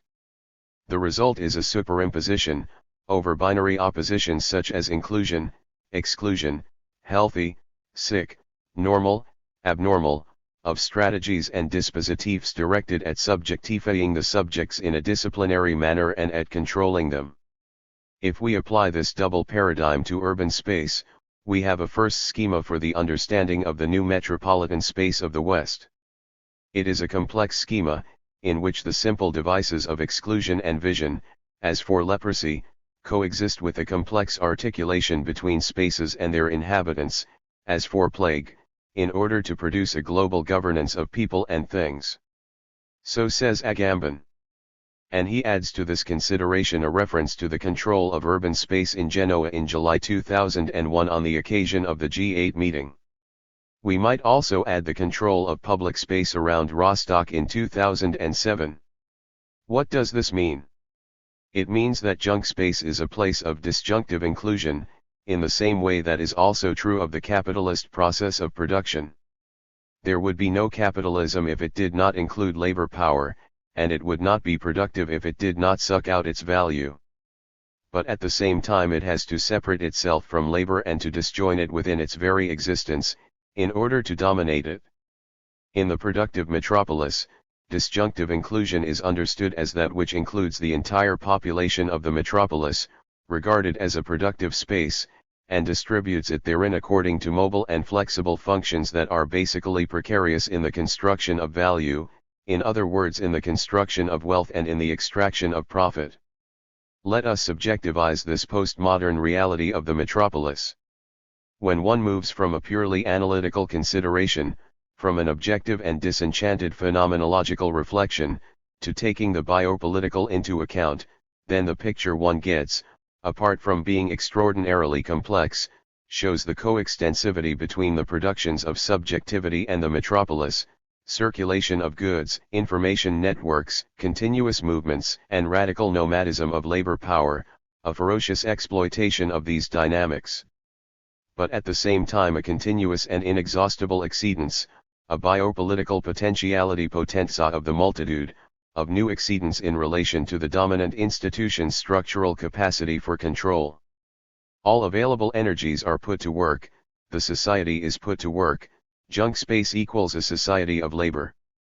Within this exploited totality, within this injunction to labor, there lives therefore an intransitive freedom, irreducible to the control with which it is attempted to subject it. And, while it is true that this freedom can turn against itself, that the function of domination is here in some respects absorbed into people's minds, and all this is called fascism, it is nevertheless within this ambivalence that roots of flight open up. Suffering is often productive but it is never revolutionary. What is revolutionary is excess, exceedance, potentiality potenza. Here again, looking at it from the outside, is what junk space is, disequilibrium and rupture that multiply across the indefinite metropolitan space. But this is also the moment when the multiplication of borders and obstacles, the fracture lines and the walls can no longer be regarded simply as blockages set in place by power, or as swamps in which we get bogged down, rather they can be seen as interfaces that polarize relationships. The interface is a membrane that beats in alternation, under the pulse of two different worlds, of two different pulsations of life. The interface is a place of entry and exit, of conversion and of translation of languages, of transformation of what arrives and what departs. In the postmodern metropolis there is always a fracturing of pulsations and rights, a décollage decoupling that constitutes, in one, blockage and potentiality potenza of the productive forces. Perhaps here again the link between the productive forces and the relations of production dissolved in the form of biopolitics should be considered central, if one is to understand the junk space that lives in bigness. Will it be possible for them to be reconstructed in revolutionary form? 2 brief notes for contemporary urban planners. Alongside the postmodernism of Rem Koolhaas, there is always urban reformism too. It has always followed the transformation of the metropolis, recognizing the changes in it, of course, but often mystifying it or making it utopian. This is the fullest extent of its effort. Hypermodern reformism is still preoccupied to correct the metropolis from the inside. It is driven by the ideology of transparency, lightweight materials, linear figures, predominance of glass, etc. The concern is to bend the complex consistency of the metropolis to an axis of reading that is at once plastic and formalist. The architecture industry reveals here its kinship with the fashion industry and the film industry. This project extends to all the sectors of architectural production. It decomposes them and recomposes them according to logics that, in reality, hide a will to disarticulate any possible antagonism of subjects and of forms of knowledge and to flood with artificial light all the spaces where exploitation and pain cannot be shown. Rationalism and functionalism have become soft, but no less effective in their work of mystification. And here is postmodern cynicism rightly opposing hypermodern reformism.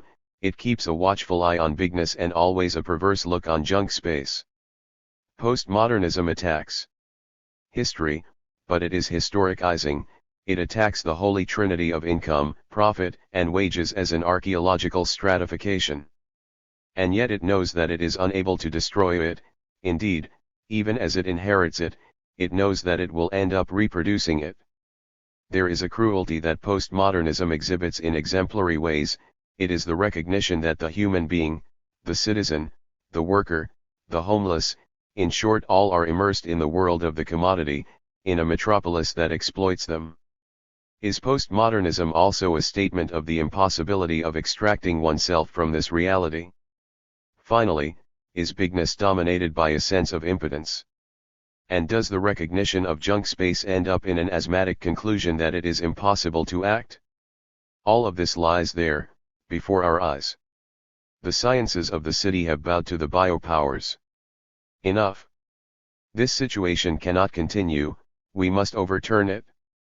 I firmly believe that the forms of life have never actually been freed from domination and that, considering them superficially, you could even say that they are increasingly subordinated to capitalist command. From this point of view, the metropolis is horrible. And I also believe that there is no longer any hope of grasping a use value beyond the circulation of exchange value or any possibility of digging out a nature, a zoe, beyond the heavy deadweight of power over bios. And yet the more the cities and the metropolises are places of production, the more they cannot help being places of resistance. To pass through a metropolis today is to pass through an immaterial factory.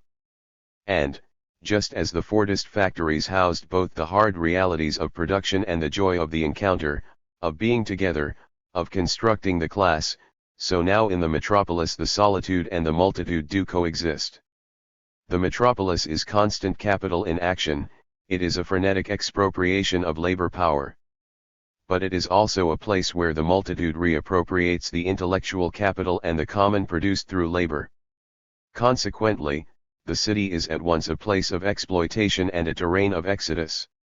Just as the hegemony of the worker over the factory had been built in the communist project, so the hegemony of immaterial labor and of the cognitive multitude of the metropolis can be built, in and against the project of production, in the common.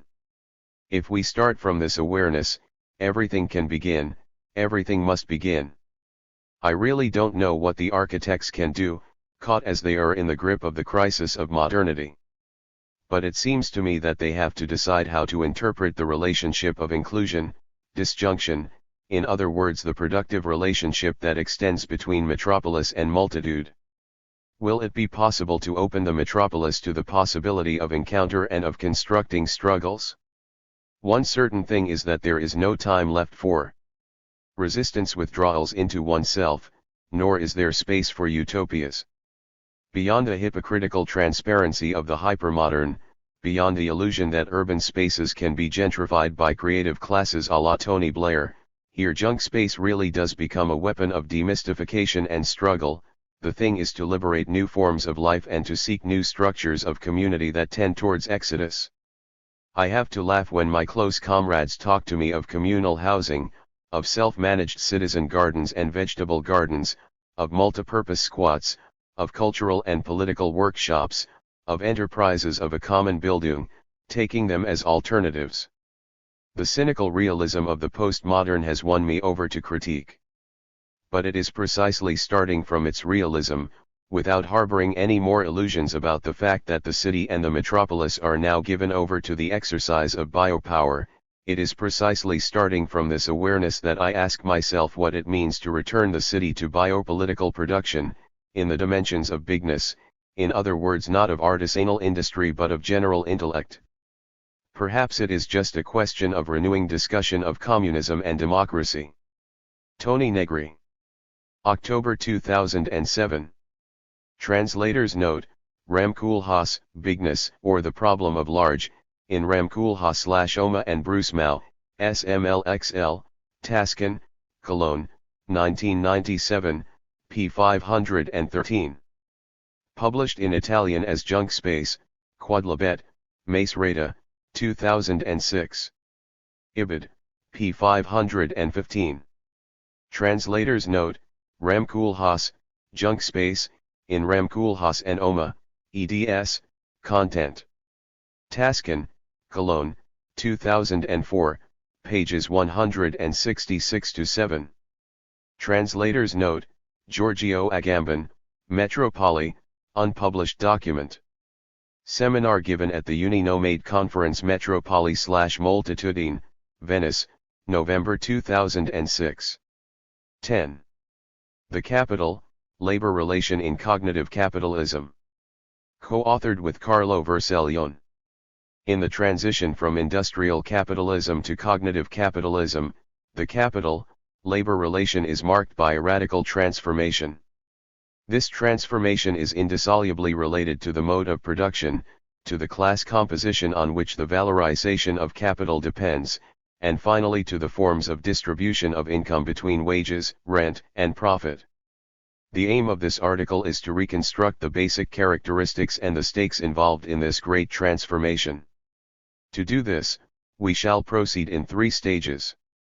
First, we shall recall the origin and historical meaning of the process that led to the hegemony of cognitive labor, then we shall analyze the main stylistic elements that make it possible to define the present transformation in the capital-labor relation.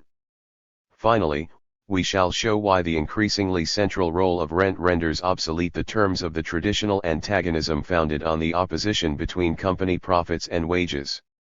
From the mass worker to the hegemony of cognitive labor.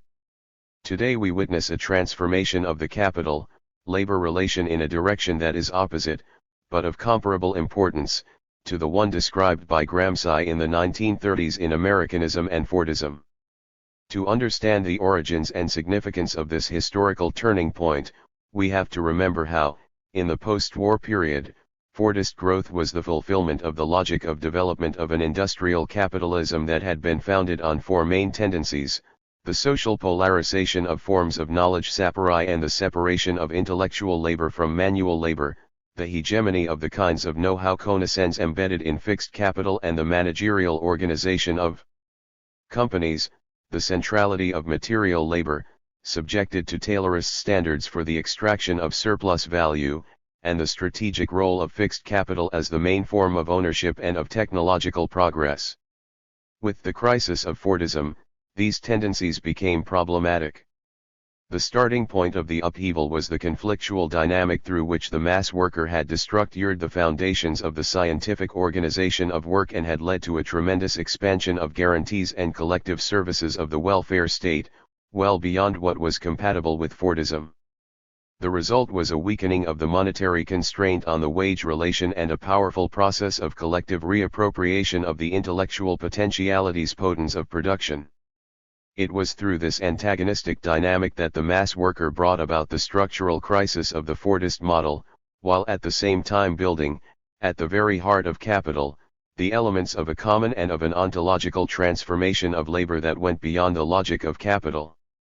The working class had denied itself, or at least its centrality, by constructing the symbol of the collective worker of general intellect and the subjective conditions together with the structural forms of an economy based on the driving role and dissemination of knowledge. The result was the opening of a new historical phase in the capital-labor relation, marked by a powerful return of the cognitive dimension of labor and the construction of a diffuse intellectuality. 2 basic points need to be stressed if we want to characterize adequately the genesis and nature of the new capitalism. The first is that the key driver of the emergence of an economy based on knowledge resides in the power of living labor. The formation of an economy based on knowledge precedes, and is opposed to, both from the logical and from the historical point of view, the genesis of cognitive capitalism. Cognitive capitalism, in fact, is the result of a process of restructuring through which capital tries to absorb and to subject in parasitic ways the collective conditions of the production of knowledge, suffocating the potential for emancipation that is inscribed in the society of general intellect. With the concept of cognitive capitalism we designate, then, a system of accumulation in which the productive value of intellectual and immaterial labor becomes dominant and where the central axis of the valorization of capital bears directly on the expropriation of the common by means of rent and on the transformation of knowledge into a commodity. The second point is that, contrary to what the theorists of the information revolution would have us believe, the defining element of the present transformation of labor cannot be explained through a technological determinism based on the leading role of information and communication technologies, ISTs. These theorists forget two basic facts. ISTs cannot function correctly unless there is a living knowledge un sapere vivo available to mobilize them, because it is expertise la conoscenza that governs the processing of information, information that would otherwise be a sterile asset, as is capital without labor. Therefore the main creative force of the ICT revolution does not originate in a dynamic driven by capital. Rather it rests on the establishment of social networks of cooperation in labor, bearers of a form of organization that represents an alternative both to the enterprise and to the market as forms of coordination of production. The main features of the new capital-labor relationship. The growth in power potenza of the cognitive dimension of labor corresponds to the assertion of a new hegemony of forms of expertise conoscenza that are mobilized by labor, in relation to the forms of knowledge sapere embodied in fixed capital and in the managerial organization of enterprises. What is more, it is living labor that now carries out a large number of the main functions once performed by fixed capital. Expertise is more and more collectively shared, and this fact radically changes both the internal organization of companies and their relationship with the outside. In this way, as we shall see, in the new form of the capital-labor relation, labor stands within the enterprise but at the same time organizes itself increasingly outside of it. In this evolution, all of the Fordist industrial conventions regarding the wage relation, the notion of productive labor, the measure of value, the forms of ownership and the distribution of income, are profoundly altered. Let us now indicate some stylistic features stylemi that characterize the magnitude of this transformation. 1. The reversal of the relationships between living labor and dead labor and between factory and society. The first stylistic feature refers to the historical dynamics through which the capital element described as intangible, research and development, R&D, and especially education, training, and healthcare, embodied mainly in people, what is often and wrongly called human capital, has overtaken the share of material capital in the real stock of capital and has become the main factor of growth. This tendency is therefore closely tied to the factors that underpin the emergence of a diffuse intellectuality, and this explains the increasingly significant part played by the capital called intangible. More precisely, the interpretation of this stylistic feature has at least four major implications, which are almost systematically concealed by OECD economists. The first implication is that, contrary to an idea conveyed by the economists of the knowledge-based economy, the social conditions and the real driving sectors of an economy based on knowledge conoscenza are not found in private R&D laboratories. On the contrary, they correspond to the collective productions of humans and for humans dell'uomo e per l'uomo, traditionally effected by the common institutions of the welfare state, health, education, public and university research, etc. This element is systematically omitted by the economists of the OECD, just at a time when we are witnessing an extraordinary pressure for these institutions to be privatized. The explanation of this crass concealment relates to the strategic role played in cognitive capital by biopolitical control and by the commercial colonization of the institutions of welfare. Health, education, training, and culture not only represent a growing part of production, but, even more, they form modes of life. And that is where a central conflict opens up between neoliberal strategies of privatization of the common and projects for a democratic reappropriation of the institution of welfare. The second implication of this stylistic feature is that now labor exercises some of the essential functions traditionally performed by constant capital, both at the level of the organization of production and as the main factor in competitiveness and in the advancement of forms of expertise. Marazzi has written well on this aspect. The third implication is that the conditions of formation and reproduction of the labor power are now directly productive, and therefore the source of the wealth of nations lies today increasingly in a cooperation located upstream from the walls of the enterprise. Let us also note that, in the face of this development, the canonical model of the theory of knowledge conoscenza, according to which the production of knowledge sapere would be the prerogative of an elite of the labor force and of a sector specialized in this function, loses all meaning. This sector, insofar as we can still use this term, effectively corresponds today to the whole society. It follows that the very concept of productive labor should extend to the whole system of social moments, tempi socially, that participate in production and in economic and social reproduction. Finally, the so-called higher services, historically provided by the welfare state, correspond to activities in which the cognitive, communicative, and affective dimension of labor is dominant and where new and original forms of labor self-management could develop, which are based on a co-production of services that closely involves their users.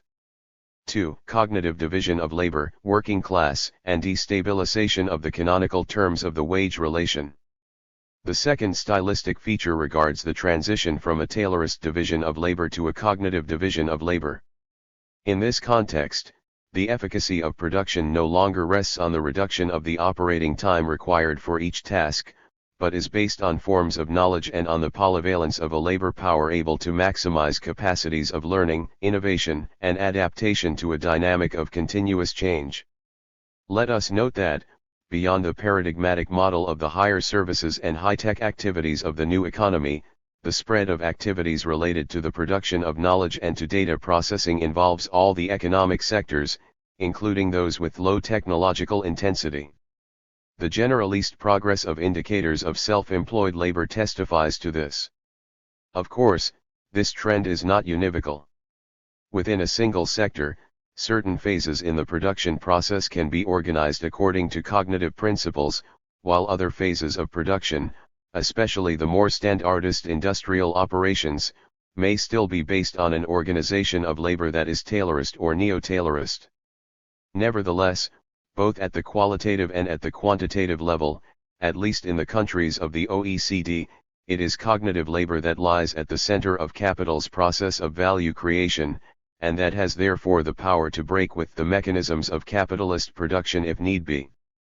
From this point of view, and here we have a third stylistic feature, we have to stress how the growth of the cognitive dimension of labor brings about a double destabilization of the canonical principles that govern the capital-labor exchange. On the one hand, in the activities that are intensive in terms of expertise, where the product of labor takes an eminently immaterial form, we witness how one of the primary conditions of the wage contract is called into question. We mean how the workers, in exchange for a wage, give up any claim over the ownership of the product of their labor. In activities such as research or the production of software, for example, labor does not crystallize into a material product separated from the laborer, it remains embedded in the worker's brain and is therefore inseparable from the worker's person. This contributes, among other things, to explaining the pressure exerted by companies to bring about a change in and a strengthening of intellectual property rights, in order to appropriate forms of expertise and to control the mechanisms that enable their circulation. On the other hand, the precise delimitation and synchronicity of time and place that structured the Fordist norm of the wage contract are profoundly changed today. Why? In the energy paradigm of industrial capitalism, the wage was the price paid for acquiring a well-defined fraction of human time, which was put at the company's disposal. The employer, in the frame of this labor time, had to find the most effective ways to use that paid time, in order to wrest from the use value of the labor power the greatest possible quantity of surplus labor. Obviously this did not happen spontaneously, as capital and labor have fundamentally contradictory interests. The principles of the scientific organization of labor, through the expropriation of the worker's expertise and the rigid prescription of the job timings and job functions, were in their time an adequate answer to this critical question. But everything changes when labor, becoming increasingly immaterial and cognitive, can no longer be reduced to a simple consumption of energy carried out in a given time. The old dilemma of how to control labor reappears in new forms. Capital not only has become dependent on the wage worker's knowledge but has to achieve a mobilization and an active involvement of all the forms of knowledge and lifetimes of the wage workers. The requirement of subjectivity for the purpose of achieving an internalization of the enterprise's objectives, the obligation to deliver results, the pressures from clients, together with the coercion related purely and simply to precarity are the main means found by capital in its attempt to deal with this new problem. The various forms of precarization of work are also, and above all, a tool for capital to impose this total subordination and to benefit from it for free, without acknowledging and without paying the wages corresponding to this time, not integrated and not measurable in the employment contract. These trends translate into a growth of labor not measured and difficult to quantify according to traditional criteria of measurement. This is one of the elements that should lead us to rethink globally the notion of productive labor time and that of wages in relation to the Fordist era. It is also one of the key explanations of the finding that, in knowledge capitalism, precarity seems to stand to labor in the same relation as fragmentation stood to Taylorism in industrial capitalism. The same logic explains why the process of deskilling of the workforce appears to have now given way to a massive phenomenon of déclassing, which affects especially women and young graduates, namely a devaluation of the conditions of remuneration and employment in relation to the skills actually used in the deployment of the labor activity. The crisis of the threefold formula, rent economy and privatization of the common. The transformations in the mode of production are closely associated with the disruption of the forms of capture of surplus value and of income distribution. In this context, two transformations in particular need to be studied. The first transformation concerns the obvious disparity between the increasingly social character of production and the mechanisms of wage formation, which remain prisoners of the old Fordist regime, in which access to income depends on being in employment. This disparity has greatly contributed to the stagnation of real wages and to the precarization of living conditions. At the same time, we witness a drastic reduction in the total amount of social benefits based on objective rights, linked to social contributions, or to citizen rights, and in the number of their recipients.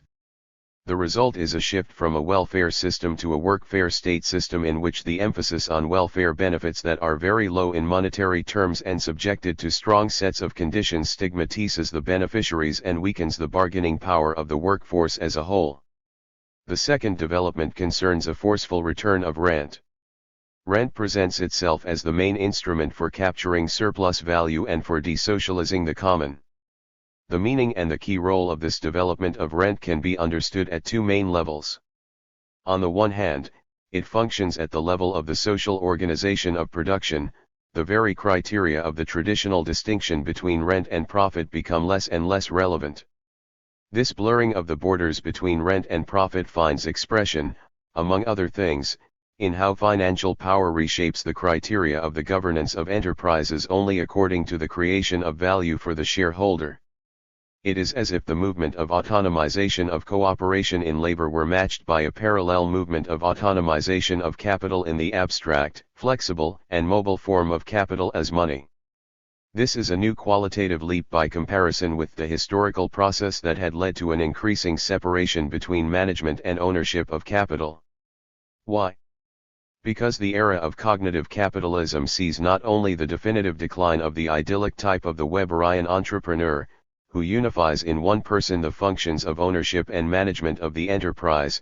Above all, this era corresponds to the irreversible crisis of the Galbraithian technostructure, which draws its legitimacy from its role in the programming of innovation and in the organization of labor.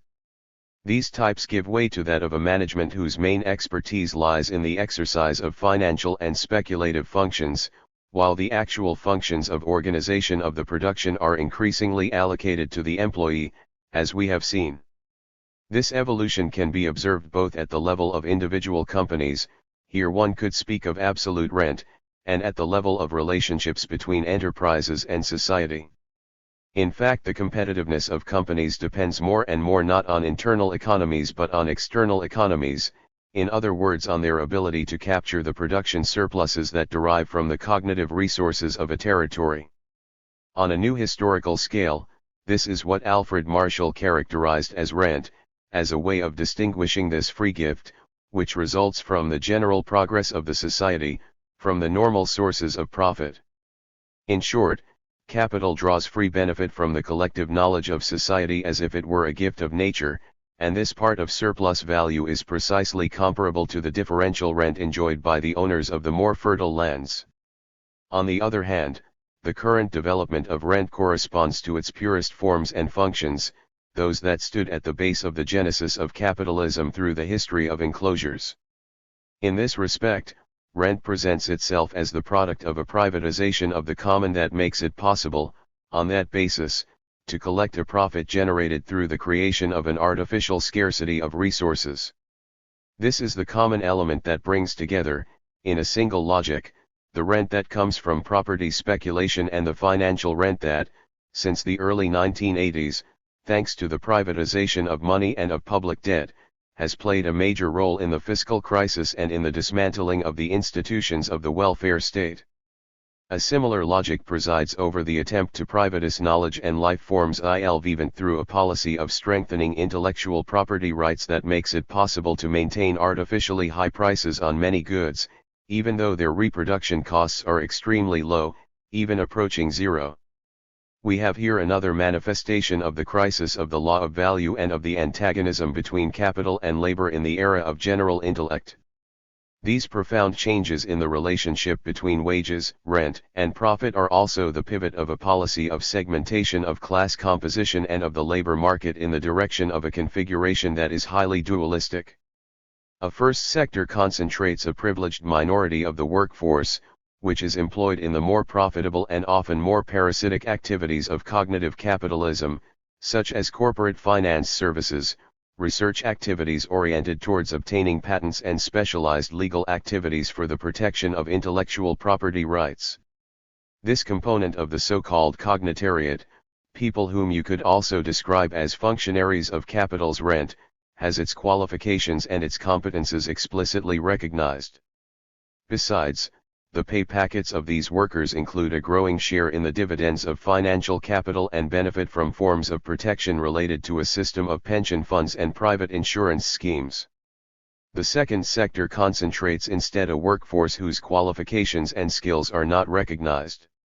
This preponderant category of cognitive labor thus ends up suffering, as we have seen, a heavy process of déclassing.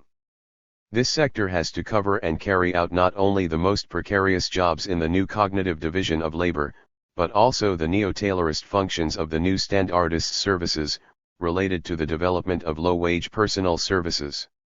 The dualism of the labor market and of income distribution reinforces in this manner, in a vicious cycle, the dismantling of the collective welfare services for the benefit of the expansion of commercial services to the people who are to be found at the base of contemporary domesticity. In short, rent in its various forms, financial, real estate, cognitive, waged, etc., occupies an increasingly strategic space in the distribution of income and in the social stratification of the population. The outcome is the disintegration of what used to be called the middle classes and the creation of an hourglass society characterized by extreme polarizations of wealth, unless, and this is the only reformist option that can be imagined in the short term, taking into account that the main source of value now lies in the creativity, versatility, and invention power of wage workers, and not in fixed capital or in routine executive work, capital is forced to concede to labor an increasing autonomy in the organization of production. In effect it is already doing it, but it limits this autonomy to the choice of ways to achieve objectives that are determined by others. The political problem is how to seize this power from capital and hence to propose, independently, new institutions of the common. A democratic reconquest of the institution of welfare, which builds on an associative dynamic and on that self-organization of labor that is now current throughout society, seems to be, both from the point of view of norms of production and from the point of view of norms of consumption, a crucial element in the construction of a model of alternative development, a model based on the priority of production of humans by and through humans produzione degli uomo per e attraverso egli uomo. When, in the production of general intellect, the principal fixed capital becomes the human being, then with this concept we have to understand a logic of social cooperation that is situated beyond the law of value and of that threefold formula itself. It is from this perspective that we understand the struggle for the establishment of a guaranteed social income, unconditional and conceived of as a primary income, that is, not conceived of as redistribution, like an RMI revenue minimum de-insertion, but as an affirmation of the increasingly collective character of the production of value and wealth. This would make it possible to recompose and strengthen the bargaining power of the whole labor power by subtracting from capital a part of the value captured by rent. At the same time, the weakening of the monetary constraint imposed by the wage relation would favor the development of forms of labor emancipated from the logic of commercialism and of subordinated labor. 11. Inventing the Common of Humanity. Co-authored with Judith Revel.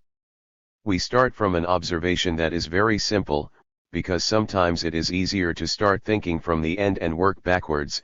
Today we live in a world where producing has become a common act. Some of us still have in our heads whole blocks of Foucauldian analyses on the twofold constraint that industrialization imposed on the bodies and the heads of humans, from the end of the 18th century on. On the one hand, individuation, separation, desubjectivation, the taming of every individual, reduced to being a unit of production in the form of a monad, with no doors or windows, completely disarticulated and re-articulated in line with the requirements of industrial output and profit maximization.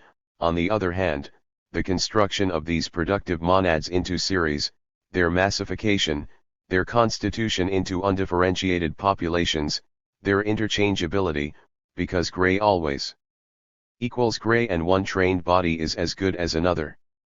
Individuation and serialization, here are the blessed pincers of industrial capitalism, the marvel of a political rationality that does not hesitate to redouble its procedures of control and management, to bite on the flesh of that individual whom it is forming in its own image and to frame those populations that it invents for itself, to ensure once and for all its power over life and to exploit its potentiality potenza. Hearing this, some people will turn to rereading Discipline and Punish. Others, more simply, have in their head the rhythm of the assembly line, the broken arms, the feeling of no longer existing, the sense that your body transforms itself into cannon fodder for assembly line production, the endless repetition, the isolation, the fatigue.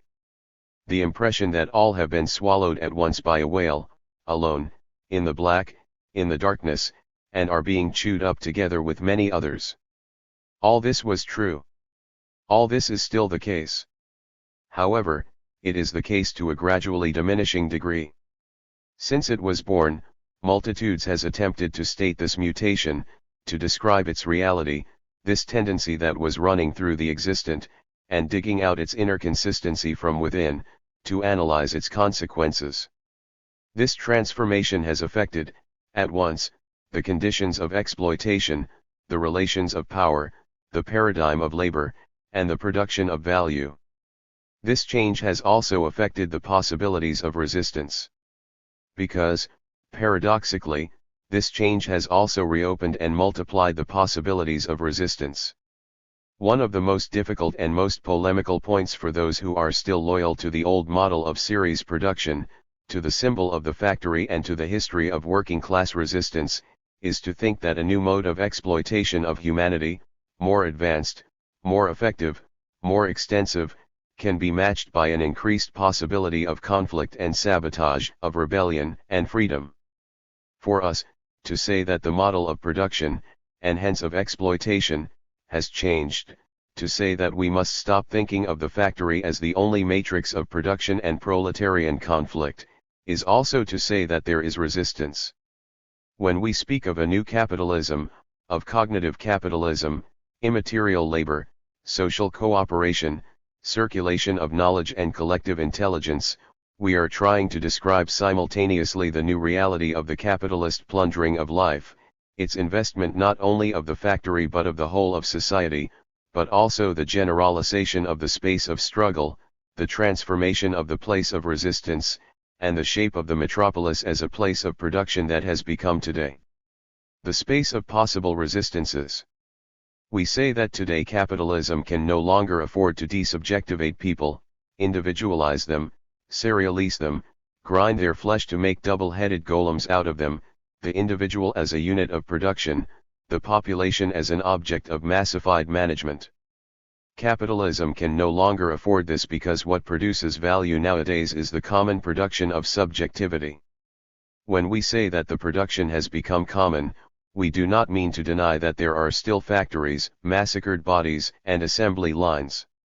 We are only saying that the very principle of production, its center of gravity, has shifted, that creating value today means creating networks of subjectivities and capturing, diverting, and appropriating what they make of that common that they bring to life. Capitalism today needs subjectivities. It depends on them.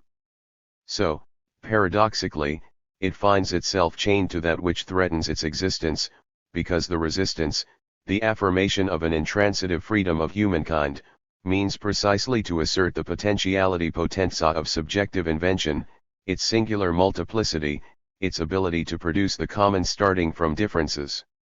From cannon fodder of production, which is what they were, bodies and brains have changed into weapons against capitalism. Without the common, capitalism can no longer exist. With the common, the possibilities of conflict, resistance, and appropriation are infinitely increased, terrific paradox of an era that has finally managed to rid itself of the trimmings of modernity. From the point of view of what can be called the technical composition of labor, production has therefore become common e divenuta commune. From the point of view of its political composition, to this common production there should then correspond new juridical, political categories, capable of organizing this common, of expressing its centrality, of describing its new institutions and its internal functioning. Now these new categories do not exist, they are missing. The fact that the new needs of the common are concealed, that people continue, paradoxically, to think in obsolete terms, as if the place of production were still the factory, as if the bodies were still in chains, as if they had no choice between being alone, individuals, citizens, productive monads, cell numbers in a prison or workers on the line, solitary Pinocchios in the belly of the whale, and being massified, population, people, nation, workforce, race, cannon fodder for their country. A digestive aid in the belly of the whale, the fact, in short, that people continue to act as if nothing has happened, as if nothing has changed, this is where we find the most perverse capacity of mystification that power has. We must open the belly of the whale, we must defeat Moby Dick. This mystification rests in particular on the quasi-permanent reproposition of two terms, which are deceptive but at the same time correspond to two ways of appropriating the common of humanity to oneself. The first of these ways is the recourse to the category of private, the second is the recourse to the category of public. In the first case, property, according to Rousseau, and the first person who said this is mine, is an appropriation of the common by one single individual, which means also an expropriation of all the others. Today private property consists precisely in denying people their common right over that which only their cooperation is capable of producing. The second category, by contrast, is the public. Then good old Rousseau, who was so hard on private property when, correctly, he saw it as the source of all human corruption and suffering, falls immediately into the trap. The problem of the social contract and the problem of modern democracy, since private property generates inequality, how can one invent a political system where everything, by virtue of belonging to everyone, belongs to no one? The trap closes on Jean-Jacques, and on all of us at the same time. Here, then, is what the public is, what belongs to everyone but to no one, in other words what belongs to the state. And since the state should be us, then something had to be invented to soften its appropriation of the common, for example, making us believe that it represents us and that, if the state arrogates to itself rights over what we produce, this would be because the we that we are is not the one that we produce in common, the one that we invent and organize as common, but the one that allows us to exist. The common, the state tells us, does not belong to us because we do not really create it. The common, they say, is our soil, our foundation, what we have under our feet, it is our nature, our identity. And if this common does not really belong to us, to be is not to have, the state's laying hands on the common is not called appropriation but economic, management and political delegation and representation. Quid quod erat demonstrandum, implacable beauty of public pragmatism. Nature and identity are mystifications in the modern paradigm of power. To reclaim our common, we first need to produce a drastic critique of that paradigm. We are not nothing, and we do not want to be nothing. We is not a position or an essence, a thing of which it is easy to declare that it is public. Our common is not our foundation, it is our production, our inventiveness continuously reinitiated. We is the name of a horizon, the name of a becoming. The common lies always ahead of us, it's an act of moving forward. We are this common, making, producing, participating, moving, dividing, circulating, enriching, inventing, launching. And yet, for nearly 3 centuries, we have thought of democracy as the administration of the public thing. Cosa publica equals lat residential publica, in other words as the institution of the state's appropriation of the common. Today democracy cannot be thought of except in radically different terms, as a common management of the common. This management involves, in turn, a redefinition of space, cosmopolitical, and a redefinition of temporality, constituent. There is no question now of defining a form of contract that could ensure that everything belongs to nobody by virtue of belonging to all. No, everything belongs to everyone by virtue of being produced by all.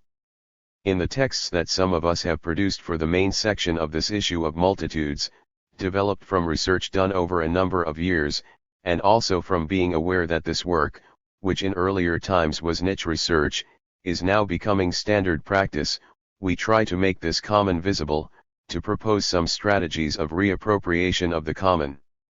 The metropolis is today a generalist productive fabric, it is there that the production of the common takes place and is organized, it is there that the accumulation of the common is realized. The violent appropriation of this accumulation is still done in a private capacity or in a public capacity, and what is called the rent of metropolitan space is now a major economic stake, and it is on this point that the strategies of control crystallize, but we do not wish to go here into analyzing the relationship between this rent and profit, or even into the question of productive externalities. For the moment it is enough to establish the fact that private expropriation is often guaranteed and legitimate by public appropriation, and vice versa.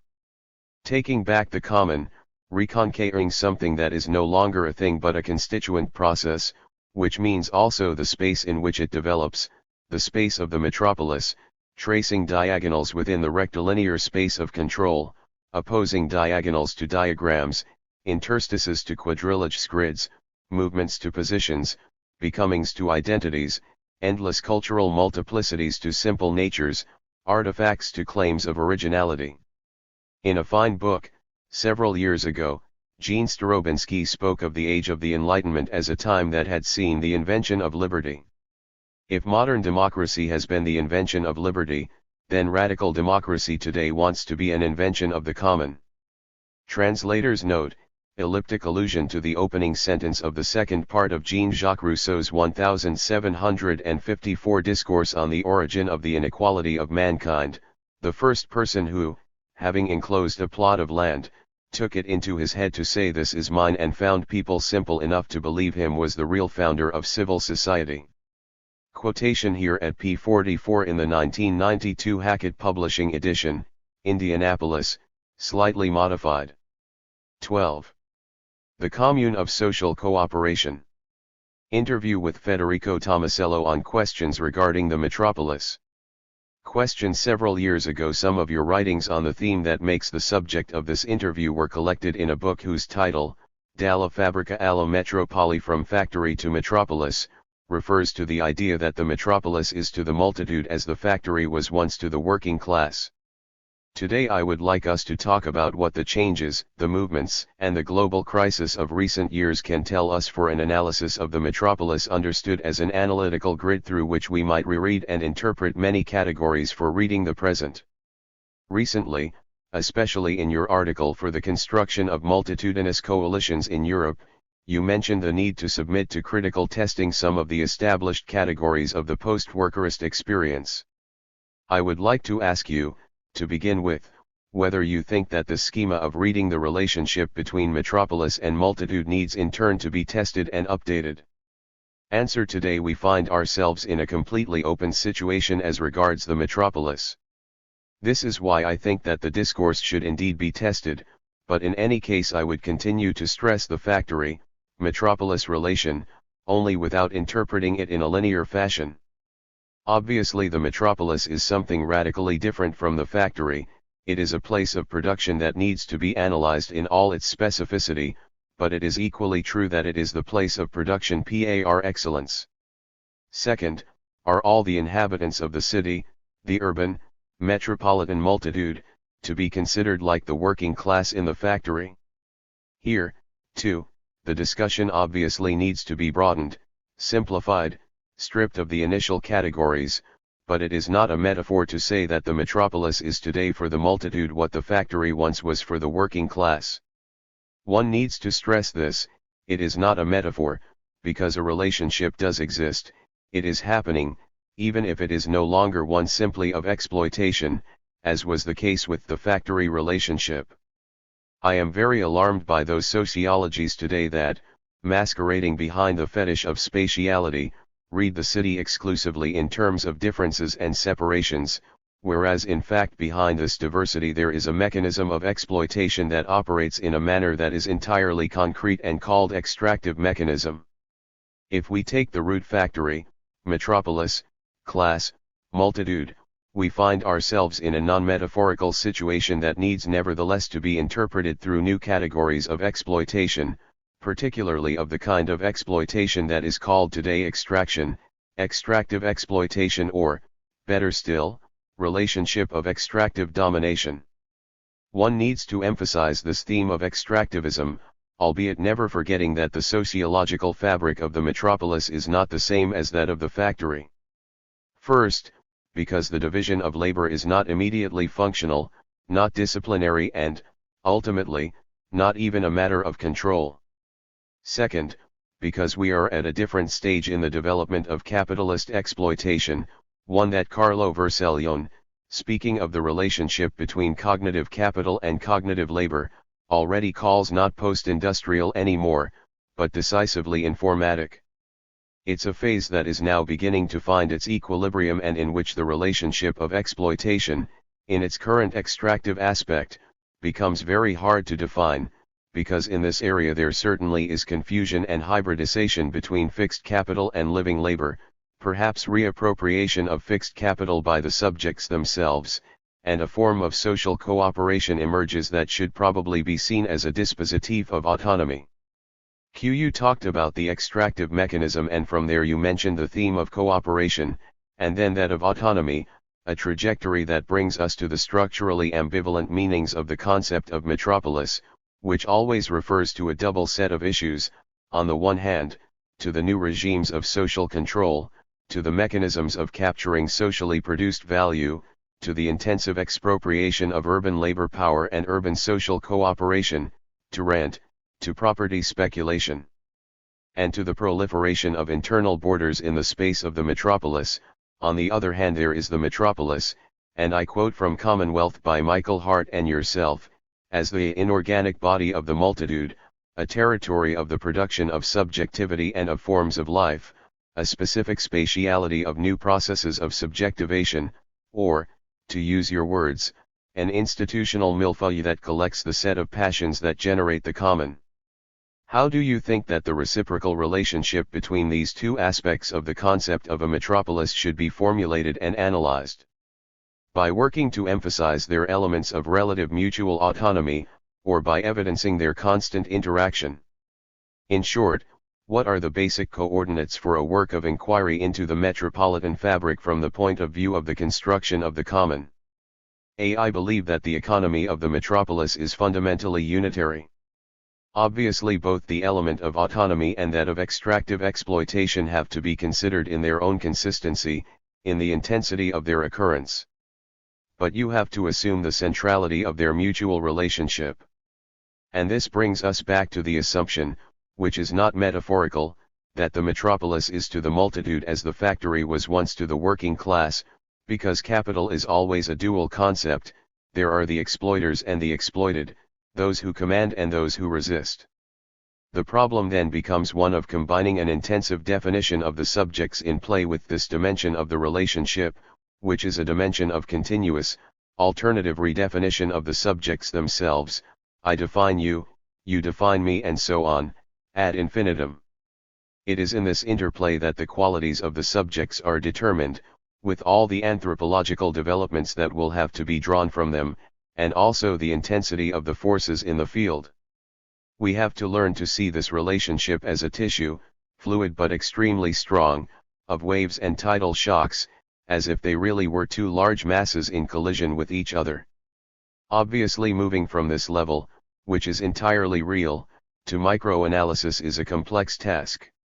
It is the passage from sociology, albeit a Marxist sociology, in other words a sociology that assumes not the fetishism of the object but the definition of the subject as a dynamic element, to politics as an operative physics of the passions that alone can take one to the microfield.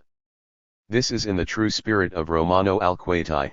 It is not simply about participatory research but about the ability to define research and to make it function as an operational machine in the construction of collective passions, a bit like the method we find in Machiavelli, in Spinoza, in Marx the historian, and, today, in Foucault, or, in another way, in the attempt of Deleuze and Guattari's Mille Plateaus, although this suffers on the one hand from the limitations of an excessive abstraction from reality and, on the other, from those of an insufficient attention to class reality.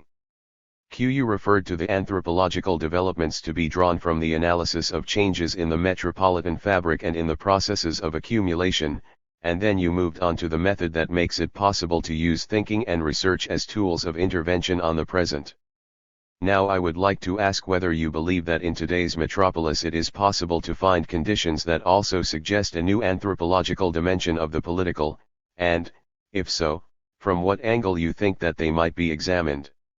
The anthropological dimension, too, has to be considered from a double point of view.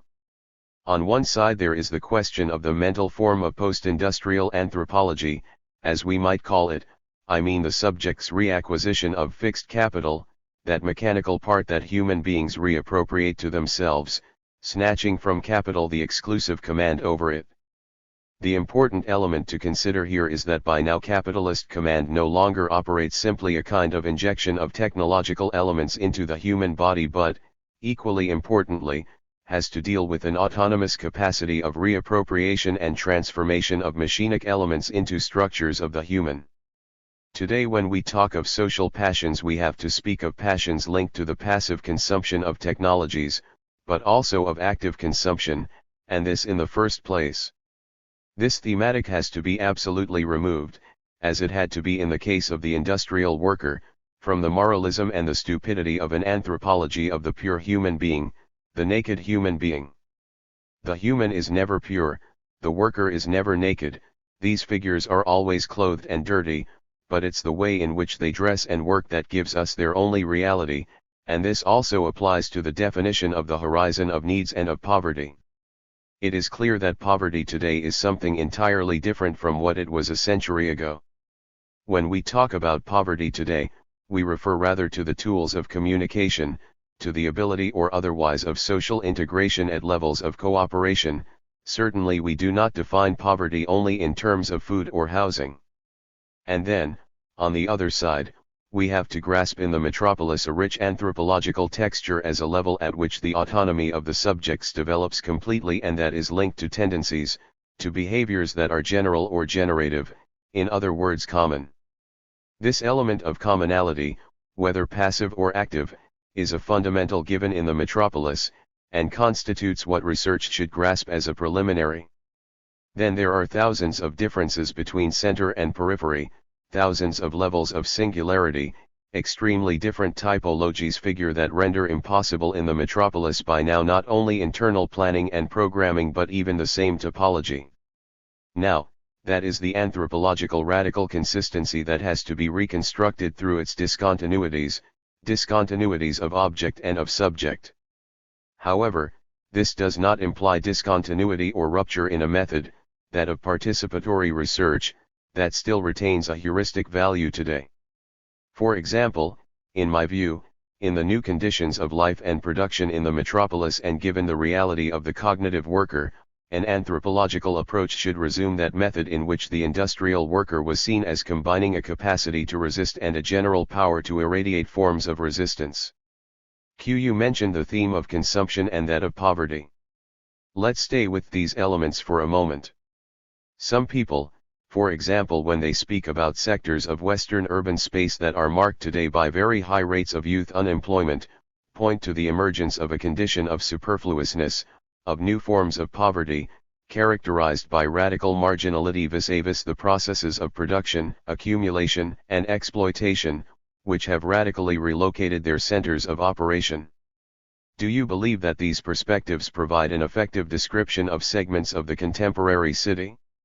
It is absolutely true that today capital does not succeed in identifying in univocal fashion within the metropolis, within this privileged place of its accumulation and exploitation, the subjects located at the productive level of accumulation.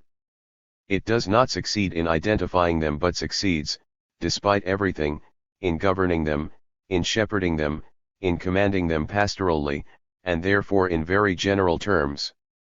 But it is wrong to say that there are levels of total marginalization. It's like saying that the naked human exists, and this is true for any form of social organization, at least in the great capitalist center, whose central axis stretched from Russia to the United States and then extended to the so-called BRIC countries. And we should also pay attention to the fact that development jumps, that this type of capitalist development proceeds by leaps, and that, while there are of course areas that are marginal in every respect to so-called development, this no longer happens in a linear fashion but by successive stages, and so on. Note, for example, that the highest rates of diffusion of mobile phones are to be found today in Africa. In a nutshell, there is no such thing as total marginalization, just as there are no such things as territories of total inclusion. One should combat the mythologization of marginalization just as much as that of inclusion through consumption. To me, the mythologization of total exclusion seems to construct a privileged polemical item. We need to destroy these alibis of collective action that are built on pity, compassion, and religious superstition. When we talk about poverty, we talk about conditions that affect exploited people, in other words, people subjected in some way to an extractive mechanism, and exploited people are never totally poor. To extract something there has to be a human reality that produces. Not even those who are in slavery are excluded from the mechanism of production. Let us move on now to another radical point of view on the contemporary city. In his latest book Rebel Cities, David Harvey, referring several times to your work with Michael Hart, examines the theme of the metropolis in both its aspects: 1. Rent and accumulation, 2. Struggles. His proposal addresses basically the possibility of resuming, reinventing and actualizing Lefebvre's right to the city in order to graft it onto the social practices of commoning. Do you think that this strategy is adequate for the metropolises of our time? I would tread gently here. I believe that the right to the city should rather be qualified in historical terms. That should be the right to the city of people who, to take one example, lived in the bars of Courneuve and traveled to work in the center of Paris or in Billancourt, the right to cross that bustling and beautiful city, coming from a banlieue that was a wretched place. To take another example, it was the right of the workers who came from the south to occupy central Turin instead of being confined to the peripheral belt. In short, the right to the city is a concept linked to the urban restructurings of the Fordist period. This was the city of Lefebvre, which did not yet contain the mechanism of production of the common that seems to me today to be the central element. Theses à la Harvey place too much emphasis on the metropolitan division of the proletariat, and so they propose a pessimistic and negative vision regarding the capacity of association, internal reorganization, and insurgency, that capacity that the urban proletariat began to demonstrate in the post-Fordist city. Harvey's thinking does not yet perceive the autonomous movements and the new politics reflected in the new subjects of cognitive labor, for instance. Harvey works to show the urban roots of the great capitalist crises, basically analyzing the crucial role that the development of real estate markets would have played in all of them. Undoubtedly it was like this with the crash of 2008, but do you think that this line of thinking can be decisive also for investigating future developments? I don't think that the problem of urban rent will remain so central. In fact, I am convinced that in this area there will be a substantial capitalist retreat. Urban rent will continue to be relatively important, but not at these present levels. I think that things will develop rather towards the model of German cities, where the mixage in property categories is quite broad. Of course, in tourist cities such as Venice, Florence, and the like, real estate will always have a huge value, as well as in places that are close to sites visited by major events, but more generally the metropolis has to become a hybrid city. This is unavoidable in terms of the costs of maintaining the metropolis itself. The element that becomes increasingly important is the cost of the common. I have argued for a long time that the costs for the reproduction of the city exceed the capacity of urban rent to produce them, that rent is attacked directly by taxes, by the costs of services, which will end by being larger than the real estate incomes. The matter is not so much one of gentrification as one of normalization of urban consumption.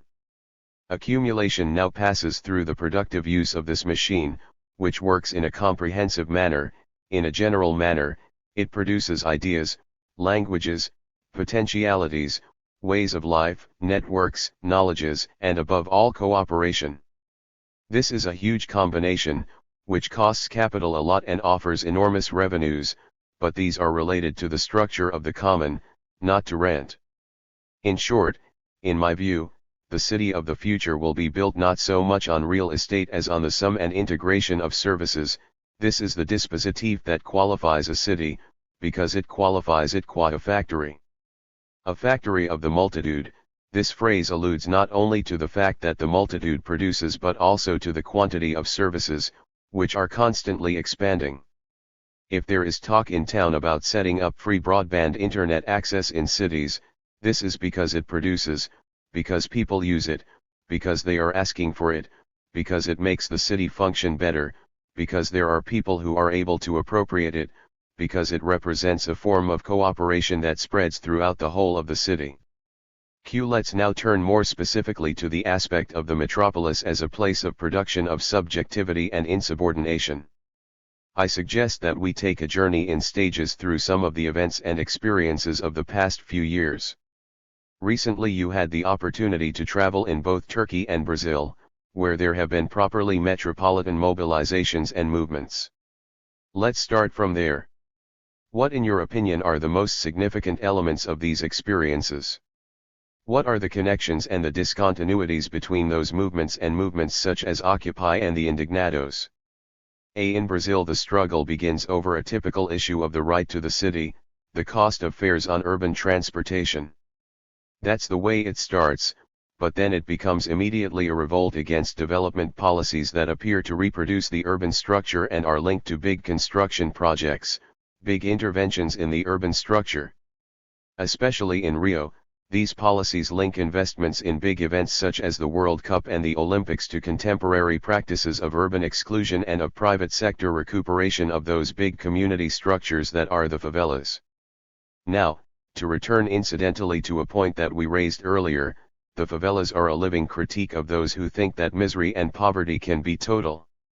The fact is that the favelas are rather, even in poverty, major lungs of the economy, of productive behaviors and of new anthropological figures, of new languages, and of specific cultures, not only indigenous but also properly metropolitan cultures of the highest value.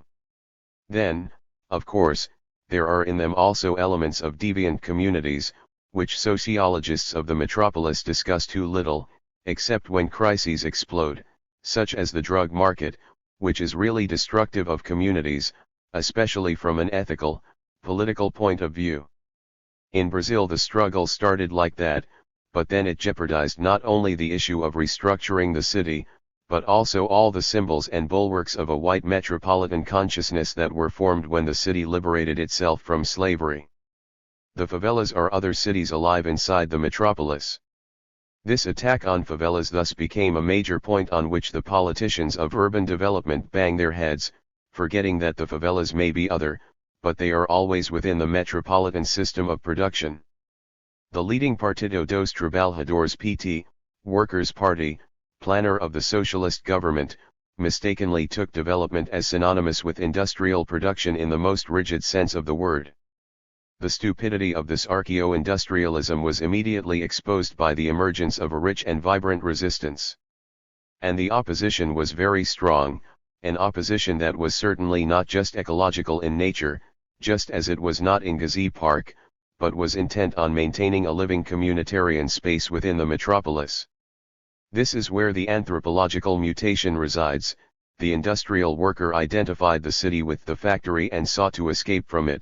Today we have instead this return to the metropolis that the discovery of a commune of social production represents.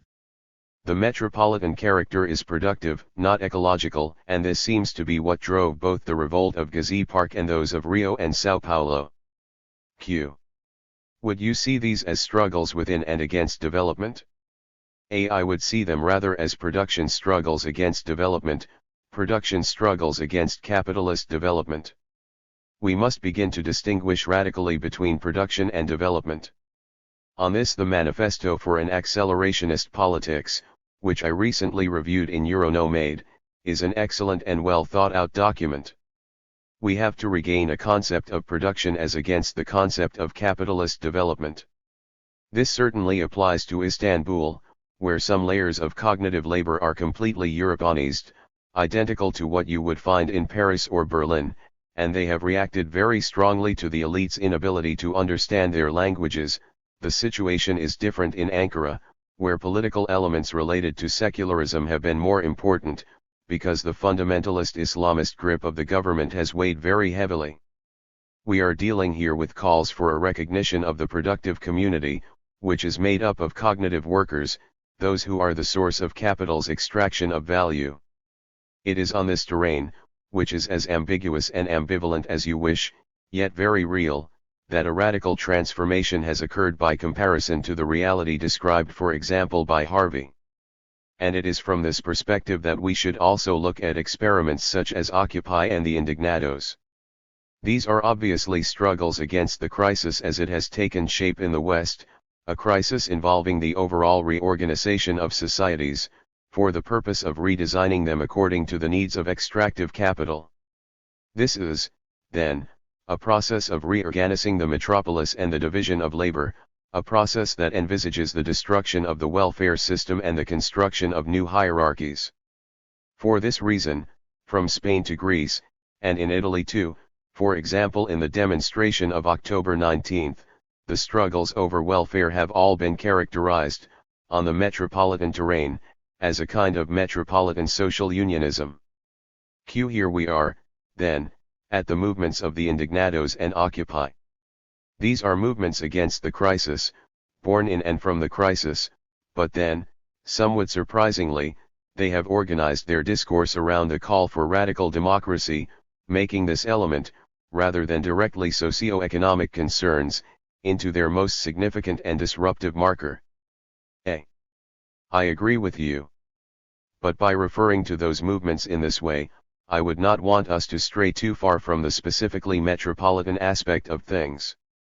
It is important, isn't it, to be clear about what parts of that political transition, of that experience of the struggles should be accepted and what parts should be subjected to criticism.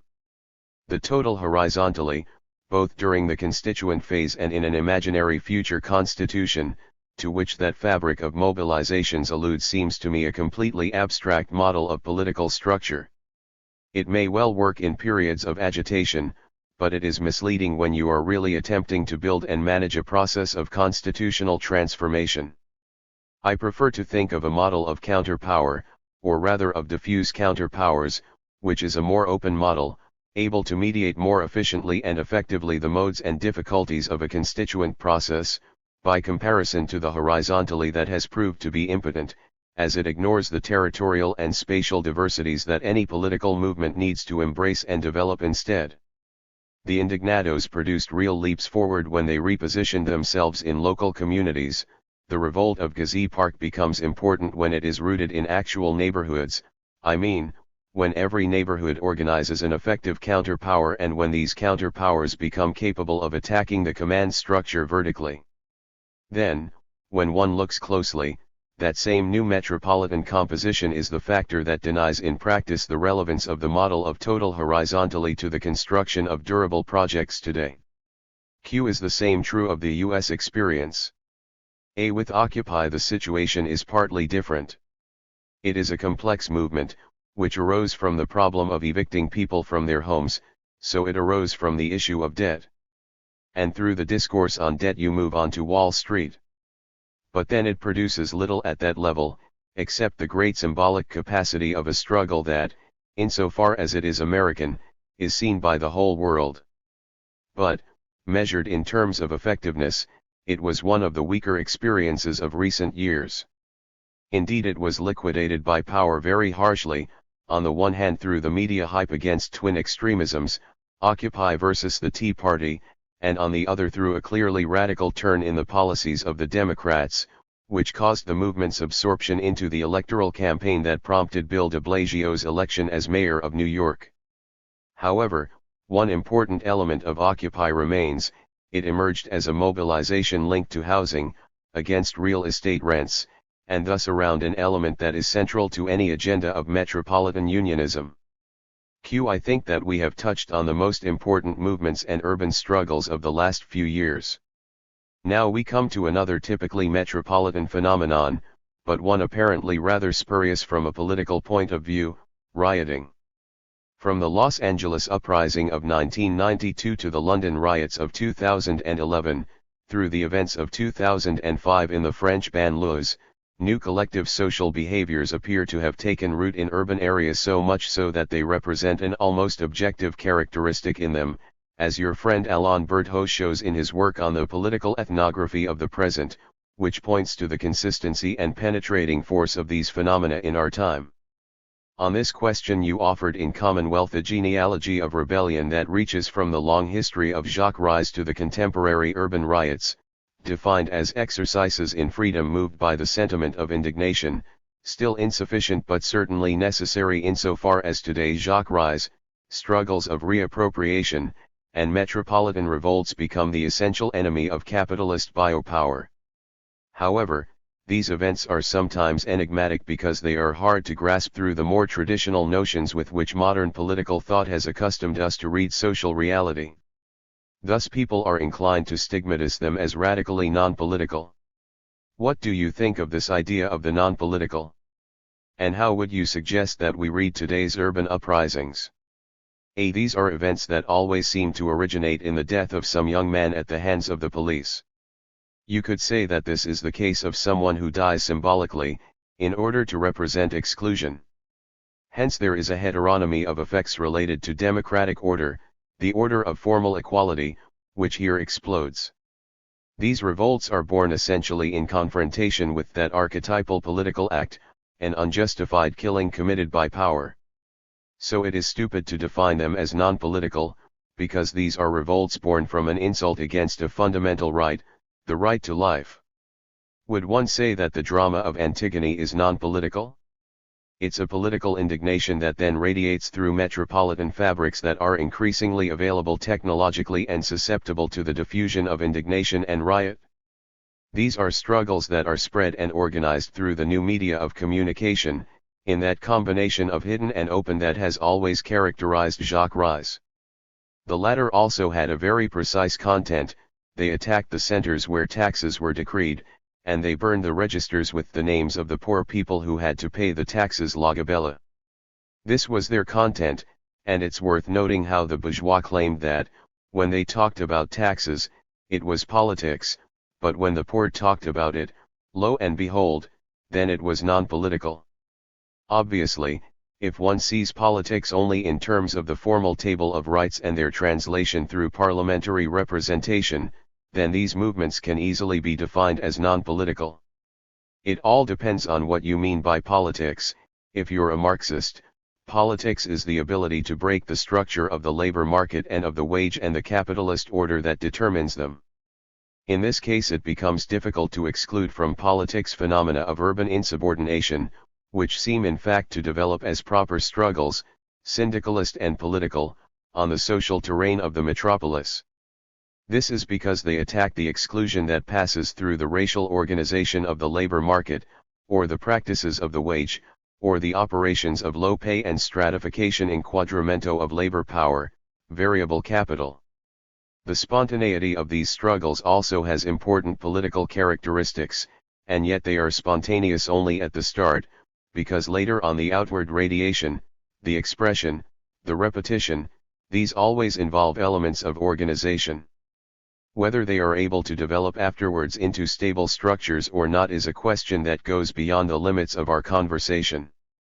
Q. Do you think on the whole that the notion of the metropolis as a factory, of the post-Fordist metropolis, is the framework within which these social phenomena and collective behaviors might also be read? Yes, I think so. I think that the concept of the productive post-Fordist metropolis is the only framework in which these phenomena can be fully understood. In the contemporary metropolis, the biopower of capital and the biopolitics of the subjects mix together and confront each other. There are no other places where the situation is given as clearly. Revolt, in the contemporary metropolis, arises from the violations of a basic right, the right to live, and then expands, and normally it does so by concentrating on the strongest elements of oppression.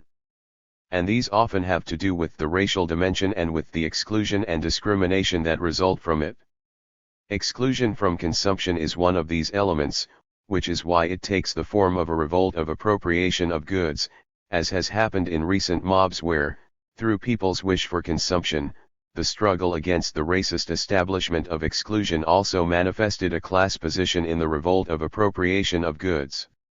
The two elements of race and class interlock precisely in the appropriative thrust for consumption. All of this is very effective in revealing the point of pain, namely the poverty, the exploitation. It amuses me when the bourgeois are scandalized by those young men who steal goods that are destined only for the bourgeoisie. You have now raised the question of race, which has emerged as one of the main keys to understanding these metropolitan phenomena. It's a multifaceted and polysemic key, which has been used from the most diverse of perspectives, from reactionary and securitarian discourses to discourses that see the race question as an issue of post-colonial uprisings, and to all those interpretations that have, for various reasons, referenced the category of recognition. Yes, of course, recognition is an important category, but we should be careful with this notion, which is probably more applicable to other strata of the exile from organized labor than to this type of revolt, where the question of recognition may be enacted on the terrain of religion. The question of recognition always carries a degree of ambiguity related to that element of blockage or internalization of protest that the bourgeoisies astutely try to inject into the multicolored, multicultural masses of the metropolis. From my point of view, the question should rather be related to subjectivity characterized in strongly racial terms, as happened in the wake of the riots that spread from the 1990s onwards, from Los Angeles up until the recent events in London. And as is happening today in Brazil, where, and this is worth emphasizing, together, the cognitive workers and the kids from the favelas, those kids who, after centuries of racial domination, are winning the right of self-expression, recognize each other in the struggle. And this breakup of the rigidity of a capitalist domination with racist connotations is an extraordinary event. To summarize, it is clear that the causes and characteristics of urban riots can be many and varied, but their distinctive character will be found in the answer to the question, what are these people rebelling against? Now, those who are stigmatized by racism in society rebel against a given capitalist order, those excluded from the structure of a regular labor market rebel against the intensification of the weight of exploitation. In any event, these excluded are not excluded from exploitation or from accumulation. So the big problem from the political point of view is to be able to be inside these processes and to break them in the end, when they are given purely in terms of recognition, often identity-based, or producing mechanisms of separate self-reproduction, in order to recognize instead that individual diversity or the unity of command of exploitation is imposed equally on everybody. You have rightly pointed out that the origins of today's urban riots are almost always violent behaviors of the police that result in killings. This brings us to the question of the metropolis as a political spatiality of exception, a territory in which the state authorities sometimes suspend the law, rights, and legality, leaving only the force on which social ordering is based, and which guarantees it. How do you see this question and its relevance to our time? Clearly the attempt to create states of exception is often repeated. But the fact that it is repeated already indicates that it is not a constant. The state of exception is a necessity set in place to ensure control, when control becomes precarious. That said, we must never forget that, in the relationship between rule and exception, the decisive factor is the state's regulation, the exercise of control by the sovereign power. From this perspective we must not confuse the sovereign exception, dictatorship, exercised in constitutional terms with the exceptional norms enacted with the purpose of maintaining public order. All of this brings Genoa 2001 to mind, but that kind of exceptionality seems to me, fortunately, always more probable than the constitutional kind. This is to say that it seems to me very dangerous to treat the two as the same phenomenon, as is too often done, without much thinking and with some extremism. The idea of exception is in my view basically linked to very high moments in the class struggle, and therefore it also depends on the intensity of the conflict, so it is not what Agamben and others say it is, in sophisticatedly metaphysical or naively anarchistic terms. One does not see why the bosses should recognize and designate their own power as exceptional at a moment when, if not everything, at least several things are going well for them. You have to go back to the class relation as a relation of war to understand when and how the state of exception can be established and transformed from a measure of public policy into a constitutional provision. The political science of the great Roman historians, of the Ciceronian statesmen, was very careful at this juncture. Tacitus takes pains to show that the state of exception is related to moments of conflictuality that are unresolvable by other means. The state of exception arises when there is a state of war, unless you want to argue that we are in a perpetual state of war, which would seem to me very strange. The violence of exception, which is different from the covert and much more effective violence that the system exerts daily, explodes when power finds it both necessary and urgent for some reason. From what you say, then, the state of exception appears to be linked to class conflict. A conflict from which, as already noted by Walter Benjamin at the beginning of the 20th century, the institutions of the Western working class movement tried to exclude the tendency to resort to violence, letting it be only threatened, represented in the forms of the strike. But Michel Wievirka, on the contrary, investigating various phenomena of our present time, has spoken of a violence without conflict. Would you see this as a category that could give a grip on our time?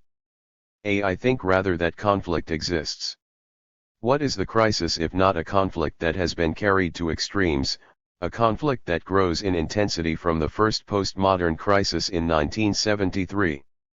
40 years of crisis, which are perhaps coming to an end to the advantage of capital, with the establishment of a radical reorganization of the forms of accumulation, and yet, in the face of the long-term recomposition of a capitalism of accumulation, a new primitive accumulation, completely independent of any measure or relationship with the wage and variable capital, we have on our hands not so much a developed and insoluble crisis as an implacable, socially diffuse resistance, on which the exceedant production of the cognitive proletariat now rests.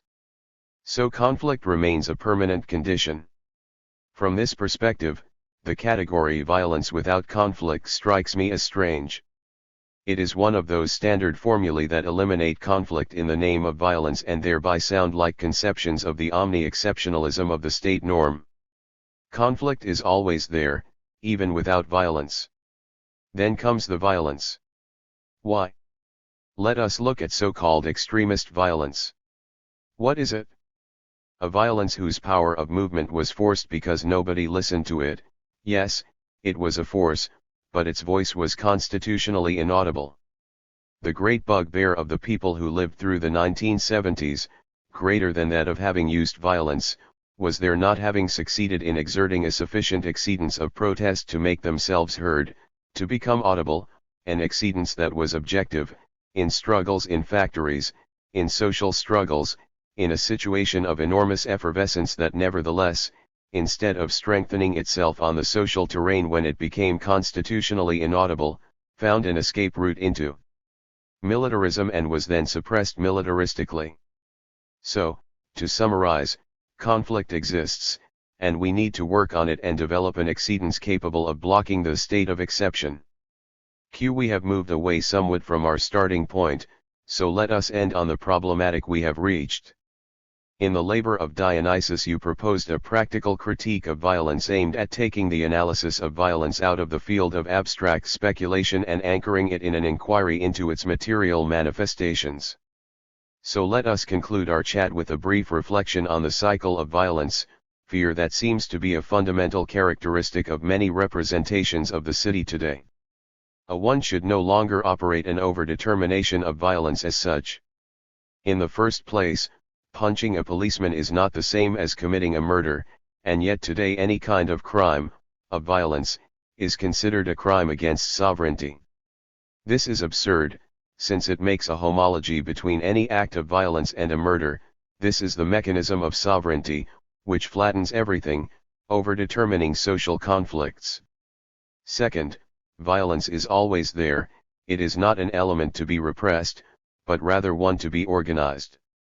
Violence exists not as a natural given but as an element linked to the structure of the system, a system that exerts a violence perceived as legitimate. So the problem is not violence, it is the legitimacy of the violence, and any type of subversive organization, if it has put it in these terms. Now, what is legitimacy? It is the relationship that exists between the exercise of command and consent to the purposes in the name of which that command is exercised.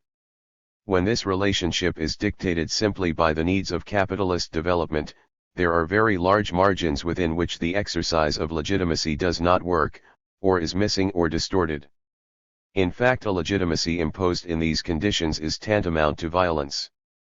The reaction to a capitalist order imposed in the name of the state can only be a violent and legitimate response, inasmuch as it removes itself from a dirty violence, that of the legal order that covers the power of capital. It is not violence, it is counter-violence, it is counter-power, a counter-expression of legitimacy. I believe that all behaviors that involve resistance to an unjust order are legitimate. But who decides whether a given order is just or not? On the one hand, the conscience of each subject, which has been modified historically in the development of the capitalist social relation, on the other hand, the behavior of the command functions that face you. The problem of defining legitimacy arises from this relationship, and from this point of view violence defines power but also its opposite, also the biopolitical power of the subjects. So there is no objective way of guaranteeing legitimacy, also because legitimacy is, always, only a relationship and a means. For this reason we have to look critically at writers like Benjamin who, when they were hit by the violence of the Nazi regime, not knowing how to explain it, addressed it from the theological point of view, often avoiding self-criticism vis-a-vis the communist policies of the 1920s, although this was not the case with Benjamin. The idea of the irrationality of violence is fundamental to bourgeois culture, because the latter has never succeeded in exercising a democratic command that did not take the form of capitalist domination, whereas democracy could be the opposite of domination, if human rights were recognized not formally, equals rules of the market, but materially, equals common institutions. So there can be a heightening of consensus in a context in which violence can exist only when it is consented to, and not through mechanisms of representation but of effective participation. Do we want to move in the direction of eliminating violence? Spinoza's model of absolute democracy, for instance, is a model in which a minimum of violence will be possible, because it involves the effective consent of all, in a realm of equality about determining any given social course of action. But even in this case, since people are not always good, there is a need for effective counterpowers that should have the function to guarantee this process. Finally, fear is a key element in the creation of a systemic violence. And it is the essential concept, the passion, around which the eminence of sovereignty is built.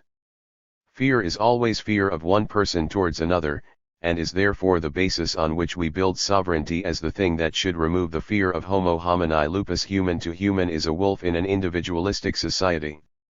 That all of this was hardly convincing, that it was an essential tool for only one possible civil order, the individualistic and bourgeois, is obvious. However, it is worth noting that there, in that Hobbesian framework, fear was nonetheless a constructive element that organized sovereign power through the alienation of everyone's rights. Then followed order. Now, instead, fear does not construct order but organizes precarity, reproduces fear, is the great continent of every dispositif of our lives. And desire no longer goes from fear to security but from fear to fear, from uncertainty to uncertainty. Fear does not produce sovereignty but extends domination. It reproduces it in the sense that everyone should be afraid of the other, people can't go out in the evenings, women have to beware of rapists who are on every street corner, television shows only criminal and police things, and so on. In this sense, fear is a central element in the reorganization and maintenance of capitalist social forms and embodies probably the darkest point of the crisis of neoliberal democracy, so much so that serenity can be easily regarded today as a revolutionary attitude. Florence, January 2014. Translators note, Michael Hart and Antonio Negri, Commonwealth. Cambridge, Ma, Harvard University Press, 2009, p. 249. Translators note, this is chapter 15 here. Translators note, Michael Hart and Antonio Negri, Commonwealth. Cambridge, Ma, Harvard University Press, 2009, p. 247. 13. The Common Lung of the Metropolis. Interview with Federico Tomasello. Question. Let us resume the dialogue on the metropolis that we began with the Commune of Social Cooperation, an interview published in the April issue of Euronomade. I suggest that we start from the interesting and stimulating comments made by Ugo Rossi, who raises three main criticisms of the premise of your argument on the metropolis. The first is an observation with which I imagine you must be familiar by now. He suggests that the emphasis on cognitive labor and on advanced tertiary services may lead us to miss or underestimate the variegated nature of the forms of production in contemporary capitalism. Answer. I am not denying the social diversities that coexist in the capitalist metropolis, or those related to the ways of life that are exposed to capture by extractive capital. It is obvious that all these are various and multiple. The problem, however, is not simply to establish these differences but to understand how they develop tendentially and which of them represents the prevalent tendential element.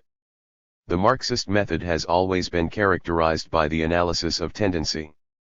It seems to me that in the contemporary metropolis one can abstract, postulate as an element of tendency, precisely the advanced tertiary.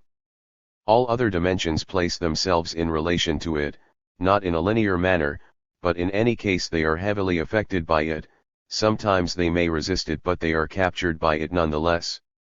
For example, there is no doubt that the marketplaces coexist within the capitalist space of metropolitan accumulation, but it is equally clear that they, too, are linked more and more tightly to the new forms of calculation, to the new banking and market conditions related, say, to the new system of logistics.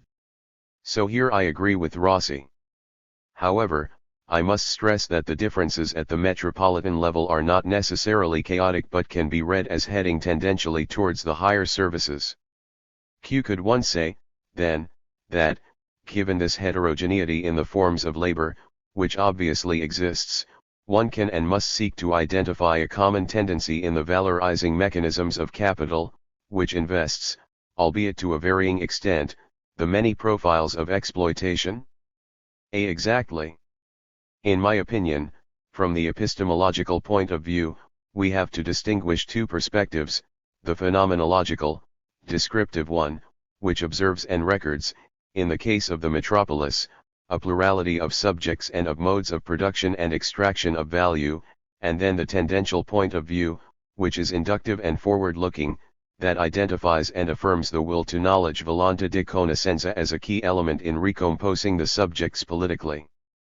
I always look at things from 2 points of view, descriptive on the one hand, recompositional on the other, which means forward-looking and practical, in short, political. Faced with a phenomenon, I do not ask only how it is but also how it can be transformed. And, in order to transform something, one has to assume that its present condition is always susceptible to opening, to breaking and to new production. The thematic of tendency thus goes hand in hand with that of the search for practical dispositives of political initiative. Yes, this is what in the philosophy of Foucault is called dispositif, in the Kantian lexicon a posteriori synthesis, and in the language of Marx determinate abstraction where it combines with the recognition of the tendency. You talked about the modes of extraction of value, and thus the notion of extractivism, which you discussed at length in the Commune of Social Cooperation. I would like you to say a little more about this, particularly to clarify how you came to see this problem as central. The notion of extractivism, of the capitalist extraction of value from the whole space of social life, reached me in various ways, through Harvey, through Balibar, and through the discussions on the mobile spatiality of capitalist exploitation and on the organization of markets in Nielsen and Mesadra. These big theoretical elements have become important for me insofar as, in thinking about Marx, I have emphasized the element of cooperation as a production of surplus, of exceedance, by comparison with the strict definition of surplus labor and surplus value. And then, on the other hand, the study of financial phenomena includes, beyond the financial convention, which is closed in on itself and relatively self-sufficient, a reference to value that covers everything produced in society. So, if the privileged form of productive society is metropolitan, the financial form of value capture and of accumulation of surplus value cannot be other than extractive. The capture of value refers to a space, the space of the multitude, rather than to a place, the place represented by the factory. And one can then address extractivity just like mineral extraction, in other words as extraction of new raw materials, or, better, as extraction and development of the exploitation of common goods. Let us now turn to the second point raised by Rossi, regarding the role of the real estate sector, namely that you would tend to underestimate it in your analysis of ongoing processes, and of tendencies. A real estate is undoubtedly crucial, indeed central, and in all probability it works, or may have worked, in anti-cyclical terms, especially when the real estate investment passes through banking derivatives and the other frenetically speculative instruments that capital has used in the last cyclical phase of growth. But you have to be careful. It is true that in places like Brazil and Istanbul real estate investment has been a kind of capitalist gold rush, but there are also dramatic limitations. For example, in Sao Paulo or Rio, the use of helicopters for citizen transportation is more intense than anywhere else in the world, and Istanbul is forced to build more and more bridges over the Bosphorus as the only way to make the European part of the city viable in terms of transport. So it is true that the real estate sector is a pull factor, but now it causes such a density of the metropolitan fabric as to make the city sometimes impossible to travel or uninhabitable. Hence my hypothesis is that the cost of urban services will bring down the price of real estate fairly soon, unless the struggles and urban conflicts impose respect for the metropolis by force and make possible a free and joyous usage of the city independently of the value of real estate. So the critical point would be the cost of the common, of the services, of the metropolis in itself, far more than the cost of real estate. Furthermore, the latter, and also the question of gentrification, should be viewed principally from the point of view of the costs of reproduction of the metropolis. Precisely, and this is the reason why metropolitan social unionism also has to address the increase in metropolitan costs, because these bring down and destroy the value of real estate. They are, when rightly understood, and here the function of critical urbanistics is essential, the common expressed against the private. When, for example, residents in Sao Paulo fight for a reduction of public transport costs, they are obviously fighting to increase the capitalist cost of the metropolis. This means that we are talking about processes that are extremely open, because they are always decided through struggles. The tendency is always a tendency of struggle to expand and deepen the relation of capital. It is, in itself, antagonistic. That's why I always have difficulties in understanding a phenomenological order raised against an order of dispositives. I do not think that realism is the reflection of what is real. You mentioned Brazil, from where, again, you have only just returned. Do you have anything more to say on that country, in addition to what we focused on in the commune of social cooperation, particularly in the light of events in recent days? What seems to me fundamental in Brazil is the traction of the struggles that invest the metropolitan fabric from the point of view of the poor, the traction force that the struggles of the poor exert over those of other minorities.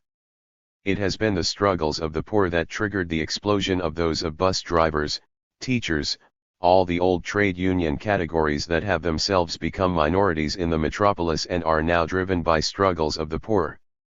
This is the central and qualitative element. The classic socialist assumption, which always sees layers of factory workers as the driving element, is dismantled here. This does not happen in the BRIC countries, and, when it does, those struggles often express middle-class demands. Here instead the driving force is the struggles of the poor, not as struggles of the excluded, but as the struggles of the ones who are the most included in the reality of the metropolis. Can you talk a bit more about this question of minorities? It seemed to me important to stress that, when we say that income, guaranteed income, for instance, constitutes a general and open measure and a precondition of metropolitan productivity, it is clear that one is not talking specifically about the rights of women, LGBTQ, or subaltern people as such, but one considers them as residents of a city. In my view, living in a city is not in contradiction with being in it as a minority. It is not the minorities who, qua minorities, produce the common, rather the common is a product of the metropolitan multitude, which is itself an assemblage of minorities. Let us now come to the third and most interesting of the points Rossi raises about our interview, the point inherent in the relationship between the common and the right to the city, and then the suggestion that, rather than thinking in terms of recomposition, we should think of the city as an assemblage of struggles and differences irreducible to unity. It's a very interesting point, but it is based on the assumption that the concept of multitude is a unima one, a unitary concept, whereas the multitude is in itself a machine of differences. I call multitude an ensemble of singularities that are engaged in production, through encounters and moments of cooperation in the city. There are moments of cooperation that constitute the common. In a society where cognitive capital is an established reality, the metropolitan condition presupposes gradations of the common of a nature to produce higher combinations of the common. Capital feeds on the common and receives an advance from the growth and consolidation of social cooperation. Now, it seems to me that the notion of a right to the city corresponds to a much earlier stage of cooperative density in the metropolis. In my view, writers such as Merrifield and Brenner are on the mark when they argue that urbanization and the encounter between differences are the true productive element in the metropolis and constitute its common lung. Now, a point should be made here that, I think, will clear up a few misunderstandings. When I say that the metropolis is to the multitude as the factory is to the working class, I make an analogy insofar as the factory and the metropolis are concerned. Both are chaotic ensembles from which production is extracted, but, insofar as the multitude is concerned, I make a metaphor. If the case of the multitude were also analogical, one might suspect that the multitude were treated as something potentially unitary and organic, as was the working class. But the concept of multitude was developed precisely to create a dispositif of assemblage of singularities who operate in the sequence existences, resistances, encounters, cooperation, production of subjectivity. When we speak of a guaranteed minimum wage available in all productive sectors, or of a guaranteed income, we are talking about a starting point on the basis of which differences and encounters, cooperations and productions can be guaranteed in the metropolis. And, like the multitude, one might then say, the metropolis too has to be understood, excuse my banalization, as a political concept before and considerably more than it is understood as a concept of urbanistics. A. The techniques of urban order can be read in different ways, but this does not change the fact that technical intervention on the city is essential from countless points of view. But the fact remains that, when you say metropolis, you express a concept that is biopolitical to the core, and here I am taking in spaces, temporalities, traditional textures, historical dimensions, cultural concretizations, and so forth, all together. Every time I look out of my window here in Paris, in this huge, continuous metropolis that extends all across the Île-de-France, I recognize layers of history, of struggle, of acquired rights, of civic consolidations. And today most of the population lives in metropolitan conglomerates. The metropolitan way of life is now without alternatives in the fullest sense of the word. There is no outside the metropolis any more than there is an outside capitalism. The metropolis as a connecting element in terms of production, as determining the value-bearing surplus of extractive accumulation, is the central economic element. From this point of view I am still attached to the reading of metropolitan structure proposed by Koolhaas, a huge productive apparatus accompanied by an accumulation of detritus, which in turn serves nonetheless to create urban production. But, if we follow a tendential method, there is no need to exaggerate the weight of the detritus and residues, of the points of drift and of failure in the connective tissue of the metropoles, rather we should consider them as productive machines, as machinic differences that paradoxically place themselves at the highest level of metropolitan production.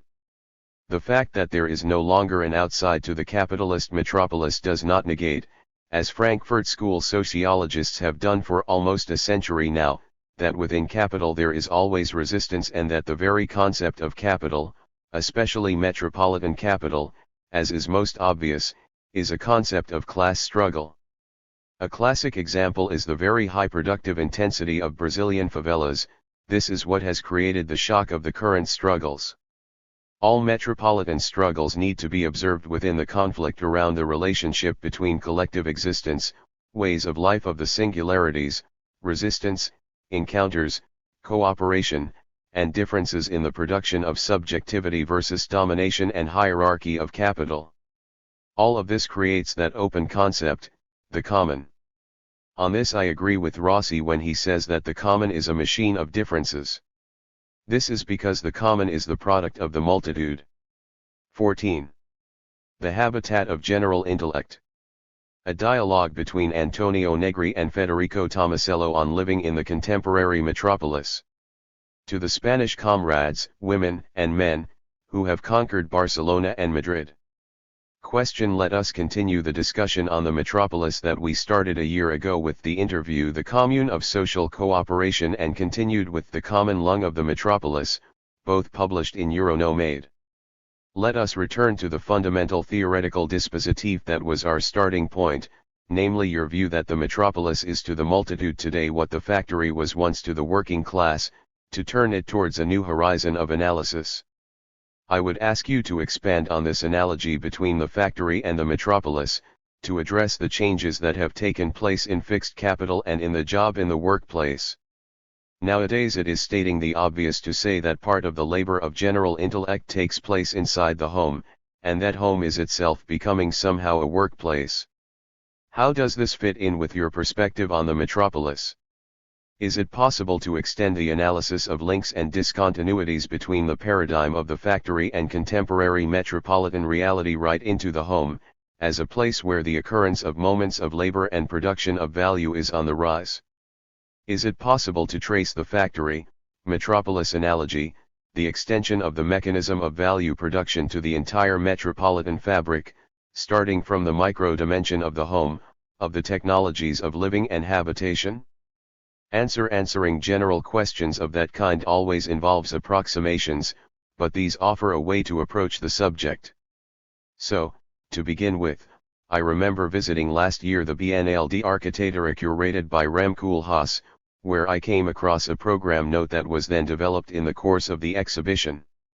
It was a kind of dictionary of the home that told you where architectural elements become machines, an encyclopedia of the mechanical objects, from taps to lifts, that organize our everyday reality, fulfilling its needs.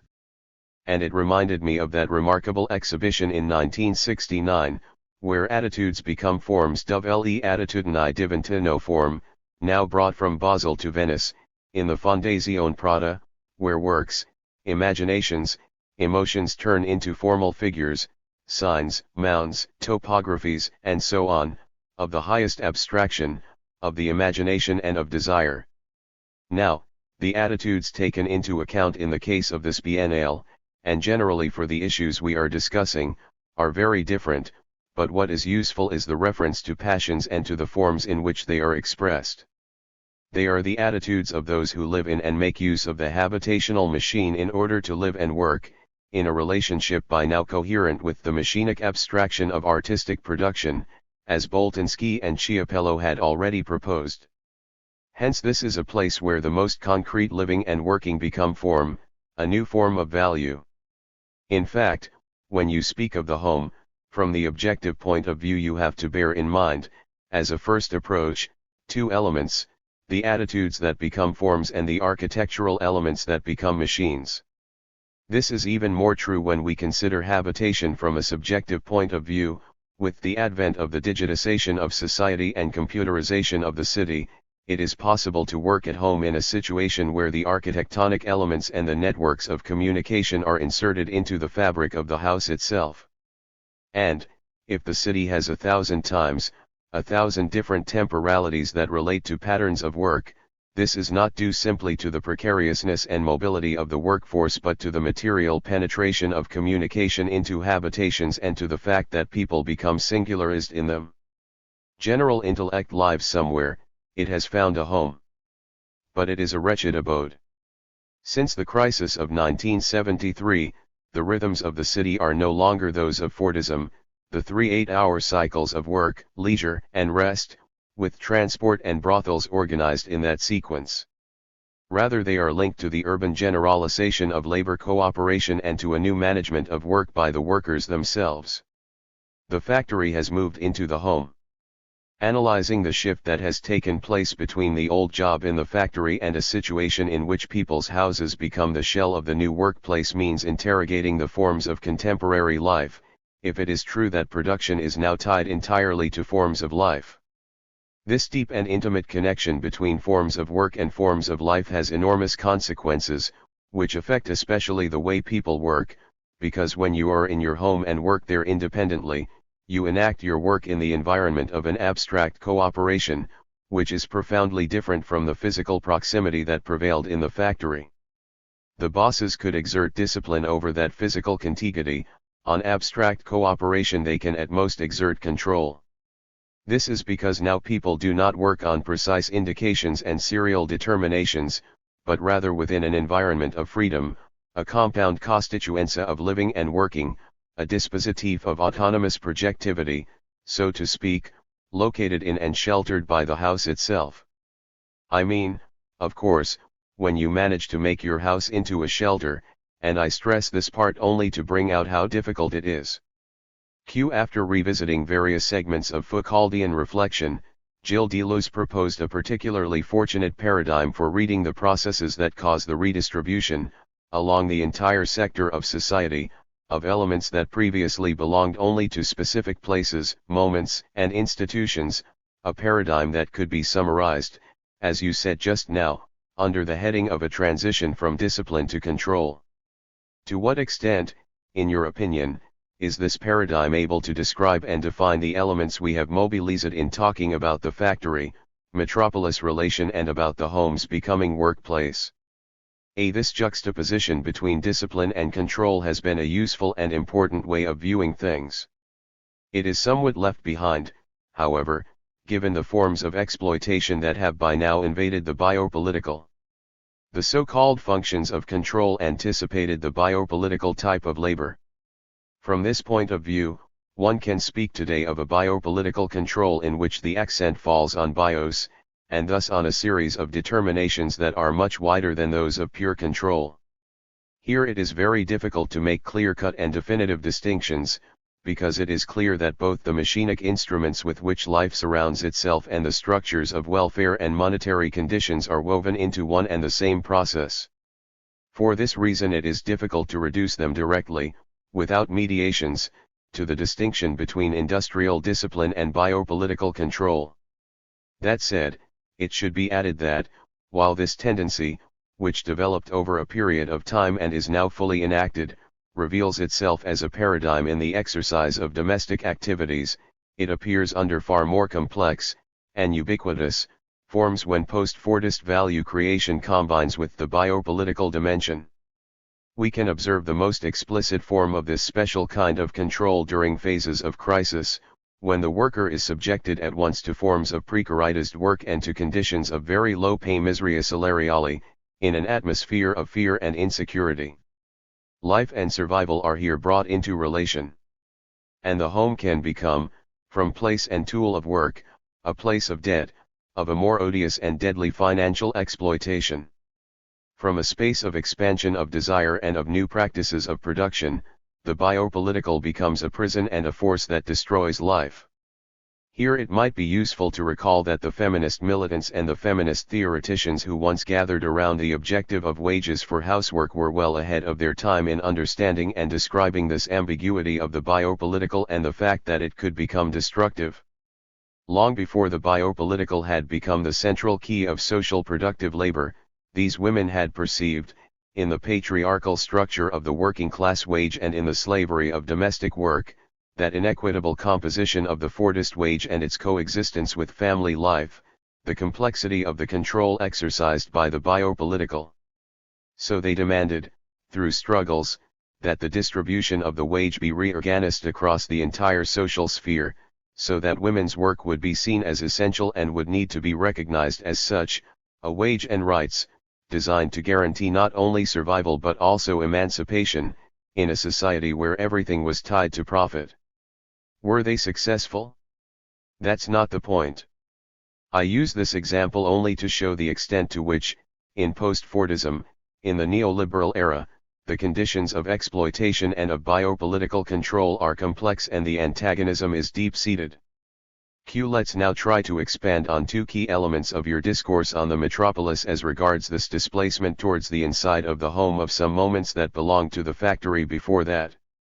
The question of the ambivalence of contemporary metropolitan reality, do you think that this notion can be used to inscribe, within cognitive labors becoming domestic, a dispositif that could be of individualization and exploitation on the one hand, but also of singularization and autonomy on the other? Next, I'm thinking of the question of the reappropriation of fixed capital by metropolitan workers. How would you develop this idea in terms of the moments of production that take place inside the home? Along this line of thinking, to talk of a recuperation or reappropriation of fixed capital by the worker makes sense when one realizes that on the one hand in the home there are technological means that allow you to program and to participate in an ensemble, or in a flow of working cooperation, and on the other hand these technological means have been relocated out of the factory, at home, and thus, to be sure, partially or wholly reappropriated by the worker. This is not simply a question of architectural structures having become machines, but also of a machinic structure of the home, and from this a series of consequences follow. The first concerns specifically domestic work, to which I shall return shortly. The other is the mechanization of the home, which is closely connected to the first. Think of what a house used to be, I am not saying 100 years ago, but just 50, a home with no machines, where everything was organized by people who took care of housework. Inside a house with no mechanical equipment, women were forced to heavy and repetitive daily labor, concealed under the appearance of love and affects. But the fact remains that it was labor, material and immaterial, effective and enslaving, from preparing the food to the heavier tasks, all done without any kind of mechanical help, laundry, for example, and to children rearing, of course. Today the context has changed completely. There has been a process of liberation of women, a general machinic transformation, which thus should be viewed in its positive, progressive aspect. This transition has brought about a substantial modification of space and of the family relationship, it is with reference to machinic elements that the emancipation of women begins to take shape, although obviously in a very limited manner until it becomes political discourse and intervenes in the structure of the effective element, in subjectivity. But it is clear that some material possibilities of liberation are nevertheless given in this process and pass through a feminine reappropriation of fixed capital in the home. Needless to say, with this I would not want to conceal or mystify the ambiguity of the capital relation that opens these kinds of spaces of liberation but at the same time subjects them to consumption. It is an ambiguity that we see operating all throughout the transition from Fordism to post-Fordism, that is intrinsic to the structure of the wage, and that, in this particular case, reveals the specific function of the home in the labor process. However, space is de-essentialist and is open to the virtuality of a relationship that is no longer determined simply by gender, by the fact of being woman, of being subjected only to the wage of her husband, tied to conventional images and institutions of family slavery. Nor is it an area of freedom, but only a possibility of emancipation. The Metropolis is also the place where the mechanisms of running into debt for property-related reasons take on more definite characteristics and where the struggles inherent in such territory become more and more significant as a result. I am thinking of experiences like the Plataforma de Afectados por la Hipoteca in Barcelona, an extraordinary struggle, whose profile pushed Ada Colau into the position of city mayor. Would you like to comment on these struggles against finance capital as well? So now we come to the heart of the matter, the question of subjectivation in the new capital relation, a subjectivation that involves the home directly, when the latter becomes a place of work, which means a place of exploitation and of possible emancipation. There is in this instance a strong duality, which matches the double nature of the exploitation to which capital subjects domestic work, done in the house, by the man or the woman, within social networks, in its configuration as productive work, self-employed, exploited, alienated, and generically post-Fordist.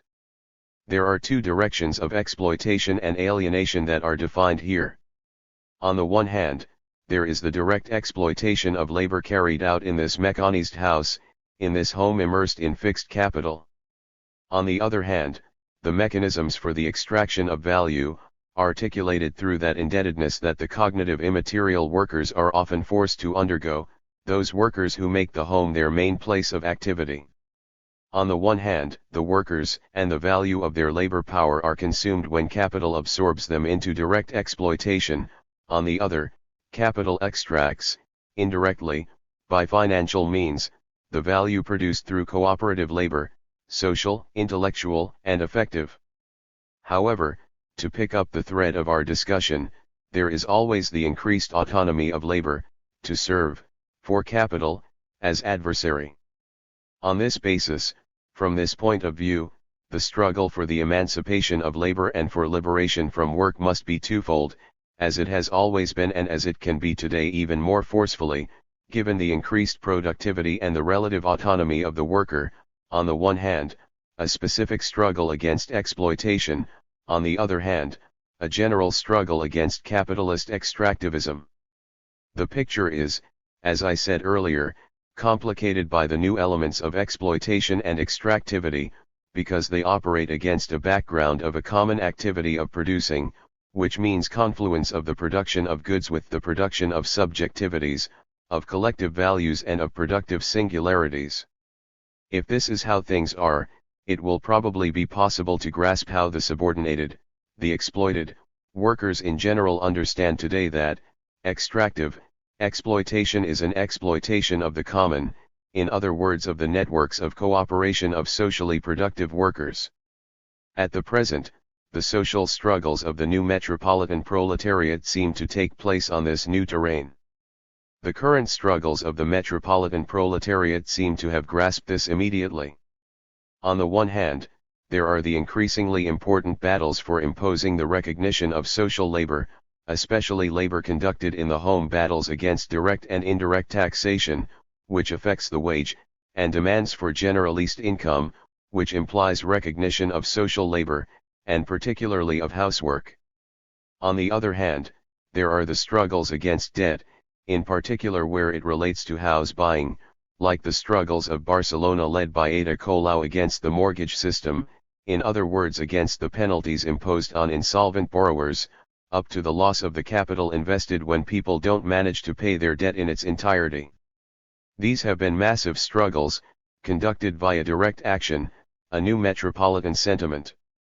This is no longer just a matter of defending people against evictions, it means exposing the institutional exploiters and the class nature of the function of judges, of bailiffs, of the police employed in eviction operations, and of bankers, including those at the very top. And this struggle is conducted in a general manner, no longer tied to the defense of a specific good, but of the common. Here one can measure the challenge of the common, as between workers and capitalists. The idea of the metropolis also suggests a specific form of production of space, and at this level it intersects with discussions of the urban, which have become so fashionable in recent years, of the processes of colonization of territory by urban technologies. It seems to me that these problems are usually construed the wrong way, by building theory on the mere highlighting of particular problems. But, if the problem is particular, so is the theory, almost always. So, on the one hand, in bourgeois ideology, and in the minds of the majority of architects, the city presents itself as a large-scale service, put at the disposal of speculation and real estate revenue. The metropolis, or the city in general, becomes a terrain of colonization or of production of a spatiality that, through major works and the large-scale dimensions of urban exploitation, is hierarchically disposed and subdivided according to class modules. This operation manifests itself in the first place in the various aspects of gentrification. It takes place through continuous processes of deterritorialization and hierarchization of topoi and of the urban space. In this way something like a primitive accumulation spread over these spaces takes shape through the decisive exercise of extractive violence. All of this is determined by the financial predilection for speculation in the metropolis. However, a lot of things change if, in the second place, we view these new urban processes no longer just from the capitalist point of view but also from the point of view of the workers. I think that Henry Lefebvre sensed correctly the proposal that the workers were making to the city in the 1970s. True, his argument about a right to the city was clearly an argument of the Fordist era, and hence perhaps insufficient today, but it had the advantage of showing what a close relationship existed between urban macroplanning and the microsociology of inhabited spaces, and how one could arrive from the enjoyment of the city to the enjoyment of the home, of the house, to an autonomous production of subjectivity. But it does this only to reverse such a relationship in a second move, affirming the joy of life as the goal that should traverse the entire city, the metropolis. Therefore, in relation to the theories of spatial production, which capitalized the entire urban space in a radical manner, we have with Lefebvre the extremely important claim of a concept that is too often forgotten, that of a city that is above all a human collectivity, a place of encounters, of knowledge, of pleasure, always changing, of course, and also incomplete, but this recognition of the human complexity of the city was projected from the joy of the hearth, of the home, onto that of the urban whole, particularly for that huge layer of the new metropolitan proletariat, especially, but not only, immigrant, that had never enjoyed spaces mechanized in modern style and decently equipped. In this regard I should mention a magnificent book that I read recently, L'Imaginaire de la Commune, The Imaginary of the Commune by Kristen Ross. In addition to documenting the 72 days of the Commune as an event whose story served to determine new knowledge and creations in art, education, and literature in the following century, the book documents an extraordinary experience of reflection and continuous proliferation of revolutionary action in the life forms of its actors. Imagination and happiness lead to a redistribution of the sensible, à la rancière, which can be described in its abundance and creativity as a revolutionary luxuriation in and of the city. I think that, when it comes to the production of urban space from the point of view of subordinated peoples, of working people in general, we should emphatically return to the idea of a multitudinous programming, that is, of an ability to hold together the needs of the multitude and the joys of the singularity, and organize the city in the service of their synthesis. I am also convinced that this kind of claim is asserting itself today in some way, and that the centers of power are being forced, always more and with more fragility, into ideological mystification and repressive programming against the pressure or desire of the governed to see collective and happy solutions to the problems of the city. When life and work overlap, the problem of the city, Metropolis, presents itself as one of superposition between ecology and production.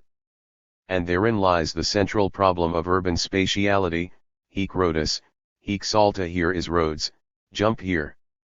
Q. That brings us to a central discursive dispositif in the way in which today's invention and production of metropolitan space is narrated, the concept of the smart city in its dual aspect, as an ideological formation used to describe the image of the city of the leisured classes, but also as a material vector of huge investments that, within this logic, reshape our cities as vast capitalist construction sites. When people first began talking about the smart city, they meant a city completely traversed by systems, first cybernetic and later digital, that were expected to reorganize it more or less entirely. Behind this definition of a smart, intelligent, clever urban space there are two highly ideological narrative elements in play. These are old positivist assumptions, a 19th century positivism, mechanistic and of the bosses, which assumes, first, that the city can be known from above and possessed intensely, in a total fashion, and, second, that all urban relations can be organized by rational or informatic, cybernetic means. This narrative is purely ideological. In fact, for what it's worth, the narrative element, this notion of the smart city, is commercial when it is not speculative. It is something of a con, an attempt to sell a product at a higher price than it's worth. That intelligence that, according to the adverts, runs through and encompasses everything is in reality nothing but control over the labor that develops in the city, necessary to social exploitation, and control through the violence necessary to ensure an ordered process. The smart city and the smart society are, to my mind, pure mystifications. However, they become antagonistically embroiled in a real process, which is tied to the new centrality that the communicative flows confer upon labor in the structure of the metropolis.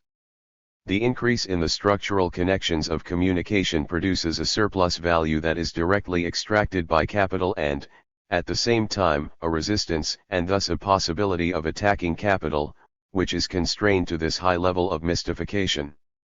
This resistance appears not as one act of becoming aware but rather as a continuity of daily elements of rupture, of a molecular action, related to the malaise of urban living. To get a decent life you have to shake up the metropolitan life that capital would like to reduce to the quiet of the small towns of 10,000 inhabitants of the early 20th century, a quiet renewed by television, which replaces the parish priest in functions of spiritual guidance. In consequence, paradoxically, the smart city needs urban hackers. And, on the other hand, without urban hackers the possibility of resistance and encounter, which constitutes the pleasure of living in the metropolis, would never have been born. In a mirroring position from the rhetoric of the smart city we find the representation of urban peripheries, favelas, slums, banlieues, with all the evocative power potenza that this last word acquires from its etymological root, which is related to the feudal institution of the Edict Bando. In our previous interviews you emphasized the productive character of these places of common labor or resistance and the importance of the conflicts that take shape there. Would you like to add something on this theme, in view of the path we have followed today in our investigation? When we talk of these peripheries it is not enough to cite the analyses, studies, and opinions developed by writers such as Mike Davis, for example. These researches have focused primarily on the alienation of the poor in the city, considering their social dangerousness as a provocation against an increasingly thorough control and, on the other hand, as a dispositif for emancipation in these alienated places. But I believe that, far from alienation, those proletarian and poor places represent, powerfully, a common quality of urban life and metropolitan labor, something hard to erase. There are too many phenomenologies about those with no rights or the outcasts, and all of them perceive banlieues as places of total exclusion. My experience as a researcher of banlieues has always led me to avoid totalizations and has always disclosed to me, by contrast, a richness in working capacities and a quality of coexistence and cooperation, both of them often creative. These banlieues are periodically absorbed or periodically rejected by large capitalist enterprises, which invest them in terms of both the labor market and the user goods produced there, especially cultural goods, music, ways of living, and so on. Thus we witness a continuous alternation between integration and banning, between absorption and exclusion, and it is important to highlight the antagonist centrality assumed by the banlieues between accumulated misery and rebellious determination. This is not bare life, the biopolitical rhythm is rather full of contradictions, sometimes antinomic, religion, integration, for example. Life, even at its core, is full of conflict and ready to explode. In the work of many writers, the theme of extractivism that you put at the heart of the discourse on the contemporary metropolis is closely related to the uninterrupted and never completed character of what Marx called primitive accumulation when he described how capital comes dripping from head to foot, from every pore, with blood and dirt through processes of ruthless and bloody expropriation. Do you think that in the contemporary metropolis it is possible to describe a similar violence as being inherent to the processes of extraction of value? What is the specific violence of the contemporary metropolis in the subjective sense of the genitive? I think that the insistence, if not exclusive, then certainly prevailing, on the violence of neoliberal control has given false images of some aspects of the contemporary post-Fordist metropolis. Specifically, I believe that the oft-repeated analogy with primitive accumulation can produce major misunderstandings. It is in fact clear, on the one hand, that the singularization of the home that we discussed is entirely specific to extractive mechanisms and to the subsumption of the metropolis in the cycle of financial capital. It is also clear, however, that there are various responses, various epistemologies, which oppose extractivism with some force. It is true that in the regime of the big factory what was called real subsumption, the unitary and compact imposition of the process of valorization, is today coming apart and reopening with evident spatial discontinuities and multiple temporal rhythms. However, in the metropolis of general intellect one should be very careful about speaking of a new primitive accumulation, or even of new episodes of formal subsumption, because, if these exist, they exist anyway in the metropolis of the general intellect, within the conditions imposed by this latest transition in and of the structure of capital, following on from the stages of primitive accumulation, in the proper sense, of simple cooperation, and of big industry. If there are phenomena that recall primitive accumulation and formal subsumption, one should bear in mind that they are not phenomena that repeat what Marx described in Capital 150 years ago, but new processes whose ingredients have all been modified. It seems to me crucial that, while the metropolis of the general intellect is beyond doubt a reality on which capitalist violence is exercised, this violence is restrained, conditioned, matched to local realities, by the need to construct productive cooperation, which draws its tools from the labor power disseminated over the territory. Capitalist violence comes up against formidable limits in confrontation with general intellect and with the organization of labor in the metropolis of general intellect. It is no accident that capital's control is reorganized through an exercise of violence that supplements productive and financial instruments with policing and cultural instruments, basically a production of fear. Multiplied in all forms that fear can take and introjected through the media, this is probably the greatest violence that is exerted on the contemporary metropolis. Fear of the other, of epidemics, of pollution, and so on the understanding that extractivism is not only the latest, chronologically, but also the highest form of violence, and yet one with unbalanced results, considering what capitalist violence was able to obtain in earlier stages of development. In short, this violence must not be confused with the old narratives, because, in the process that brought us to the present times, the force of the multitude, 2. Became increasingly restless and dangerous for capital, for the exercise of its command, and this particularly in metropolises. Many years before writing the 24th chapter of the first volume of Capital on Primitive Accumulation, a very young Marx had already become interested in the process of expropriation of the natural common il commune naturale. Writing about the laws against the thefts of wood perpetrated by peasants on lands that had once been common, he adduced the issue of usage, the customary right of the people. Do you think that the matter of usage, from the point of view of its relation to the common, might have any topicality for the contemporary metropolitan fabric, marked as it is by mechanisms of extractive accumulation? I think that the social formation produces and at the same time is the product of the process of production. The common therefore accompanies extractive exploitation, it produces it and is its product. But your question takes me into a reality which I understand immediately, as a dispositif of struggle. And so I stipulate, I decide that the common precedes the extractivism. From this point of view, there is no extractivism unless the common exists. The real subsumption of society to capital produces this effect, of communalising labor. But it is biopolitical labor, in other words a kind of labor that acquires value in proportion to how common, socialized, and cooperative it is. We are in a reverse process by comparison to the one analyzed by Marx in relation to primitive accumulation and the expropriation of the natural common. Today the contradiction of capitalist exploitation is organized in the urgent need to expropriate the common through the public, which is commanded by the private. The public is no longer a defense or bulwark against privatizations. Now the U.S. Supreme Court legitimizes expropriation for the necessities of capitalist development. In other words, the public, the Supreme Court, legitimizes the expropriation of the common, spaces, activities, so as to allow the private, a multinational, in the instance I have in mind, to develop. At one time the public was supplementary and could become a subsidiary of the private, where the private did not reach, in building infrastructures, railways, airports, schools, hospitals, and so on, it was the public that went ahead. Today these large service structures, this common that has integrated the natural common, are to be removed from the public and reprivatized. Is the common stronger? Will it succeed in defending itself? Will it be able to rebel against a command oriented towards privatizing and block its development?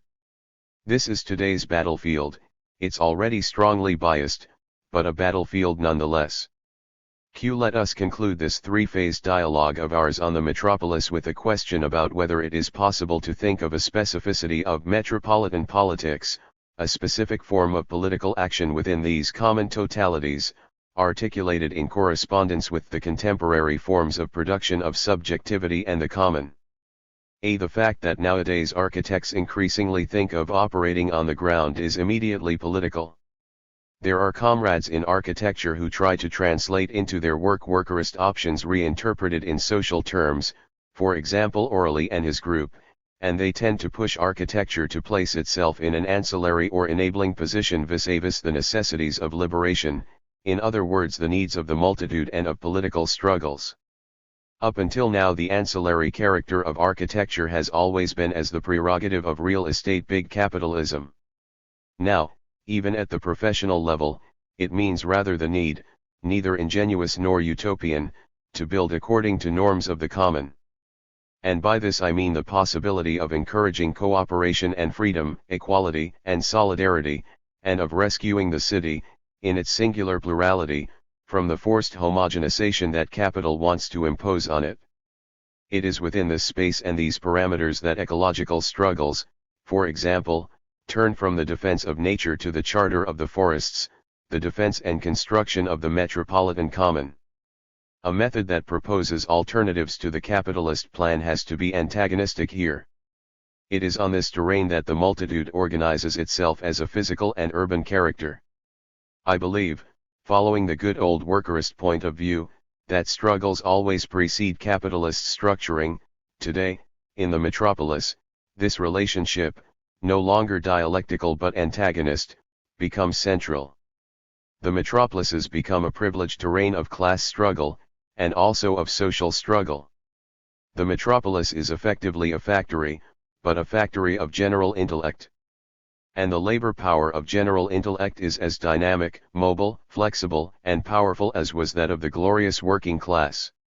And probably more so. To conclude, I began by highlighting the fact that, in today's metropolis, macro and micro are in correspondence within a functional relationship and at the same time are in a harsh confrontation.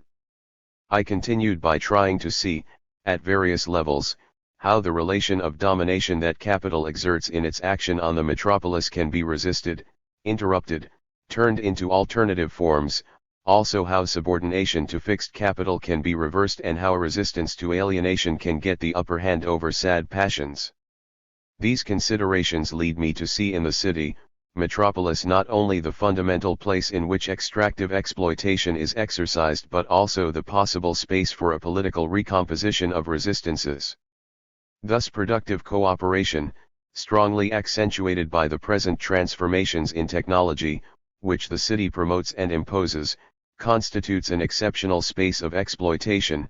Well, this accentuation of productive cooperation nevertheless opens the possibility of an antagonist organization and a radical alternative. Even more interesting is the analysis of the time of the metropolis. More than 2/3 of humanity now live in extremely massified metropolitan areas. The transformation of mankind that Machiavelli described when talking of the city, from beast into citizen, takes place in these areas, or rather took place. Now it is necessary for citizens to discover themselves as producers of the place they inhabit, that they take into their hands the keys to interpreting, constructing, and acting in the city. But the U-turn from the condition of exploited producers to that of creative producers is neither automatic nor spontaneous.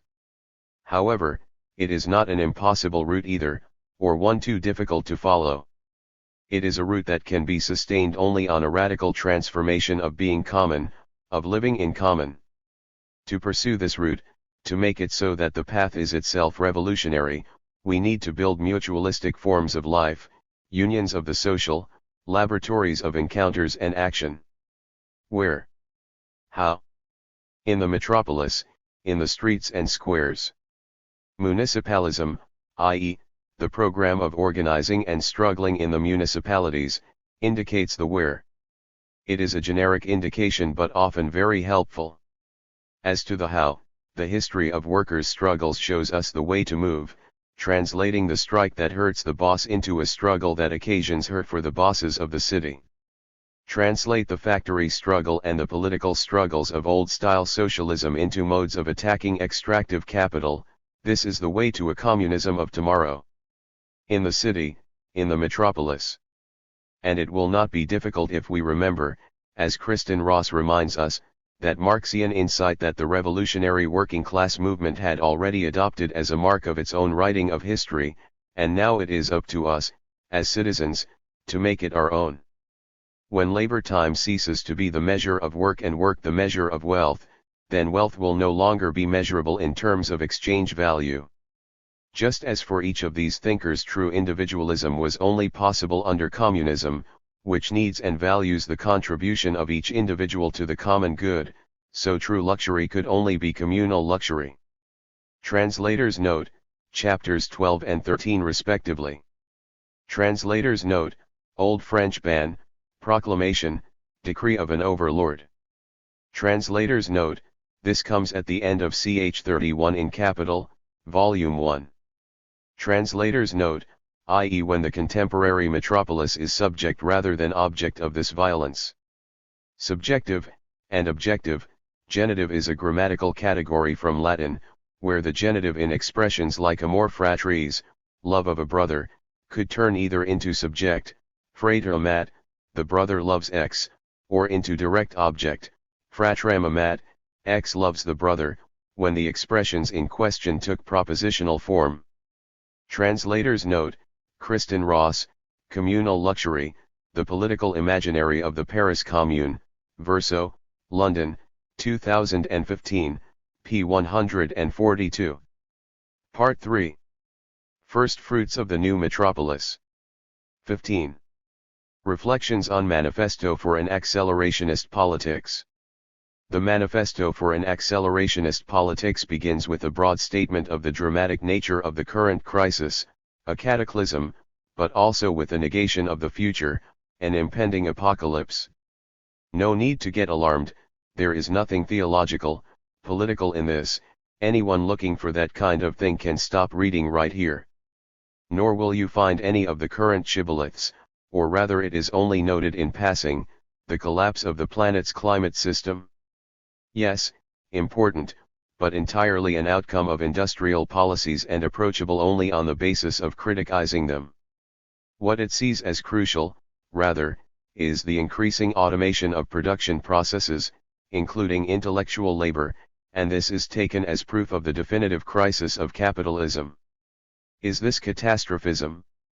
An improper use of the categories of the falling rate of profit? I would say not. Rather, the reality of the crisis is identified here with the aggression that neoliberalism has developed against the entire structure of class relations organized in the social state of the 19th and 20th centuries. The cause of the crisis is identified with the blockage of productive capacities, a necessity derived from the forms of capitalist command against the new character of living labor. A harsh critique of the governing forces of the right follows, and with it a critique of much of what remains of the forces of the left, the latter often diluted, in the best of cases, by new and impossible hypotheses of Keynesian resistances and at any rate unable to imagine a radical alternative. What has been deleted from this condition is the future. What has been imposed is a real paralysis of political imaginary. Spontaneity will not be enough to take you out of this condition. Only a systematic class approach to the construction of a new economy and to a new political organization of workers will be able to rebuild a hegemony in which proletarian hands will hold a possible future. There is still room for a subversive knowledge. This opening is what is required for the communist task as it presents itself today.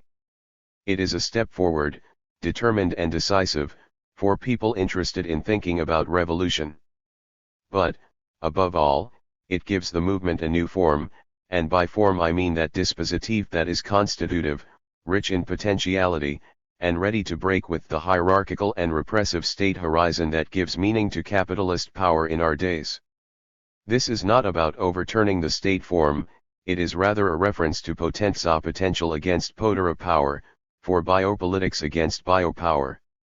It is here, in this premise where the possibility of an emancipatory future opposes radically this present of domination, that we have that one divided into two that constitutes today, rather than a conclusion, the only rational premise of subversive practice. But let us move on, to see how the theory develops. The manifesto's hypothesis is that, within the evolution of capital, we have to liberate the potentiality of labor against the blockage that capitalism creates. We have to pursue the constant economic growth and technological development, accompanied by growing social inequalities, and to effect a complete internal overturning of the class relation. Here the notion of inside, against returns, a refrain from the workerist tradition. The process of liberation can only occur by accelerating the development of capitalism, without, however, confusing acceleration with speed, and this is important, because here the acceleration has all the characteristics of a motor dispositif, of an experimental process of discovery and creation within the space of possibilities brought about by capitalism itself. The Marxist concept of tendency is here coupled with the spatial analysis of the parameters of development, to that insistence on ground terra, territorialization and deterritorialization, that was characteristic of Deleuze and Guattari. And there is another fundamental element, the potentiality of cognitive labor that capitalism brings about but represses, that it constitutes but reduces within the growing algorithmic automation of domination, that it valorizes ontologically, a growing production of value, but also devalues from a monetary and disciplinary point of view, not only in crisis but all throughout the story of its development, and in particular through its management of the state form. So, this potentiality potenza, with due respect to all those who still flap about, claiming that the possibility of revolution depends on the rebirth of a 20th century working class, makes it clear that here there is a class, but a class that is quite different, with a much higher potential potenza, and it is the class of cognitive labor. This is the class that has to be liberated, this is the class that must liberate itself. The recovery of the Marxist and Leninist concept of tendency is here complete. And this also snatches away, so to speak, any futurist illusions, since it is the class struggle that determines not only the movement but also the ability to turn its highest abstraction into a solid machine of struggle. This capacity to liberate the productive forces of cognitive labor is the basis for the whole discourse of the manifesto. We have to rid ourselves of the illusion of a return to Fordist labor, we have to grasp definitively the transition from the hegemony of material labor to that of immaterial labor, and then, given capitalism's command over technologies, we have to attack capital's increasingly retrograde approach to technology. The productive forces end up being limited by capitalist command. The key issue thus is, then, that of liberating the latent productive forces, just as revolutionary materialism has always done. It is this question of latency that we now need to examine. But first we have to ask ourselves why it is that, not by chance, a great deal of the manifesto's attention turns at this point to the question of organization. A powerful critique develops here against any concept of horizontal, spontaneous organization of the movements, against any conception of democracy as a process. In the manifesto's view, these are purely and simply fetishistic determinations of democracy that have no effectual consequence, either destructive destituent or constructive constituent, as regards the capitalist institutions of command. This last claim is perhaps excessive, when we consider the current movements that do in fact set themselves forcefully, and without alternatives or appropriate tools, against finance capital and its institutional productions. But it is certain that you cannot avoid a strong institutional transition, stronger than democratic horizontally will ever be able to propose, when you speak of revolutionary transformation. Planning, either before or after the revolutionary leap, will have to transform the abstraction of knowing the tendency into the constituent potentiality potenza of future institutions that are post-capitalist and communist. It is therefore a planning, which, according to the manifesto, is not vertical command exerted by the state over working class society but has to be, today, convergence among the productive and the directing capacities in the network. This is the line of thinking that should be taken and the task to achieve, planning of the struggles before the planning of production. I shall say more about this shortly. Let us return to us. The first thing, then, is to unleash the power of cognitive labor, plucking it out of its latency. Surely we still don't know what a modern techno-social body is capable of. Two elements need to be stressed here. One is what some call appropriation of fixed capital and the consequent anthropological transformation of the laboring subject. The other element is the socio-political one, in other words the consideration that this new potentiality of bodies is essentially collective, political. To put it another way, one could say that the surplus, the value added in production and in the tendential development of the potentialities created by the appropriation of fixed capital, derives essentially from social productive cooperation. Probably this is the most important contribution of the manifesto. With an attitude that attenuates and sometimes renders inessential the humanistic determinations of philosophical critique, the manifesto stresses the material qualities and techniques of the bodily reappropriation of fixed capital. The productive quantification, the economic modeling, the big data analyses, the more abstract cognitive models, well, all this is appropriated through education and through the scientific re-elaboration that the worker subjects give it. The fact that the mathematical models and algorithms are at the service of capital is not a quality of their own, is not a problem of mathematics, it's just a problem of power. That there is a certain optimism here is beyond doubt. This perception cannot be very useful, for example, for the critique of the human-machine relationship, which is sometimes far more complex, and yet, even having taken on board this critique, the optimistic and slightly auroral Machiavelli helps us to dive straight into the discussion about organization, which is very urgent today. So, given that the discourse addresses the balance of power, it leads straight into one of organization. In the manifesto's view, the left has to develop a socio-technological hegemony, the material platforms of production, finance, logistics, and consumption can and will be reprogrammed and reformatted towards post-capitalist ends. There is here undoubtedly a strong trust in the objectivity, materiality, one could say Dasein of development, and consequently a certain underestimation of social, political, and cooperative elements, of the convention assumed when one adheres to the basic protocol of the one has split up into two, but this underestimation should not prevent us from understanding the importance of the acquisition of the highest techniques of capitalist command, of the abstraction of labor, for bringing them back to that communist administration that sees itself as conducted by the things themselves. I understand this passage in the following way: in order to propose a new hegemony, the whole complex of the productive possibilities of cognitive labor needs to mature. And here recurs the theme of proper organization. Against extremist horizontalism, as I have already said, it proposes a new reconfiguration of the relationship between network and planning, against any pacifist understanding of democracy as a process, an attention shifted from means, voting, representation, state of law, etc., to ends, collective emancipation and self-government. That this should not see the rise of new centralist illusions and empty reinterpretations of the dictatorship of the proletariat is self-evident. But the manifesto appreciates the need to push the clarification forward and proposes a kind of ecology of organizations, that is, it insists on a pluralistic framework of forces that come into resonance with each other and in this way succeed, beyond any sectarianism, in producing motors of collective decision.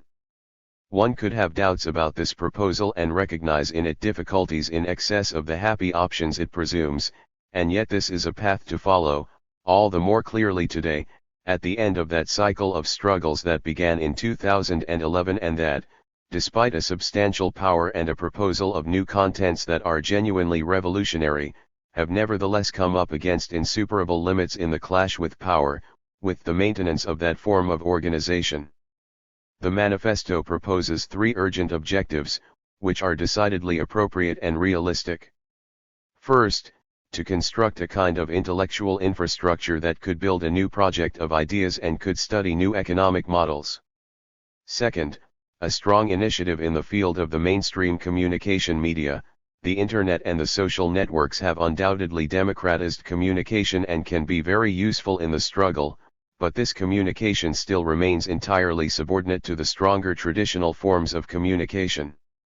The idea here is to concentrate large resources and to devote all possible energies to the objective of getting people's hands on adequate means of communication. Third, the capacities to build all possible institutional forms, transient or permanent, political and trade union, global and local, of power and class must be reactivated. A unitary constitution of class power will be possible only through the assemblage and hybridization of all the experiences thus far developed and of others yet to be had. The future needs to be built. This Enlightenment-style request runs throughout the whole of the manifesto. It also fully embodies a Promethean and humanist politics, but a humanism that, seeking to go beyond the limits imposed by capitalist society, opens itself to the post-human, to scientific utopianism, by taking up, among other things, the space exploration dreams of the 20th century or, to give more examples, the building of ever more insurmountable bulwarks against death and against all the accidents of life. Rational imagination has to be accompanied by the collective imagination of new worlds, organizing a powerful self-valorization of labor and of the social. The more modern epoch we have lived has shown us that there is only an inside of globalization, there is no longer an outside. Today, however, by raising afresh the theme of building the future, we have the necessity, and undoubtedly also the possibility, of bringing the outside inside too, of giving the inside a mighty breathing space. What can one say about this document? Some of us see it as a post-workerist complement, born in the Anglo-Saxon world, less available for repackagings of socialist humanism, more capable of developing a positive humanism. The name accelerationist is somewhat unfortunate, because it gives a futurist tinge to something that is not futuristic. The document undoubtedly has a feel of topicality, not only in its critique of socialism and of real social democracy, but also in its analysis and critique of the movements of 2011 and of subsequent years. It raises very powerfully the question of the tendency of capitalist development, of the necessity of its reappropriation and of its rupture. In short, on this basis, it proposes the construction of a communist program. All this gives a strong basis for going further. A few points of criticism could be useful for reopening the discussion and for pushing the argument and the agreement forward. The first is that there is a little too much determinism, not only technological but also political, in this project. The relation to historicity, or, if you prefer, to history, to present realities, to praxis, risks being distorted by something that one would not wish to call teleology but that looks like it. The relation to singularity, and therefore to the ability to view the tendency as a virtuality, which involves singularities, and the material determination, which pushes forward the tendency, as a potentiality potenza of subjectivity, seems to me to have been undervalued. The tendency cannot be defined except as an open relationship, as a constitutive relationship, animated by class subjects. It could be objected that this insistence on openness can produce perverse effects, for example a picture so heterogeneous as to allow itself to be defined as chaotic and therefore non-resolvable, a multiplicity magnified to the point of constituting a bad infinity. This is undoubtedly what post-workerism, or even Mill-Plato's, can sometimes suggest. This is a difficult point to deal with, but is crucial. Let's dig into it a little deeper. It is true that the manifesto is armed with a good solution for this purpose when, right at the center of the relationship between subject and object, we, accustomed to other terminologies, would call it a relationship between the technical and the political composition of the proletariat. It makes a transformative anthropology of the bodies of the workers decide on this intersection. That is how the hazards of pluralism could be avoided. But it is also true that, if we want to proceed in this area, which I believe is useful, in fact decisive, we also have to break at some point that relentless progression of the productive tension that the manifesto indicates. We have to determine a number of thresholds in development, thresholds that consist of the consolidation, as Deleuze and Guattari would say, of agencements collectives in the reappropriation of fixed capital and in the transformation of labor power, of anthropology and languages and activities.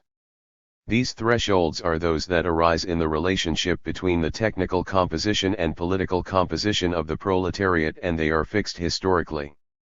Without these consolidations, a program, however transitory, is impossible. And it is precisely because we are unable today to define such a relationship with precision that we find ourselves sometimes methodologically helpless and politically powerless. In contrast, it is the determination of a historical threshold and the awareness of a specific modality of the technical, political relationship that permits the formulation of an organizational process and the definition of an appropriate program. Mind you, when this problem is formulated, there arises, implicitly, if one accepts the progressive nature of the tendency in production, the problem of better defining the process in which the relationship between singularities and the common grows and consolidates. We need to specify how much of the common there is in every technological connection by developing a deeper approach, specifically in the anthropology of production. Again we are back to this matter of the reappropriation of fixed capital. I have already remarked that in the manifesto the cooperative dimension of production, and especially the production of subjectivity, is undervalued in relation to the criteria of technology, to the importance of the material aspects that, apart from being parameters of productivity, also constitute the anthropological transformations of labor power. I stress this point. It is in relation to the ensemble of languages and algorithms, of technological functions and know-how within which today's proletariat is actually formed that the element of cooperation becomes central and an indicator of possible hegemony. This statement derives from the observation that the very structure of capitalist exploitation has now been modified. Capital continues to exploit, but does so in forms that are paradoxically limited by comparison to its potential potenza for extracting surplus labor from the whole of society. When we understand this new determination, we realize that fixed capital, in other words that part of capital that is directly involved in the production of surplus value, refers to, or rather is established primarily in, the surplus created out of cooperation. And this surplus is the non-measurable something that, as Marx said, does not consist of the sum of two or more workers' surplus labor but of the plus that derives from the fact that they work together, in short, the plus that goes beyond the sum. If one assumes the preeminence of extractive capital over the capital that exploits, naturally including the latter in the former, one arrives at some very interesting conclusions. Here is one. Once upon a time people described the transition from Fordism to post-Fordism by characterizing it as the application of automation in the factory and the management of computerization in the social domain. The latter is of great importance in the process that leads to the complete, real, subsumption of society to capital. Informatics interprets and conducts the tendency. And it is, one might say, more important than automation, which, in that transition, succeeds in characterizing the new form of society only with difficulty, by investing partially and precariously in the mode of production. Today, as the manifesto spells out well and as experience teaches us, we are well beyond that transition. It is not just that productive society appears to be globally computerized, but this social world of informatics is itself reorganized in automatic terms, according to new criteria in the division of labor, in the management of the labor market, and by new hierarchical parameters in the management of society. In short, when production becomes generalized throughout society, through cognitive labor, through social knowledge, computerization undoubtedly remains the fixed capital most prized by capitalism, but automation, and I give this name to the technological structuring of direct productive command, which intervenes not simply inside the factory anymore but also in the social activity of the producers, becomes the cement of capitalist organization, which bends in its favor both informatics, by making it a tool, and digital society, which it seeks to turn into a machinic prosthesis of command over production. Information technologies thus come to be subordinated to automation. The command of capitalist algorithms marks this transformation of command over production. We are at a higher level of real subsumption. From this derives the enormous importance of logistics, which, when it is automated, begins to configure every territorial dimension of capitalist command and to establish internal boundaries and hierarchies of global space, and also the importance of all the algorithmic mechanisms that concentrate and command, by degrees of abstraction and branches of expertise, with frequent and functional variants, that complex of forms of knowledge otherwise called general intellect. Now, if extractive capitalism widens extensively its ability to take advantage of all social infrastructure and applies itself intensively to every degree of abstraction in the production machine, that is, to each level in the organization of the global financial mode of production, at this point one has to reopen debate on the appropriation of fixed capital over this entire space, theoretical and practical. The construction of struggles has to be on the scale of this space. Fixed capital can in fact be potentially appropriated by the proletarians. It is this potentiality that has to be liberated. One last point, which is underplayed in the manifesto but is entirely consistent with the theory developed therein, the money of the common. It certainly does not escape the authors of the manifesto that, as an abstract machine, money has assumed today the unique function of supreme measuring device of the values extracted from society in the real subsumption of society to capital.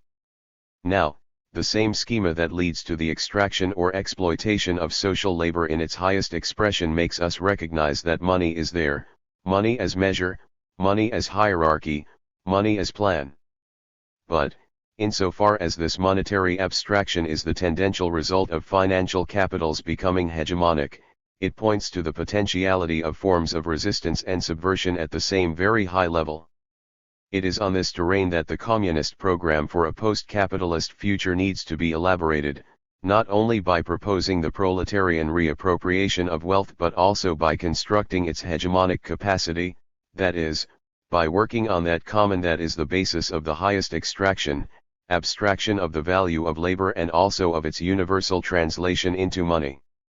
Today this means the money of the common, nothing utopian but rather a paradigmatic and programmatic indication of how to prefigure, in the struggle, the attack against the measure of labor imposed by capital, against the hierarchies of articulation between necessary labor and surplus labor, imposed by the direct boss, and against the general distribution of social income commanded by the capitalist state. On this perspective we still have a lot of work to do. And, to conclude, there are still so many things worth exploring. What does it mean to follow through the tendency right to the end and to beat capital in this process?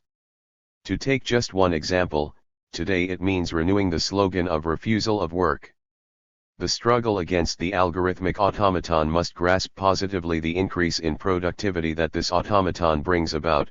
It must therefore impose drastic reductions in the time of employment, which is disciplined and controlled by or within the machines for each worker, and there must be substantial wage increases, always more substantial. On the one hand, the time of service at the automaton will have to be regulated in a manner that is equal for all, in the post-capitalist era, but this means immediately formulating in this direction the objectives of struggle. On the other hand, a substantial citizen income will have to translate every figure of service work into the recognition that all participate equally in the building of collective wealth. In this way all persons will be able to develop freely and to the full their joie de vivre, to rehearse here Marx's appreciation for Fourier. This, too, has to be fought for immediately, through struggle. But here one would have to open another subject, that of the production of subjectivity, that of the agonist usage of the passions and of historical dialectics, which this usage opens against capitalist and sovereign command.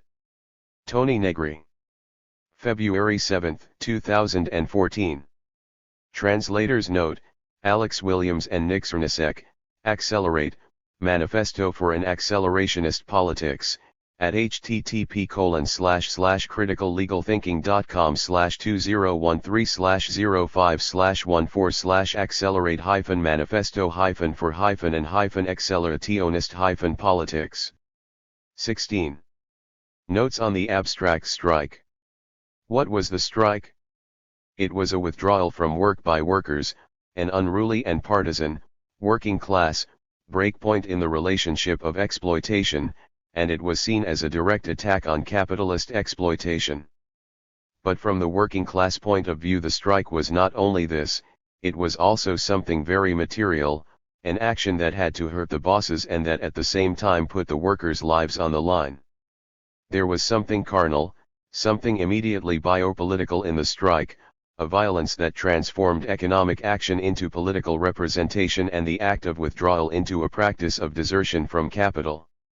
Now we know that the nature of the capital relation changes over time, both because the worker subject at each stage of capitalist development has different characteristics and because the command over labor differs according to context. Hence the strike also changes. The strikes of industrial workers and those of agricultural workers were very different experiences, very different adventures, even though each brought into play the same materiality, the continuity of sabotage and of prolonged withdrawal from work in the case of the industrial workers, the carnal, focused, and very harsh violence of peasant struggles. For agricultural workers, the struggle could continue only for so long.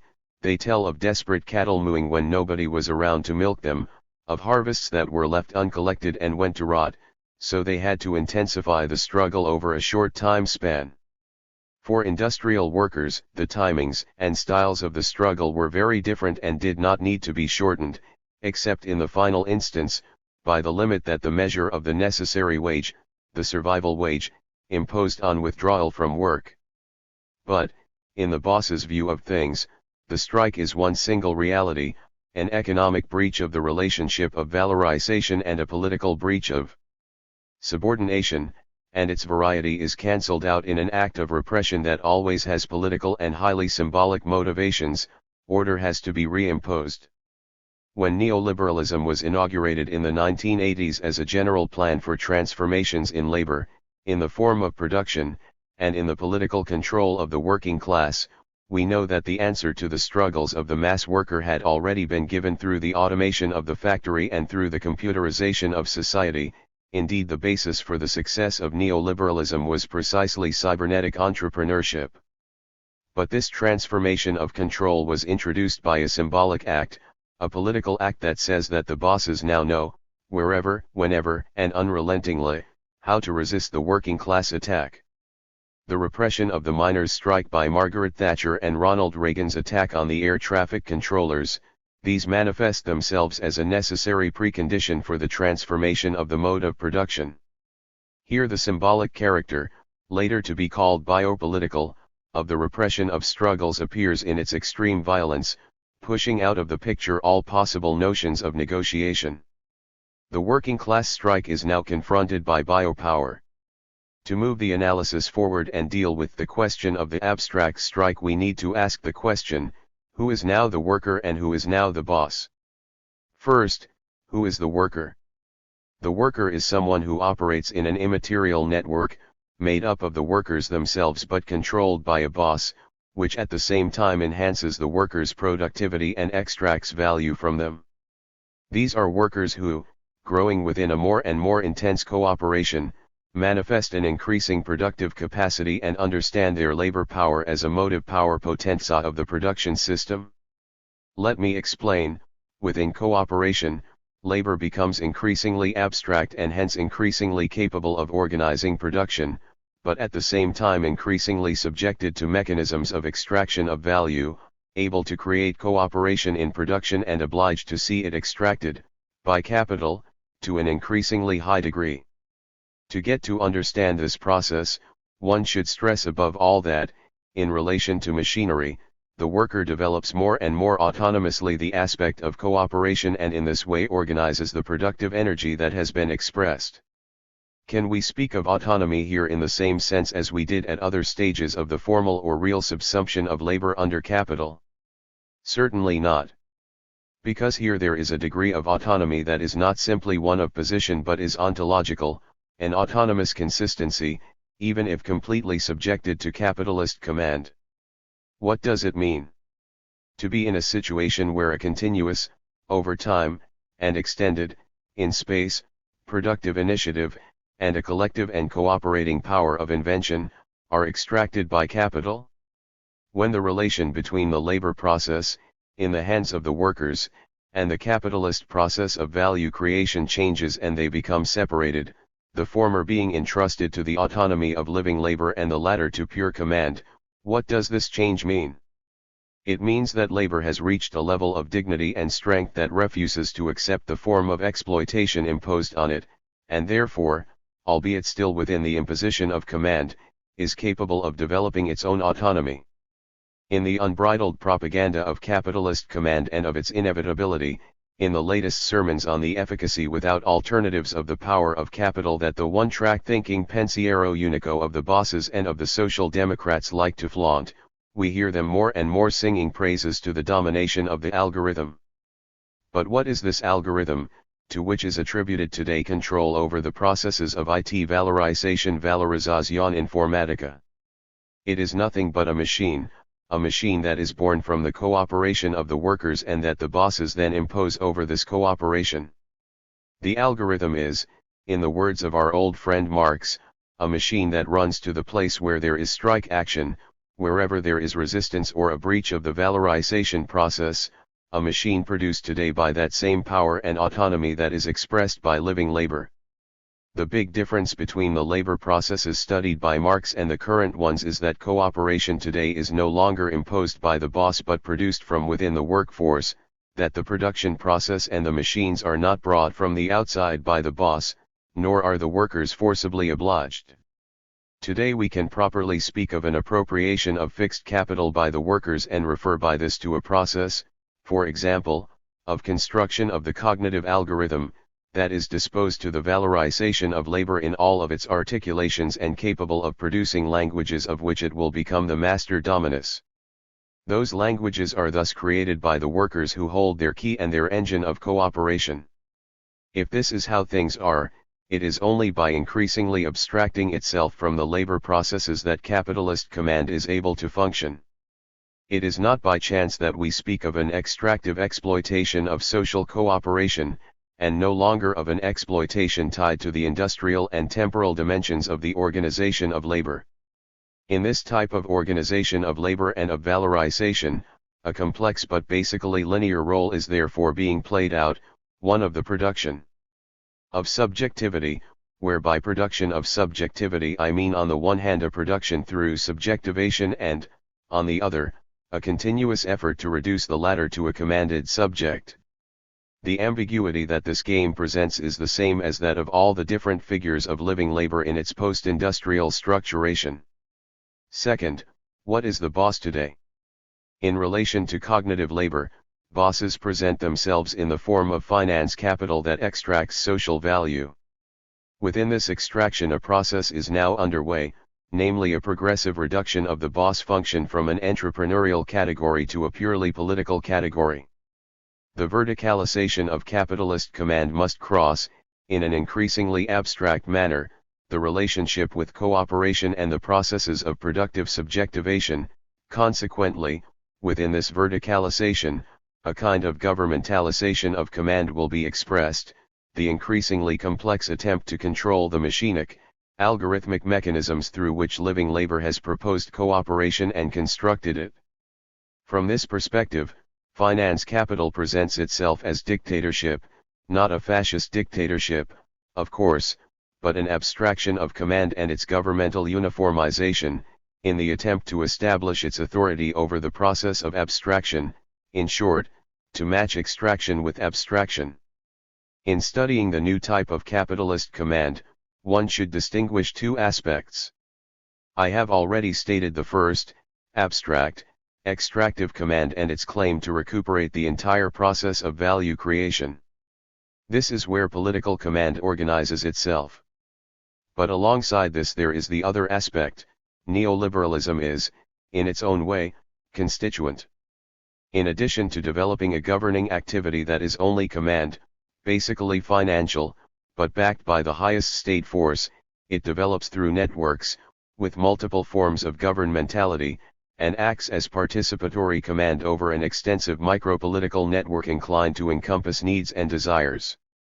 The neoliberal constitution does not simply gather, and extract value from, living labor in its valorizing expression, it also tends to organize consumption and desires in order to make them, in their material expression, reproductive, cooperative, and functional for the reproduction of capital.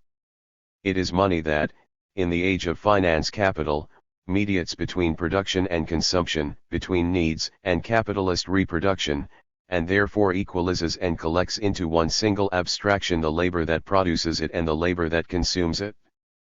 Will it be possible to traverse this complex, reappropriating to ourselves the labor that produces and liberating consumption from its capitalist management?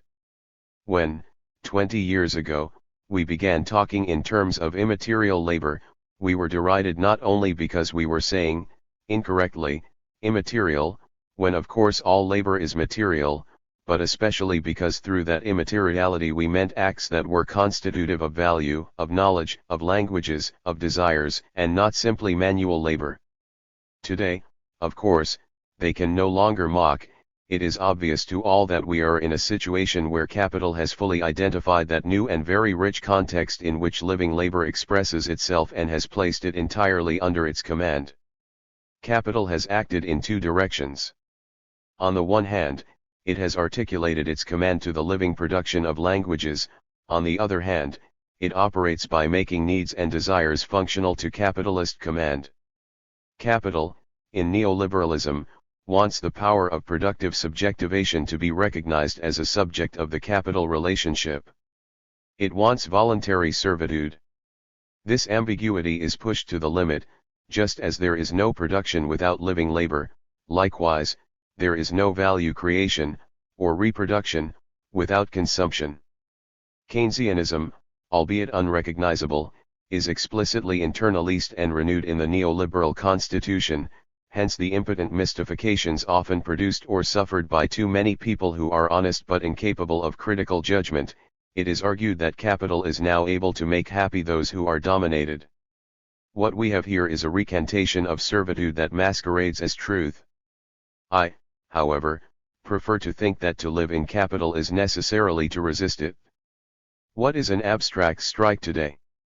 Put another way, what kind of strike can measure itself both in relation to the new nature of living labor and in relation to the neoliberal constitution of production and reproduction?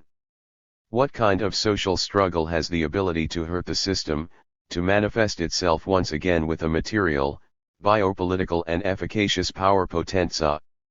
To answer these questions, I should stress 2 points that cannot be separated but are useful to distinguish. First, we have to ask ourselves whether and how living labor today can rebel and interrupt the flow of valorization. The answer to this question has to take on board the entire tradition of working class struggle, the breakdown of the relationship of production, withdrawal, sabotage, exodus, and so on.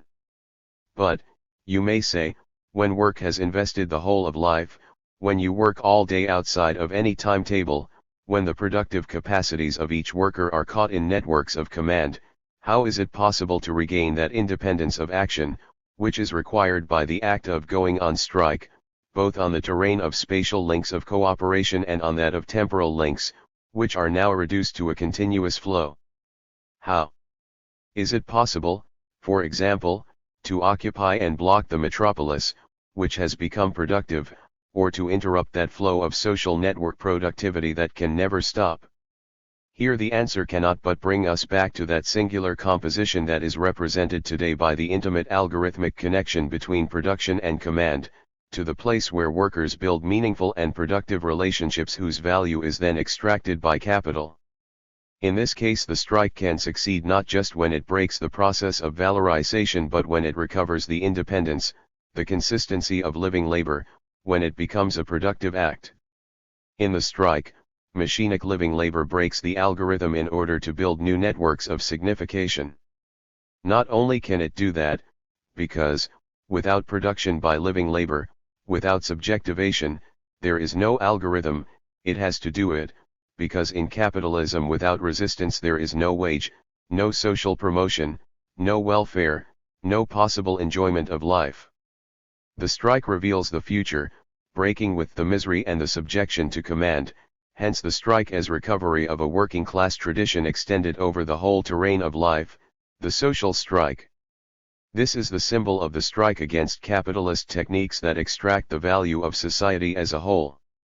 But there is a second point of attack, which is just as important, or perhaps even more. It is where the processes of reproduction of society intersect with finance capital, with the monetization of the process. Here it is clear that we need to break and reconstruct the mechanism that links consumption to the monetary dimension. Consumption is always a good thing when one is able to consume in relation to the needs of reproduction of the species, not so much the needs of the natural, generic human species as those of the working class species, the productive species, the post-human species. And it is this kind of consumption that should be taken as a moment of rupture. Now this is the terrain of welfare, the locus of the organization of domination over services and consumption, which should be traversed as a terrain of struggle, of exercising resistance and of developing alternative prospects. The abstract strike becomes here a materialist strike. The issue is to retrieve, for living labor, command over consumption and to build or impose a production of humans for humans and not for profit. At the level of production, then, the abstract strike involves regaining the independence of living labor in order to break the process of valorization. At the level of reproduction, it requires the construction and imposition of a new sequence of needs, desires, consumptions. Characteristic to our present times is the abundance of research. Committed to the attempt, and sometimes increasing the tension around it, to build spaces of independence at work within production networks that are the ones most invested by the capitalist capacity to extract value. The revival of mutualism and the growth of cooperation across digital networks are just the first steps of struggle that need to be deepened. As regards the breaking of the desires, consumption sequence, and their enforced monetization, interesting attempts are being made to create bit money and to build autonomous networks of communication and independent networks of consumption, attempts that are partial but significant. However, their effectiveness will not become decisive unless these initiatives connect with one another and offensively grasp that crucial point at which capitalist production transforms productive subjectivation into an autocratic production of subjects. It is obvious that political democracy is incompatible with the dictatorship of finance capital. The abstract strike makes this assumption in order to indicate a number of terrains on which it is necessary to intervene in order to build an independent power potenza capable of proposing and making possible another, democratic world. To conclude, it is clear that the strike against the extraction of value and the strike that moves at the level of capitalist abstraction of social exploitation are not the same thing. In the first case, the struggle is aimed at the appropriation of profit, or at a distribution of profit that is more favorable to the workers. In the second case, it aims at overturning, 1. the models of reproduction of society and of its capitalist rule, and 2. the contextual functional minting of money. So it is clear that today, while these two levels of struggle are not identical, they are very much related to each other. One is horizontal, the other is vertical. One is the struggle for the emancipation of labor, the other is the struggle for liberation from labor. But, from the point of view of the struggles, it is hard to tell them apart. Yet they cannot be confused either, and the reason is to be found in everything that has been said thus far, because one struggles and the other constructs. They have to do this separately, but they have to do it together. This is the task at hand. So much for the analysis, next comes the praxis. So it is clear that, while neoliberalism imposes the dictatorship of finance capital, the struggle for the liberation of and from work, the communist struggle, requires the existence of coalitions of workers who carry out the struggle on the horizontal terrain, against extractive exploitation, and are able to rise to the task of producing a project alternative to capital's management, a project of extracting value, but above all of imposing measure, of money. Here we come up against dictatorship. The comrades of Syriza today, those of Podemos tomorrow, this is where they have brought the struggle, to the crossroads between the emancipation of labor and liberation from labor. Will Italy succeed in building a coalition of workers that is similarly powerful? Toni Negri. Venice, May 8, 2015. 17. From the factory to the metropolis, and back again. The transition from extraction of surplus value in the factory to extraction of surplus value that operates in the metropolis is a subject that I have already covered in this book. But what about the return journey? From the metropolis to the factory? Where, how, what does this mean? And what has happened to the subject, the person who produces, the bearer of living labor?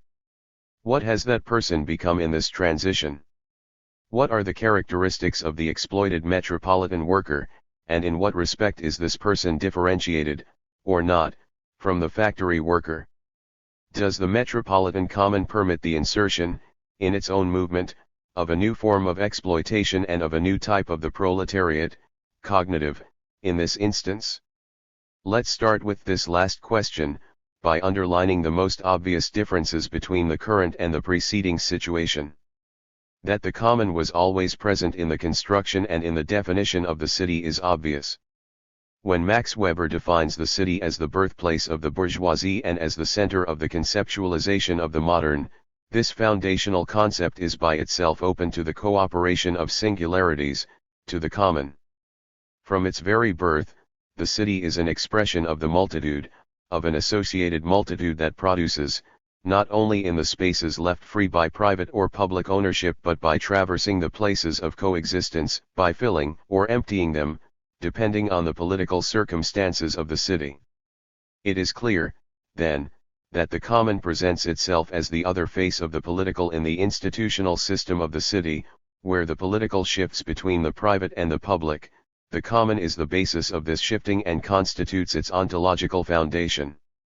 Here, as throughout this book, may I take the drama out of the term ontological, please. To me it means simply the context, the historical accumulation, that mobile reality on which we can firmly place our feet. An archaeology of the common has no choice but to pass through the history of the city. And a genealogy can only be achieved in the projection, whether real or ideal, of the common of the city, or rather of the metropolis of the common. The first thing that appears to me clearly in the great transformation that has taken place in the past 50 years is that our metropolitan lifestyles are utterly different from those of the previous generations. The life of the metropolis has changed substantially, its timings have become pluralist, and every custom and former regularity has been interrupted. Life in the city has accelerated through this dissolution of any rule, through this elimination of any intermediate space and of any disconnected temporality. And yet, for every moment of rupture on record, a new connection to the totality of the urban movement is now determined, through replacement, through superposition, through supplementation, a connection that is fluid and controllable, malleable, and totalizing. For example, the working day is no longer 8 hours, it is now 24, and any of the spaces that make up this duration can be increased or decreased, subtracted or incremented. This new compactness of temporality is produced over and through a desynchronization, and it is the ability or power of intervention on this latter phenomenon that has recomposed the metropolitan cycle of production. It is not only the timetable in the factories that has changed, but also the timetable of all forms of work, with entirely new consequences. Take domestic workers, or women doing housework, or women working in supermarkets. They have completely discontinuous schedules. But this discontinuity, which is heightened by variables pertaining to everyday life and to means of transportation, is generally recomposed after it has appeared as an element of real social need, taking into account the imperative of social dialogue and the calculation of the biopolitical costs. This regulation mechanism is mystified under the categories of negotiation of the common and the institution's maximum commitment to produce social cooperation, if only that were true. From the moment the metropolis became a factory, it also came to be organized by a machinic structure. This structure constitutes the body of the metropolis, the body of the urban whole. Many fantasies have developed around the perception of this whole. It has sometimes been defined as a machinic, comprehensive, and concentric totality, other times as a corporeal totality, intelligent and diffuse.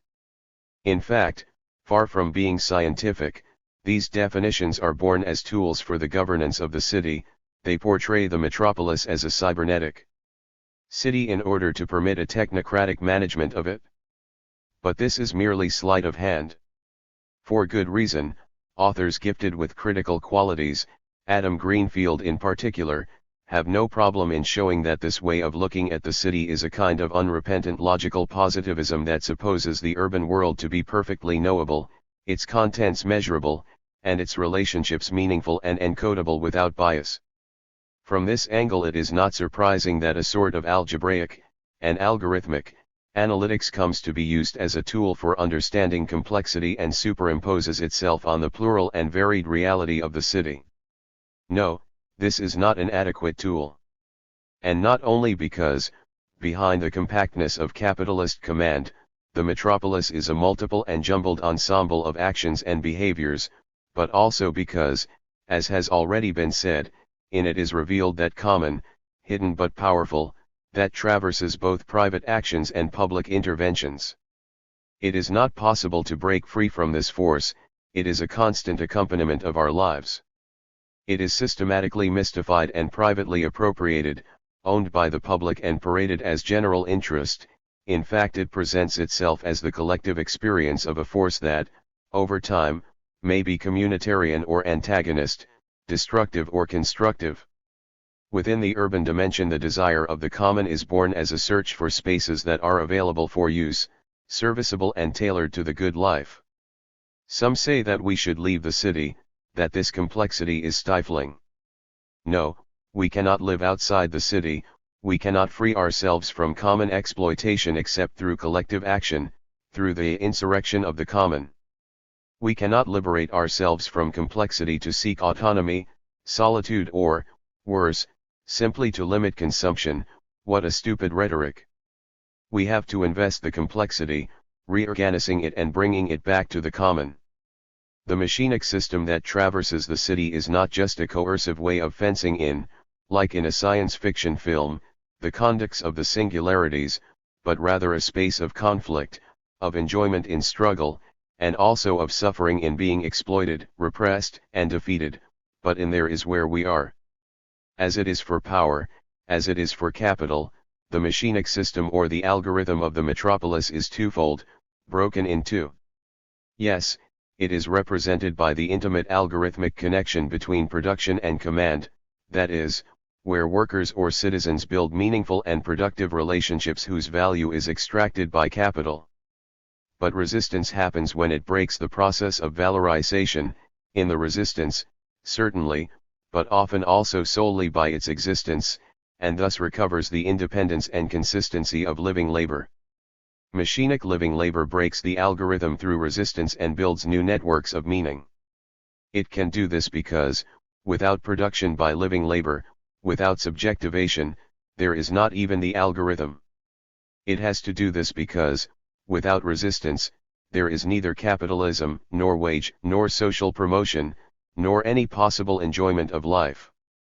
In the metropolis only resistance reveals the future of our singularities, breaking with the misery of the citizens or workers and their subjection to command. We cannot free ourselves from that machinic body, but we can make use of it, bringing ourselves close to enjoyment. The category of use is central here. At this point it is worth opening a long parenthesis on use value and exchange value. I refer the reader to the discussion developed in my other writings, Marx Beyond Marx, Lessons on the Grundrisse, Bergen and Garvey Publishers, South Hadley Ma, 1984, Time for Revolution, Continuum, London and New York, 2005.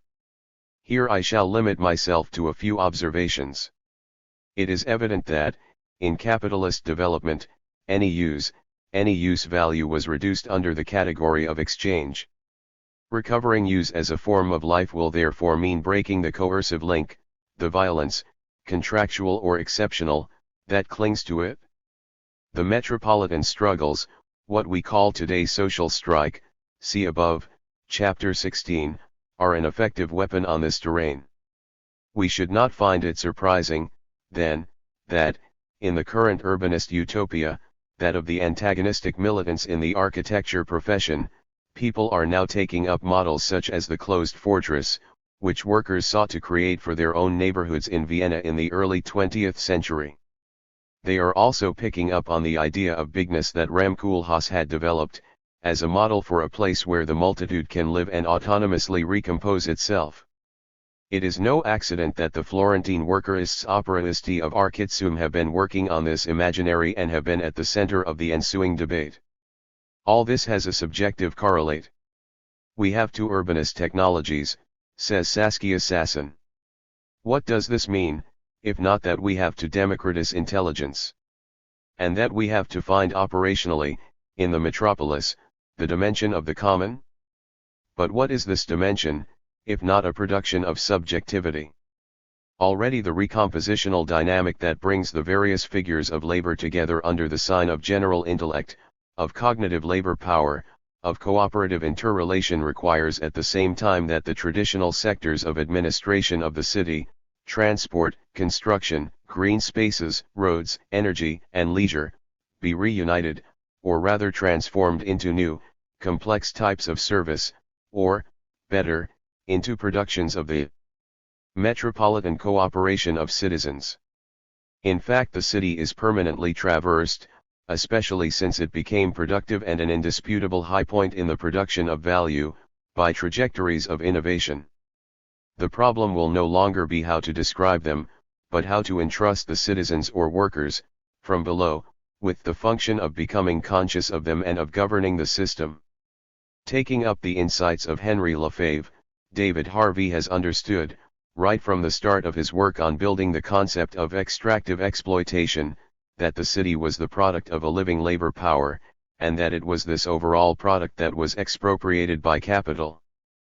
But today is the time to return anew to the city, to reconsider it through the activities of the people who inhabit it, through the common that is interpreted in this way, in short, by filtering knowledge through the entire projection of, the operation on, social relations. Henry Lefebvre lived the last phase of Fordism, when the city seemed on the verge of its definitive subordination to the rules of that external power that was industry, with its relentlessly rigid serial organization of the working day.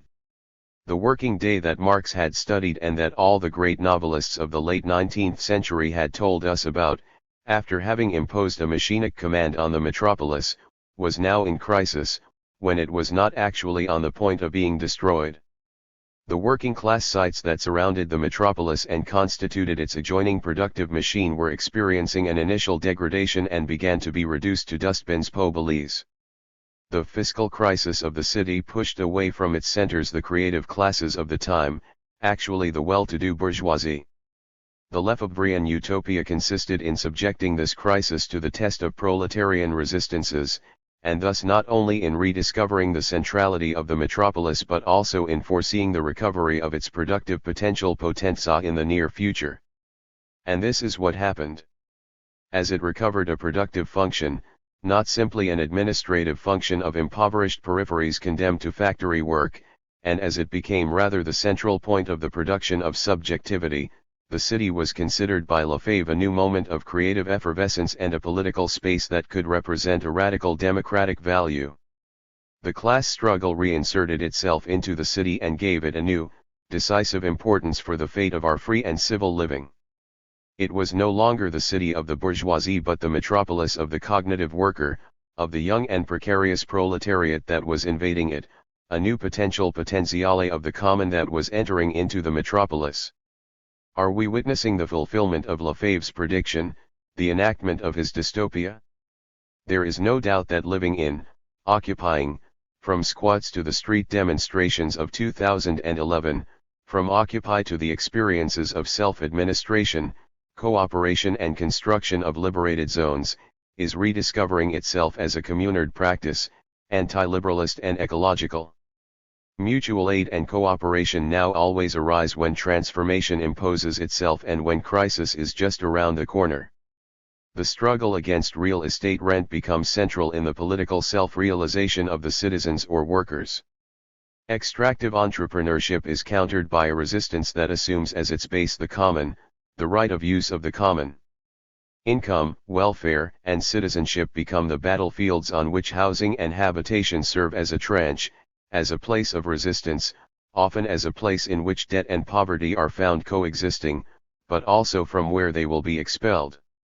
The initiatives of mutualization and the calls for a citizen's income are the new fronts of anti-capitalism, demands matched to the needs of being a citizen. Not having but being, not an ownership but a work, an activity, not a private appropriation or a public use but the construction of the common. Let me summarize here and lay down a few basic points.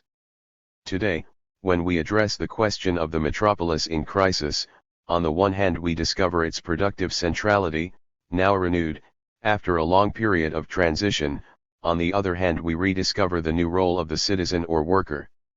Often this person is the poor.